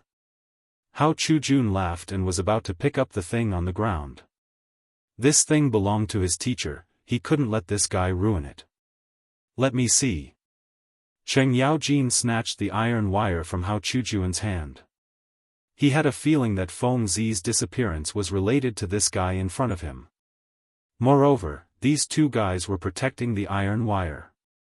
Maybe there was some conspiracy. I can see that you two are not honest. Were you lying to me just now? Tell me. Why would we lie to you? Hao Chujun smiled, you are brother Tiniu's father, which means you are our father. After saying that, he gave Ma Zhou a look, wanting him to say something good. Ma Zhou understood and quickly stepped forward. He smiled and said, yes, you are Tinio's father. Why would we lie to you? As he spoke, he reached out to grab the iron wire in Cheng Yaojin's hand, trying to take it back.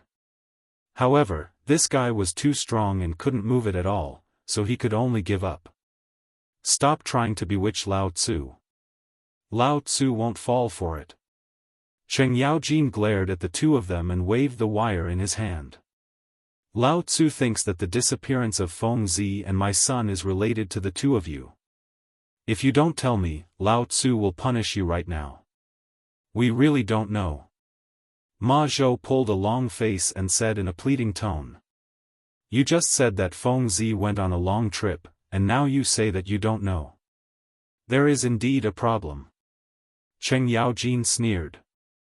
After saying that, he put down the iron wire in his hand and rolled up his sleeves. It seemed that he was about to go all out. What are you doing? You can't mess around. Ma Zhou's expression changed and he stepped back. This is the research institute. You can't behave atrociously here. Yes, this is the research institute. You can't mess around. Hao Chujun was also a little scared and stepped back. Can't mess around? Cheng Yaojin sneered and said indifferently, Lao Tzu doesn't care about you. After saying that, he strode forward, grabbed Ma Zhou's arm, and threw him over his shoulder. Ma Zhou was a scholar. How could he withstand Cheng Yaojin's torment? He immediately fell to the ground and wailed. Seeing this, Hao Chujun's face changed. He was about to run away when Cheng Yaojin used total annihilation. Hao Chujun fell forward and fell on his face like a dog eating mud. Humph, Lao Tzu could beat 10 of you back then. Cheng Yaojin glanced at the two people on the ground with disdain. After saying that, he pulled Ma Zhou's left leg with his left hand and Hao Chujun's right leg with his right hand. He pulled the two people together, then picked up the iron wire on the ground and tied their left and right legs together. Okay, are you willing to talk now? Cheng Yaojin sat on the ground and looked at the two people in front of him who were somewhat aggrieved. He smiled. Brother, please let us go. We really don't know anything. Hao Chujun wiped the dirt from the corner of his mouth and begged. Shut up. Cheng Yaojin roared. Just now, he was trying to talk nicely to these two guys. In the end, these two guys refused to listen to him. Now that they had been defeated, they were still so stubborn. Did they not know the feeling of losing a son? They really had a heart of stone.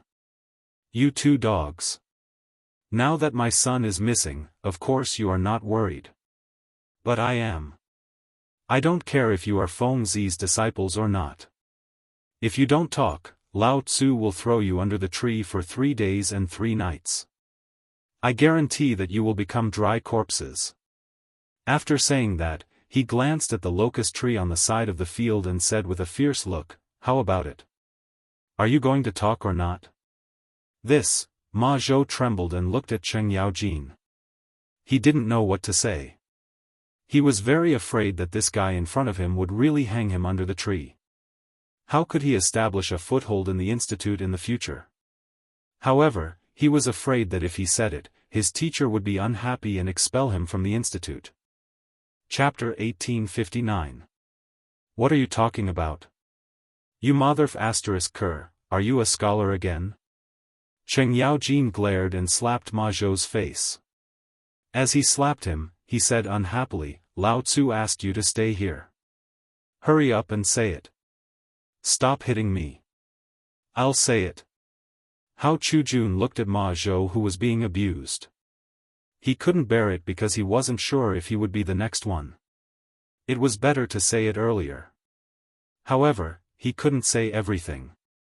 He decided to leave out half of it. You want to say it? Cheng Yaojin glanced at Hao Chujun and was delighted.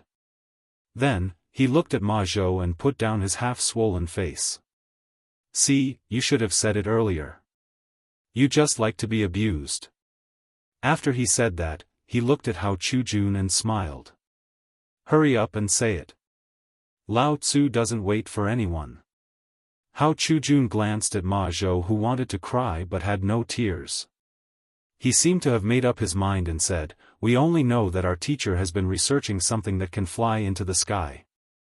These few days, Tainyo and the others have been helping our teacher. Then, he disappeared. We don't know what happened to him. We don't dare to ask about our teacher. After he said that, he glanced at Ma Zhou as if to say, look, what did I say? Ma Zhou gave him a look of disdain. Something that can fly into the sky? Cheng Yaojin raised his head and glanced at the sky. He was a little confused. What could fly into the sky? Was this AF asterisk king dream? He didn't believe it. He turned and stared at Hao Chujun. Are you F asterisk king lying to Lao Tzu? What can fly into the sky? Unless it's that jinx. How would we dare to lie to you? Look, Ma Zhou has been beaten up to this state. I wouldn't dare to lie to you even if I had 8 guts. Hao Chujun looked troubled. He said it as if he was more wrong than Ma Zhou. Cheng Yaojin nodded. He also believed that this guy wouldn't dare to lie to him. However, this was a little unbelievable. Something that could fly into the sky. What kind of F asterisk king genius could do this? However, the jinx in the sky was also something that could fly into the sky. It was hard to say. Ah, a jinx. Could the thing that Feng Zi created be related to the thing in the sky? If this was true, then it would be terrible. Right now, the entire country thought that it was the vengeful spirit of the Black Marital School. If Feng Zi and Tainyo were up there, would they be in any danger? Thinking of this, he was a little uneasy. He turned around and walked towards the entrance of the research institute. He had to go back and report to Her Majesty about such an important matter. Don't go. Untie us. Wait. Hao Chujun and Ma Zhou's screams came from behind him, but it did not affect his determination to return to the palace. Cheng Yaojin quickly walked out of the research institute, jumped onto the back of a horse, and galloped in the direction of the palace. Now that his son was in danger, all the more he couldn't slack off. If the two of them fell from the sky, then the Cheng family's bloodline would end. With that thought in mind, he whipped his horse and arrived at the palace in no time. Within the imperial study, Li Shimin was sitting on the dragon throne, thinking about what to do next. Now that the commoners had been pacified, the punishment had already been announced, and it would probably cause another storm. What should he do then? This was giving him a headache. Just as he was worrying, there was a rush of footsteps outside the door. Your Majesty, something has happened. Cheng Yaojin began to shout as soon as he stepped into the imperial study. What happened? Li Shimin slowly raised his head, looking listless. For him, there was nothing worse now. After all, he had already prepared to announce his punishment. Could there be anything worse than this? The thing in the sky was made by Feng Zi. Cheng Yaojin quickly stepped forward with a face full of impatience. What? Li Shimin suddenly stood up and widened his eyes. What did you just say? Say it again. Your Majesty, the thing in the sky was made by Feng Zi. He is now in the sky, and even my son is there. Cheng Yaojin looked embarrassed and said in a wrong tone. What the hell is going on? Li Shimin frowned, his hands trembling. How did you know? He still found it hard to believe because he didn't dare to believe that people could go up to the sky, and more than one person. He also didn't know why Feng Zi made this thing. Your Majesty, I heard it from his disciple. It is all true. Cheng Yaojin had a long face, as if something had happened to his son. He had always treated his son like a treasure, and now that something like this had happened, he was actually more anxious than anyone else. How could this be? What does Feng Zi want to do? Li Shimin seemed to have lost all his strength as he sat on the dragon throne. He had always thought that the thing in the sky was the vengeful spirit of the Xuanwu Gate, but now he was being told that it was man-made? He really couldn't accept it. Moreover, the punishment had been announced, the water and land assembly, and the sacrificial ceremony had already begun. To say this now was simply a blow. These things had already begun to be prepared, and it was impossible to take them back. If he had known about this earlier, he might have had a chance to salvage everything. Now, there was no chance at all. Chapter 1860. But there were both good and bad things. Since there were no vengeful spirits in the sky, he was no longer so worried. He let out a long sigh and glanced at Cheng Yaojin. Do you know what Feng Zi wants to do with all this? Your Majesty, this lowly subject also does not know. I only heard from his disciple that he wants to do some research. Cheng Yaojin spread out his hands. He was also very helpless. Not only had his son been kidnapped, he had also worked for nothing. Since you don't know, then forget it. Li Shimin helplessly replied. Then he seemed to think of something and hurriedly said, immediately send someone to find Yuqi Gong and see where Feng Zi is preparing to go. Also, inform Li Jing and have him lead an army to investigate. Yes, Your Majesty. Cheng Yaojin nodded and walked out the door. He needed to find Feng Zi's tracks as quickly as possible. Even if His Majesty had not given the order, he still needed to do this. This was both for Feng Zi and for his son. The palace did not stop him, so he quickly walked out of Vermilion Bird Gate. Leaping onto his horse, he charged toward the Duke of Yi estate. Out of the way. Everyone in front, out of the way. Cheng Yaojin waved the whip in his hand as he constantly shouted. When the people on the street saw the large horse charging over, they hurriedly got out of the way. They were all commoners, so they did not dare to bump into the horse of an official. A few moments later, Cheng Yaojin arrived at the Duke of Yi estate. Leaping off his horse, he walked toward the estate. The guards at the gate basically all recognized him and did not dare to stop him. Cheng Yaojin arrived at the empty hall and began to shout, "Big old black, big old black. Who is it? Who dares to curse Lao Tzu? Yuchi Gong walked out of the side hall, his eyes wide open.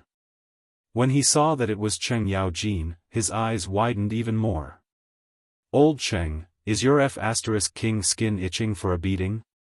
Instead of staying at home, you've come to my place to make a fuss. Are you seeking death? Big old black, I don't have time to joke with you. Cheng Yaojin hurriedly stepped forward and said with a serious face, the thing in the sky was made by Feng Zi. Now His Majesty wants us to find him. Hurry up and bring the troops and horses with me. With that, he grabbed Yuchi Gong and was about to pull him out of the door. Wait a moment. Yuchi Gong shook off Cheng Yaojin and asked in surprise, what did you just say? That thing in the sky was made by Feng Zi? Are you King still asleep? He found it hard to believe that humans could ascend to the heavens. Wasn't he just bragging? Moreover, this old man often made all kinds of jokes with him. 9 out of 10 of his words could not be trusted. Lao Tzu didn't lie to you. Cheng Yaojin pulled a long face and said with a serious face, Big old black, Lao Tzu knows that you don't want to believe it, but this is the truth. His Majesty has already ordered us to find Feng Zi with Li Jing. Yuchi Gong looked at Cheng Yaojin's expression. It didn't seem to be fake, but he still had doubts in his heart. Humans ascended to the heavens? This was a little too unbelievable. If you want Lao Tzu to go with you, then swear an oath first. He put his hands on his hips and smiled maliciously. This old man was used to lying. If he was willing to swear, then it was true. You bastard. Cheng Yaojin cursed silently and rolled his eyes at Yuchi Gong. However, he still swore unwillingly.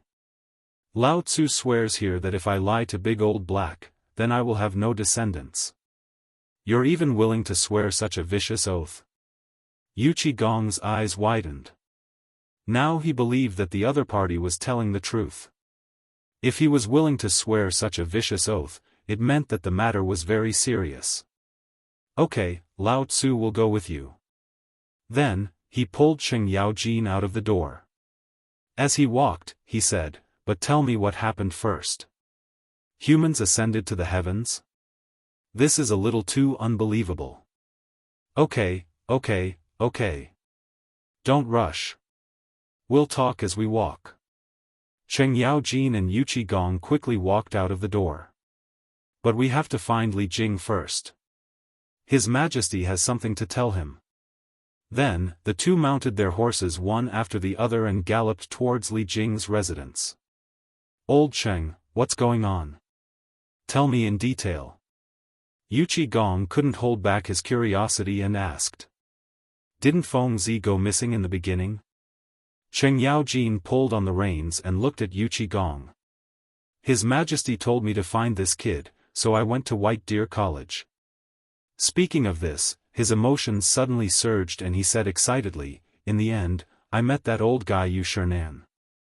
Originally, Lao Tzu was kind and polite. He wanted to ask about Feng Zi's whereabouts, but that old guy came up and scolded him. If it weren't for Lao Tzu's age, he would have beaten him up on the spot. Then you didn't beat him up, right? Yuchi Gong asked subconsciously. He knew of Yu Shernan's influence. Not many people in the imperial court dared to offend him. If old Cheng dared to beat up Yu Shernan, a lawsuit would be enough to make him suffer. Is Lao Tzu that kind of person? Cheng Yaojin pursed his lips, clearly unconvinced. He thought to himself, how could I, old Cheng, do something like digging my own grave? However, his mouth was still unforgiving. Although that old guy said a few words to Lao Tzu, I'm not the kind of person who would casually beat people up. Chapter 1861. Yuchi Gong's mouth twitched, as if to say, aren't you the kind of person who beats people up? How many people have you beaten up? However, he didn't want to argue with him, so he continued to ask, what happened after that? How did Feng Zi get into the sky? After that, Cheng Yaojin glanced in the direction of Shao Mountain, and a smug look flashed across his eyes. I met a student from the academy, and he told me that Feng Zi went to the research institute. Lao Tzu went all the way to the research institute to take a look. Guess what? What? You saw Feng Zi fly into the sky? Yu Qigong widened his eyes and looked at Cheng Yaojin curiously. That's not it. Cheng Yaojin smiled awkwardly, but he quickly covered it up and smiled. Lao Tzu saw Feng Zi's 2 students fiddling with the things in the sky. Damn, Lao Tzu thought you were going to say something. Yu Qigong waved his hand disdainfully. He thought there would be some good news, but this guy was talking nonsense. Why are you in such a hurry? Let's listen to Lao Tzu first. Cheng Yaojin rolled his eyes at Yu Qigong and said angrily, at first, those 2 students didn't want to say where Feng Zi went. Lao Tzu saw that they were acting weird, so he taught them a lesson. Only then did those 2 guys say that Feng Zi was researching flying things. How was it? Lao Tzu did well, right? He raised his eyebrows and looked proud, as if to say, look at how good Lao Tzu is. However, Yu Qigong ignored all of this and sneered. How was it? How embarrassing. You beat up 2 weak students, and you still have the nerve to show off in front of Lao Tzu. Lao Tzu was trying to find out where Feng Zi was. Cheng Yaojin widened his eyes and looked unconvinced. Lao Tzu's Tainyo and Feng Zi disappeared together. How can Lao Tzu not be worried? Iron Bull is gone too? Yu Qigong frowned as a bad premonition struck him.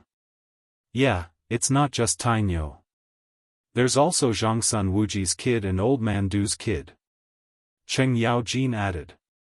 So many people have disappeared? Yu Qigong muttered to himself. He didn't expect so many people to disappear. It seemed like things weren't as simple as they seemed. With that, he whipped his horse and galloped forward. A hurried voice came from the original spot, Old Cheng, run faster. Wait for me, Big Blackie. Cheng Yaojin urged the horse's belly and hurriedly followed. The 2 of them dashed through the streets and soon arrived at Li Jing's residence. Yu Qigong dismounted from his horse and rushed straight into the mansion. Behind him, he could hear Cheng Yaojin's shouts. Big Blackie, wait for Lao Tzu. However, Yu Qigong acted as if he didn't hear him. He walked wholeheartedly towards Li Jing's residence. As soon as he entered, he began to shout, Medicine Master Li, where did he die?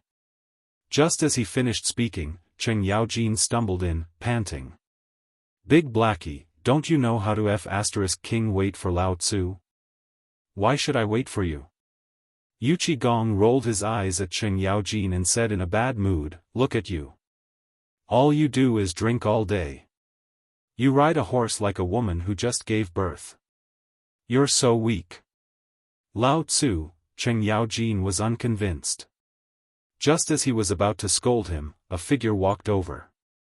Upon closer inspection, he saw that it was Li Jing. He had no choice but to suppress his anger. He threw Yu Qigong aside and walked towards Li Jing. Medicine Master, we've been looking for you for a long time. Come with us. There's something important. With that, he grabbed Li Jing's right hand and prepared to leave. Thinking of this, Li Jing threw him aside and said unhappily, if you have something to say, say it. Don't drag me around. He didn't have a good impression of the 2 in front of him. They were both big and burly. The moment they came in, they shouted. If they weren't officials of the same court, he would have thrown them out. He. Cheng Yaojin smiled awkwardly. He wanted to get angry, but when he thought of His Majesty's decree, he suppressed his anger. He rubbed his wrist and said, Medicine Master, His Majesty just ordered you to track Feng Zi. That's why we came to find you. We'll move together. Why track Feng Zi? Isn't he at White Deer College? Li Jing didn't doubt Cheng Yaojin's words. He knew that although Cheng Yaojin was bold, he wouldn't dare to fake an imperial decree. However, he didn't understand. Why track Zhang Feng? Was His Majesty going to put Zhang Feng under house arrest? Was that why he wanted him to track him? You still don't know, right? Feng Zi is missing. Cheng Yaojin looked at Li Jing. He thought that Li Jing knew, but it seemed like that wasn't the case. What? Feng Zi is missing? Li Jing was shocked. He grabbed Cheng Yaojin and asked anxiously, "What is going on?" "Don't be anxious. Listen to me first." Cheng Yaojin pushed Li Jing's right hand away and said solemnly, "I just received the news today. His Majesty told me that Feng Zi was missing. Later on, I went to look for him and found out that the thing in the sky was created by Feng Zi. Later on, His Majesty asked you and Big Black to track down Feng Zi's traces, which is the thing in the sky. You're saying that the thing in the sky was created by Feng Zi?" Chapter 1862. Lord Li Jing's eyes widened in disbelief. "That's right, and he's already in the sky." Cheng Yaojin nodded and looked at the sky. "Even my iron bull has gone up. Why are you only telling me such an important thing now?" Lord Li Jing frowned, clearly unhappy. With that, he glanced at the sky and turned to walk out of the residence.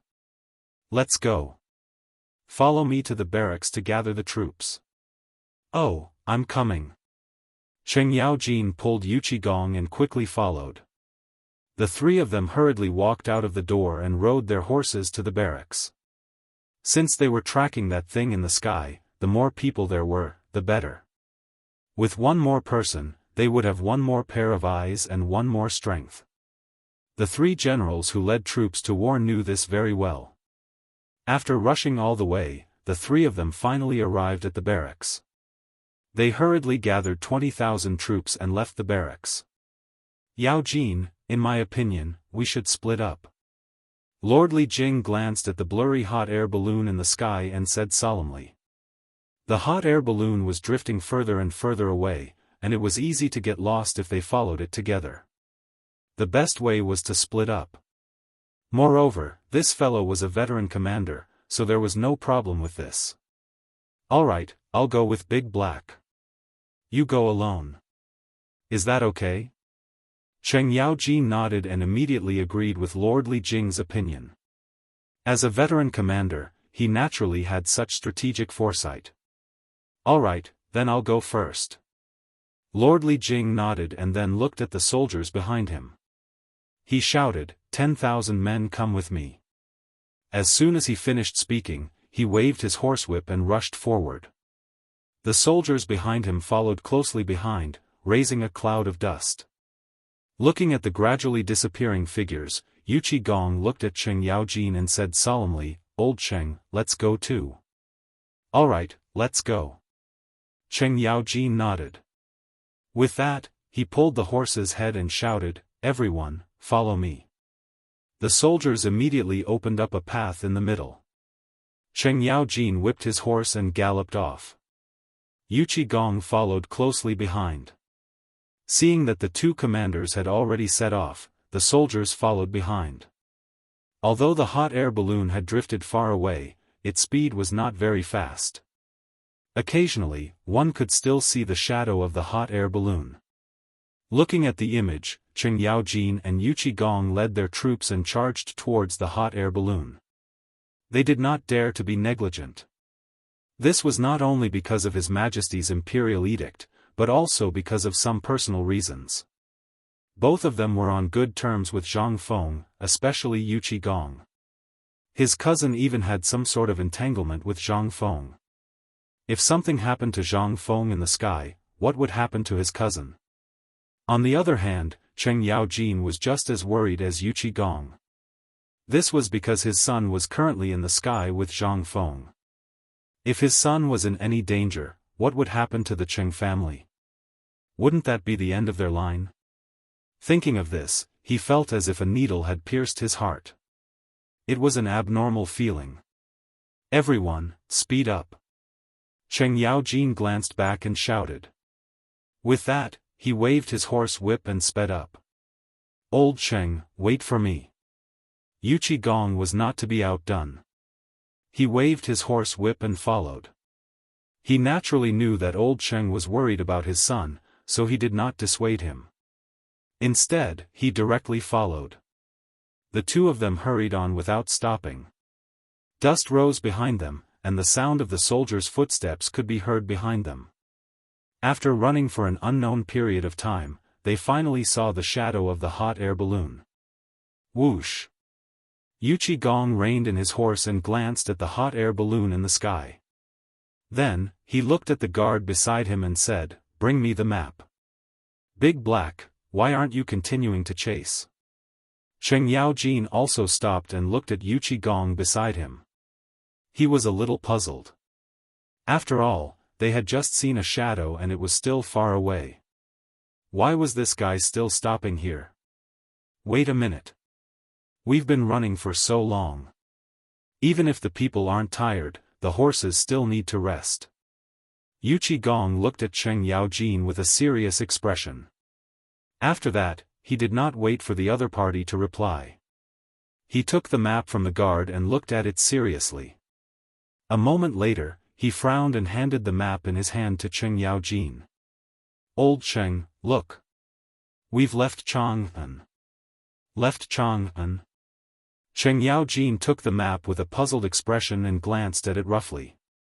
As expected, it's just that Fengzi is still floating ahead. Look in the direction Fengzi is floating in. That's it? Yuchi Gong pointed in the direction of the hot air balloon with a solemn expression. Cheng Yaojin looked in the direction Yuchi Gong was pointing in. At first, he did not notice it. After looking for a while, he suddenly felt that something was wrong and exclaimed, "That's the direction of Shenzhou?" "That's right. I looked at the map just now. Fengzi is going in the direction of Shenzhou." Yuchi Gong took a deep breath and furrowed his brows as if he was worried about something. If it's really in the direction of Shenzhou, then we're in trouble. There are 200,000 Xiongnu soldiers stationed there. Cheng Yaojin looked ahead and widened his eyes. He had been to Shenzhou with Big Black before. Not only was it barren, but there were also Xiongnu soldiers stationed there. If Fengzi and Tainyo went there, it would be very dangerous. Chapter 1863. Thinking of this, he couldn't wait any longer. He said impatiently, "We can't rest anymore. We have to go to Shenzhou immediately and save them." With that, he prepared to whip his horse and gallop in the direction of Shenzhou. Unexpectedly, Yuchi Gong pulled him back.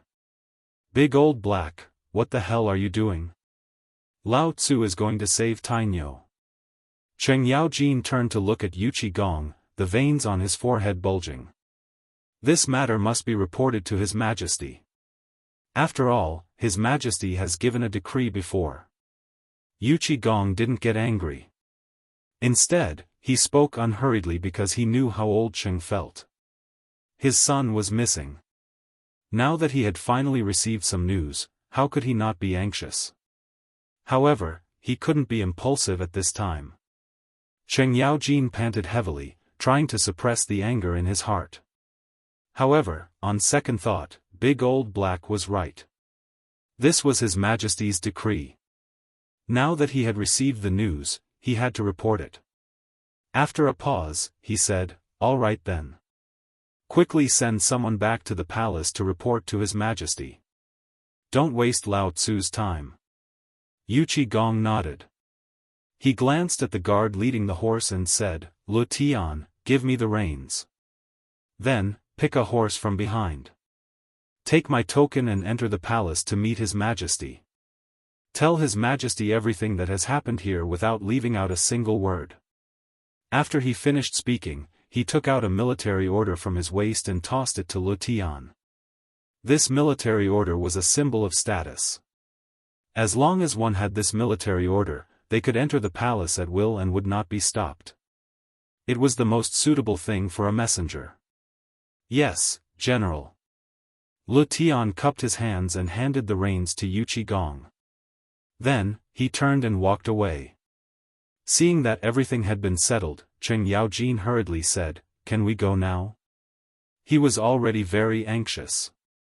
He knew that if he went a moment later, his son would be in more danger. He didn't dare to take such a risk.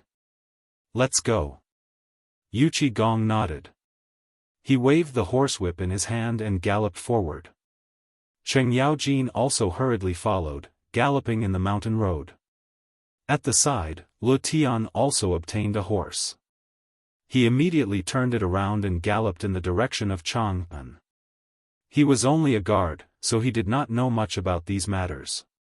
However, he could tell the severity of the situation from the general's expression. Therefore, he did not dare to be negligent.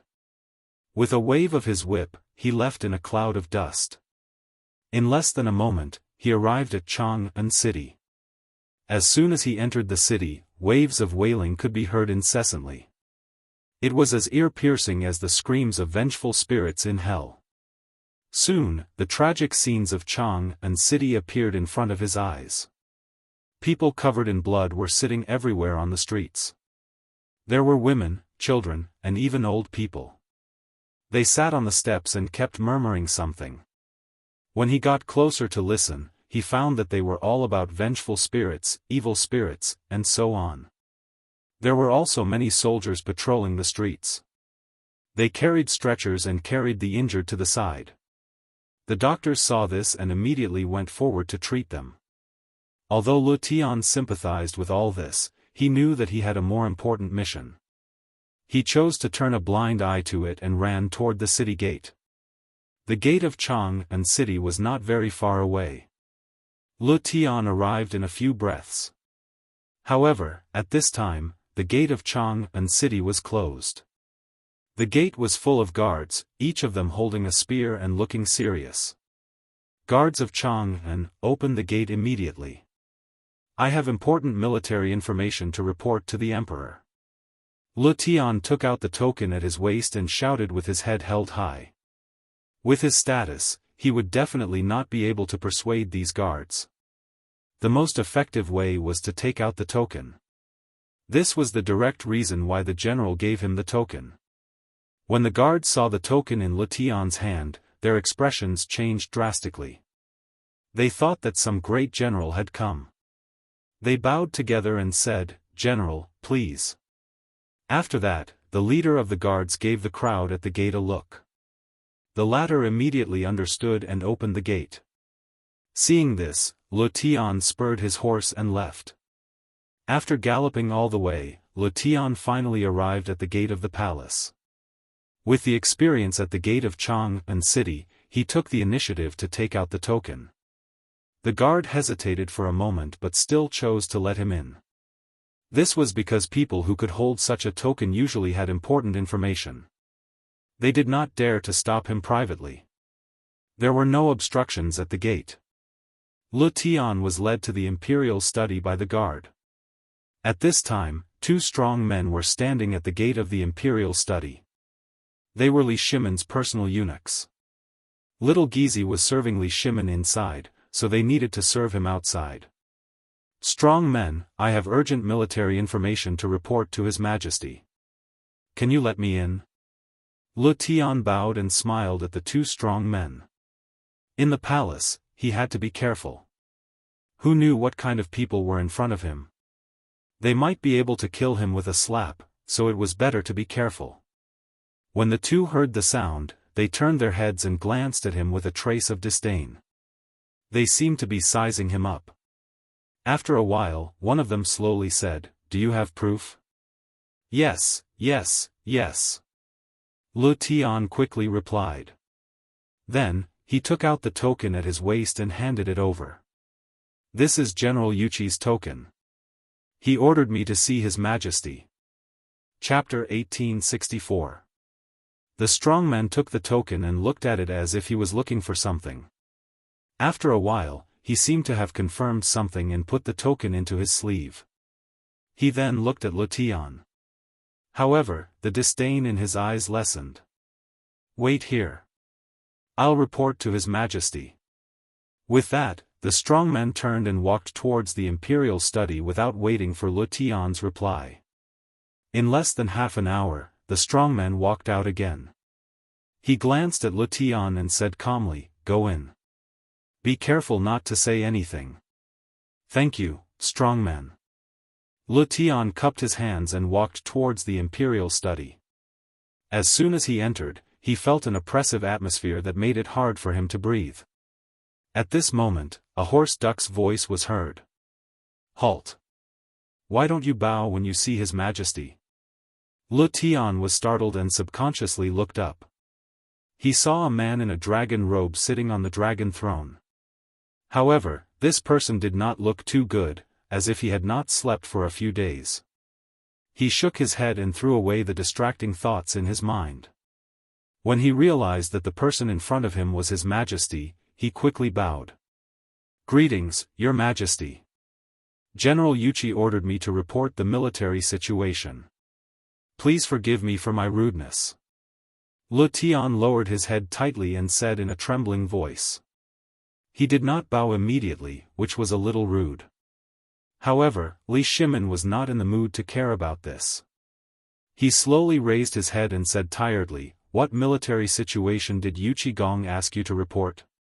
Hearing that His Majesty did not care about his rudeness, Lu Tian was delighted and blurted out, "Your Majesty, General Yuchi and General Cheng followed Your Majesty's imperial edict to track that thing in the sky. They have been rushing all the way and have already left Chang'an. General Yuchi has a premonition that the thing in the sky is heading towards Shenzhou." What? Li Shimin stood up from the dragon throne and widened his eyes. What did you just say? Say it again. Your Majesty, please forgive me. Lu Tian suddenly knelt on the ground. His face was a little pale.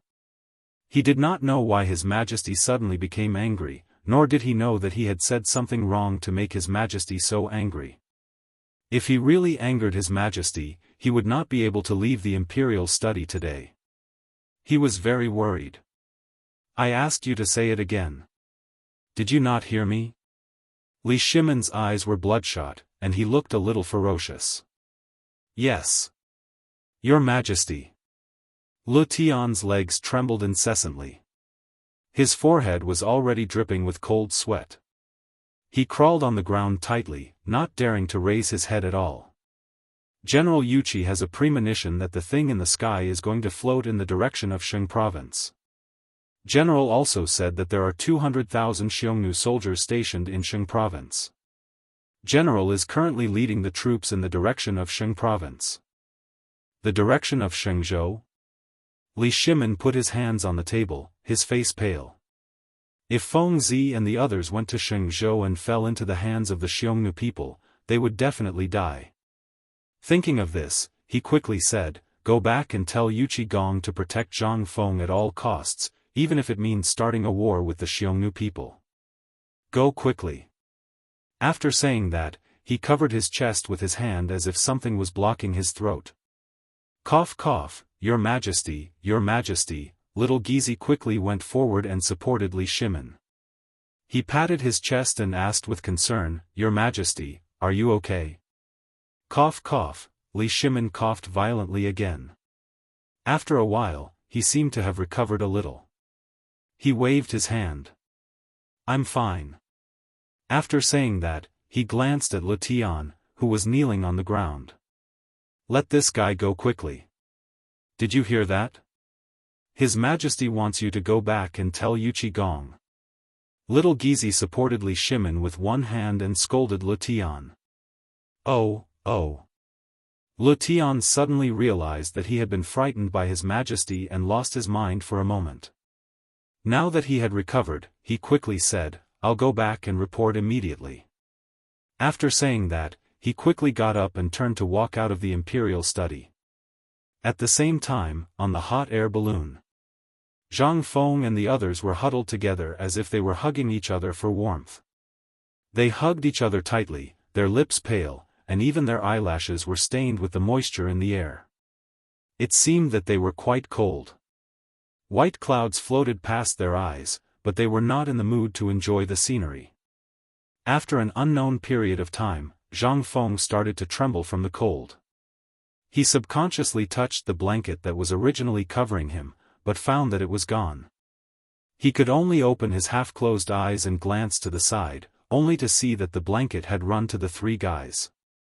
This angered him. Damn it, he was still cold, and they actually dared to take the blanket away.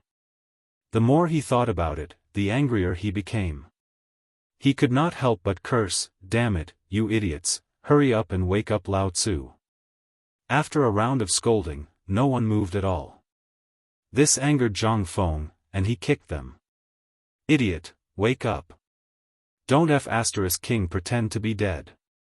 Violence was indeed the most direct way to solve problems. Under Zhang Feng's torture, everyone woke up one after another. The first to wake up was Cheng Chumo. He rubbed his sleepy eyes and was somewhat puzzled. "Feng Zi, I dreamed that someone kicked me. What do you think is going on?" Chapter 1865. "Yeah, I dreamt of it too. Not only did he kick me, but he also kept scolding me."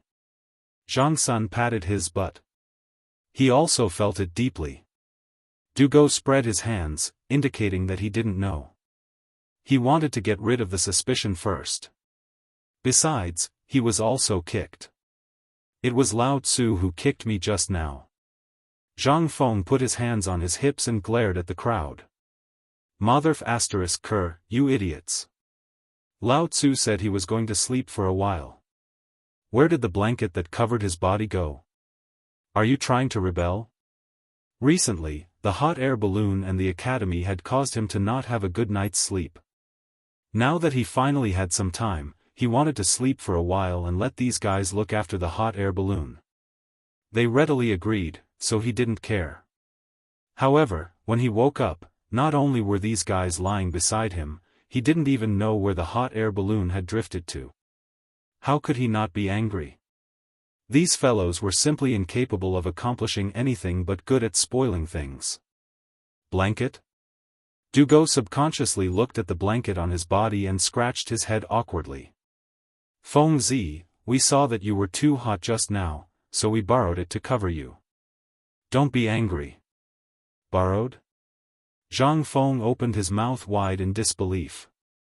He instantly had a new understanding of these guys. He fell asleep and took his things. This was called borrowing. Hearing these words, he was instantly furious. He pointed at the three's noses and scolded, "Are you motherf **, shameless? Is this called borrowing? This is called stealing. Lao Tzu was sleeping well, but you took away Lao Tzu's blanket. Now you're in the right. Do you believe that Lao Tzu will immediately deflate the hot air balloon? Will he drop all of you to death?" As he spoke, he held the iron wire and took out a lighter from his waist. He really did look like he was going to deflate the air. This scared the three of them. They quickly grabbed Zhang Feng's thighs and begged, "Feng Zi, don't be impulsive. If you let go, we'll all go see the King of Hell." "Yeah, Feng Zi, isn't it just a blanket? When we get back, I'll compensate you with 10, no, 100. I'll give you as many as you want. How about that? Feng Zi, please don't do this. This is one corpse and 4 lives." Zhang Feng naturally wouldn't do something like digging his own grave. He only said that to scare the three of them. Now that the three of them had given in, he naturally felt greatly relieved. He deliberately coughed twice and said, "Ahem, you guys are used to being dandy. You actually dared to steal from Lao Tzu. This time, I'll teach you a lesson. If you do it again, Lao Tzu will kill you." "Definitely not. Feng Zi, don't worry. If it happens again, we'll jump down ourselves." "Yeah, I won't." The three of them kept nodding and bowing, as obedient as they could be. Seeing this, Zhang Feng proudly glanced at everyone before putting away the fire starter in his hand with satisfaction.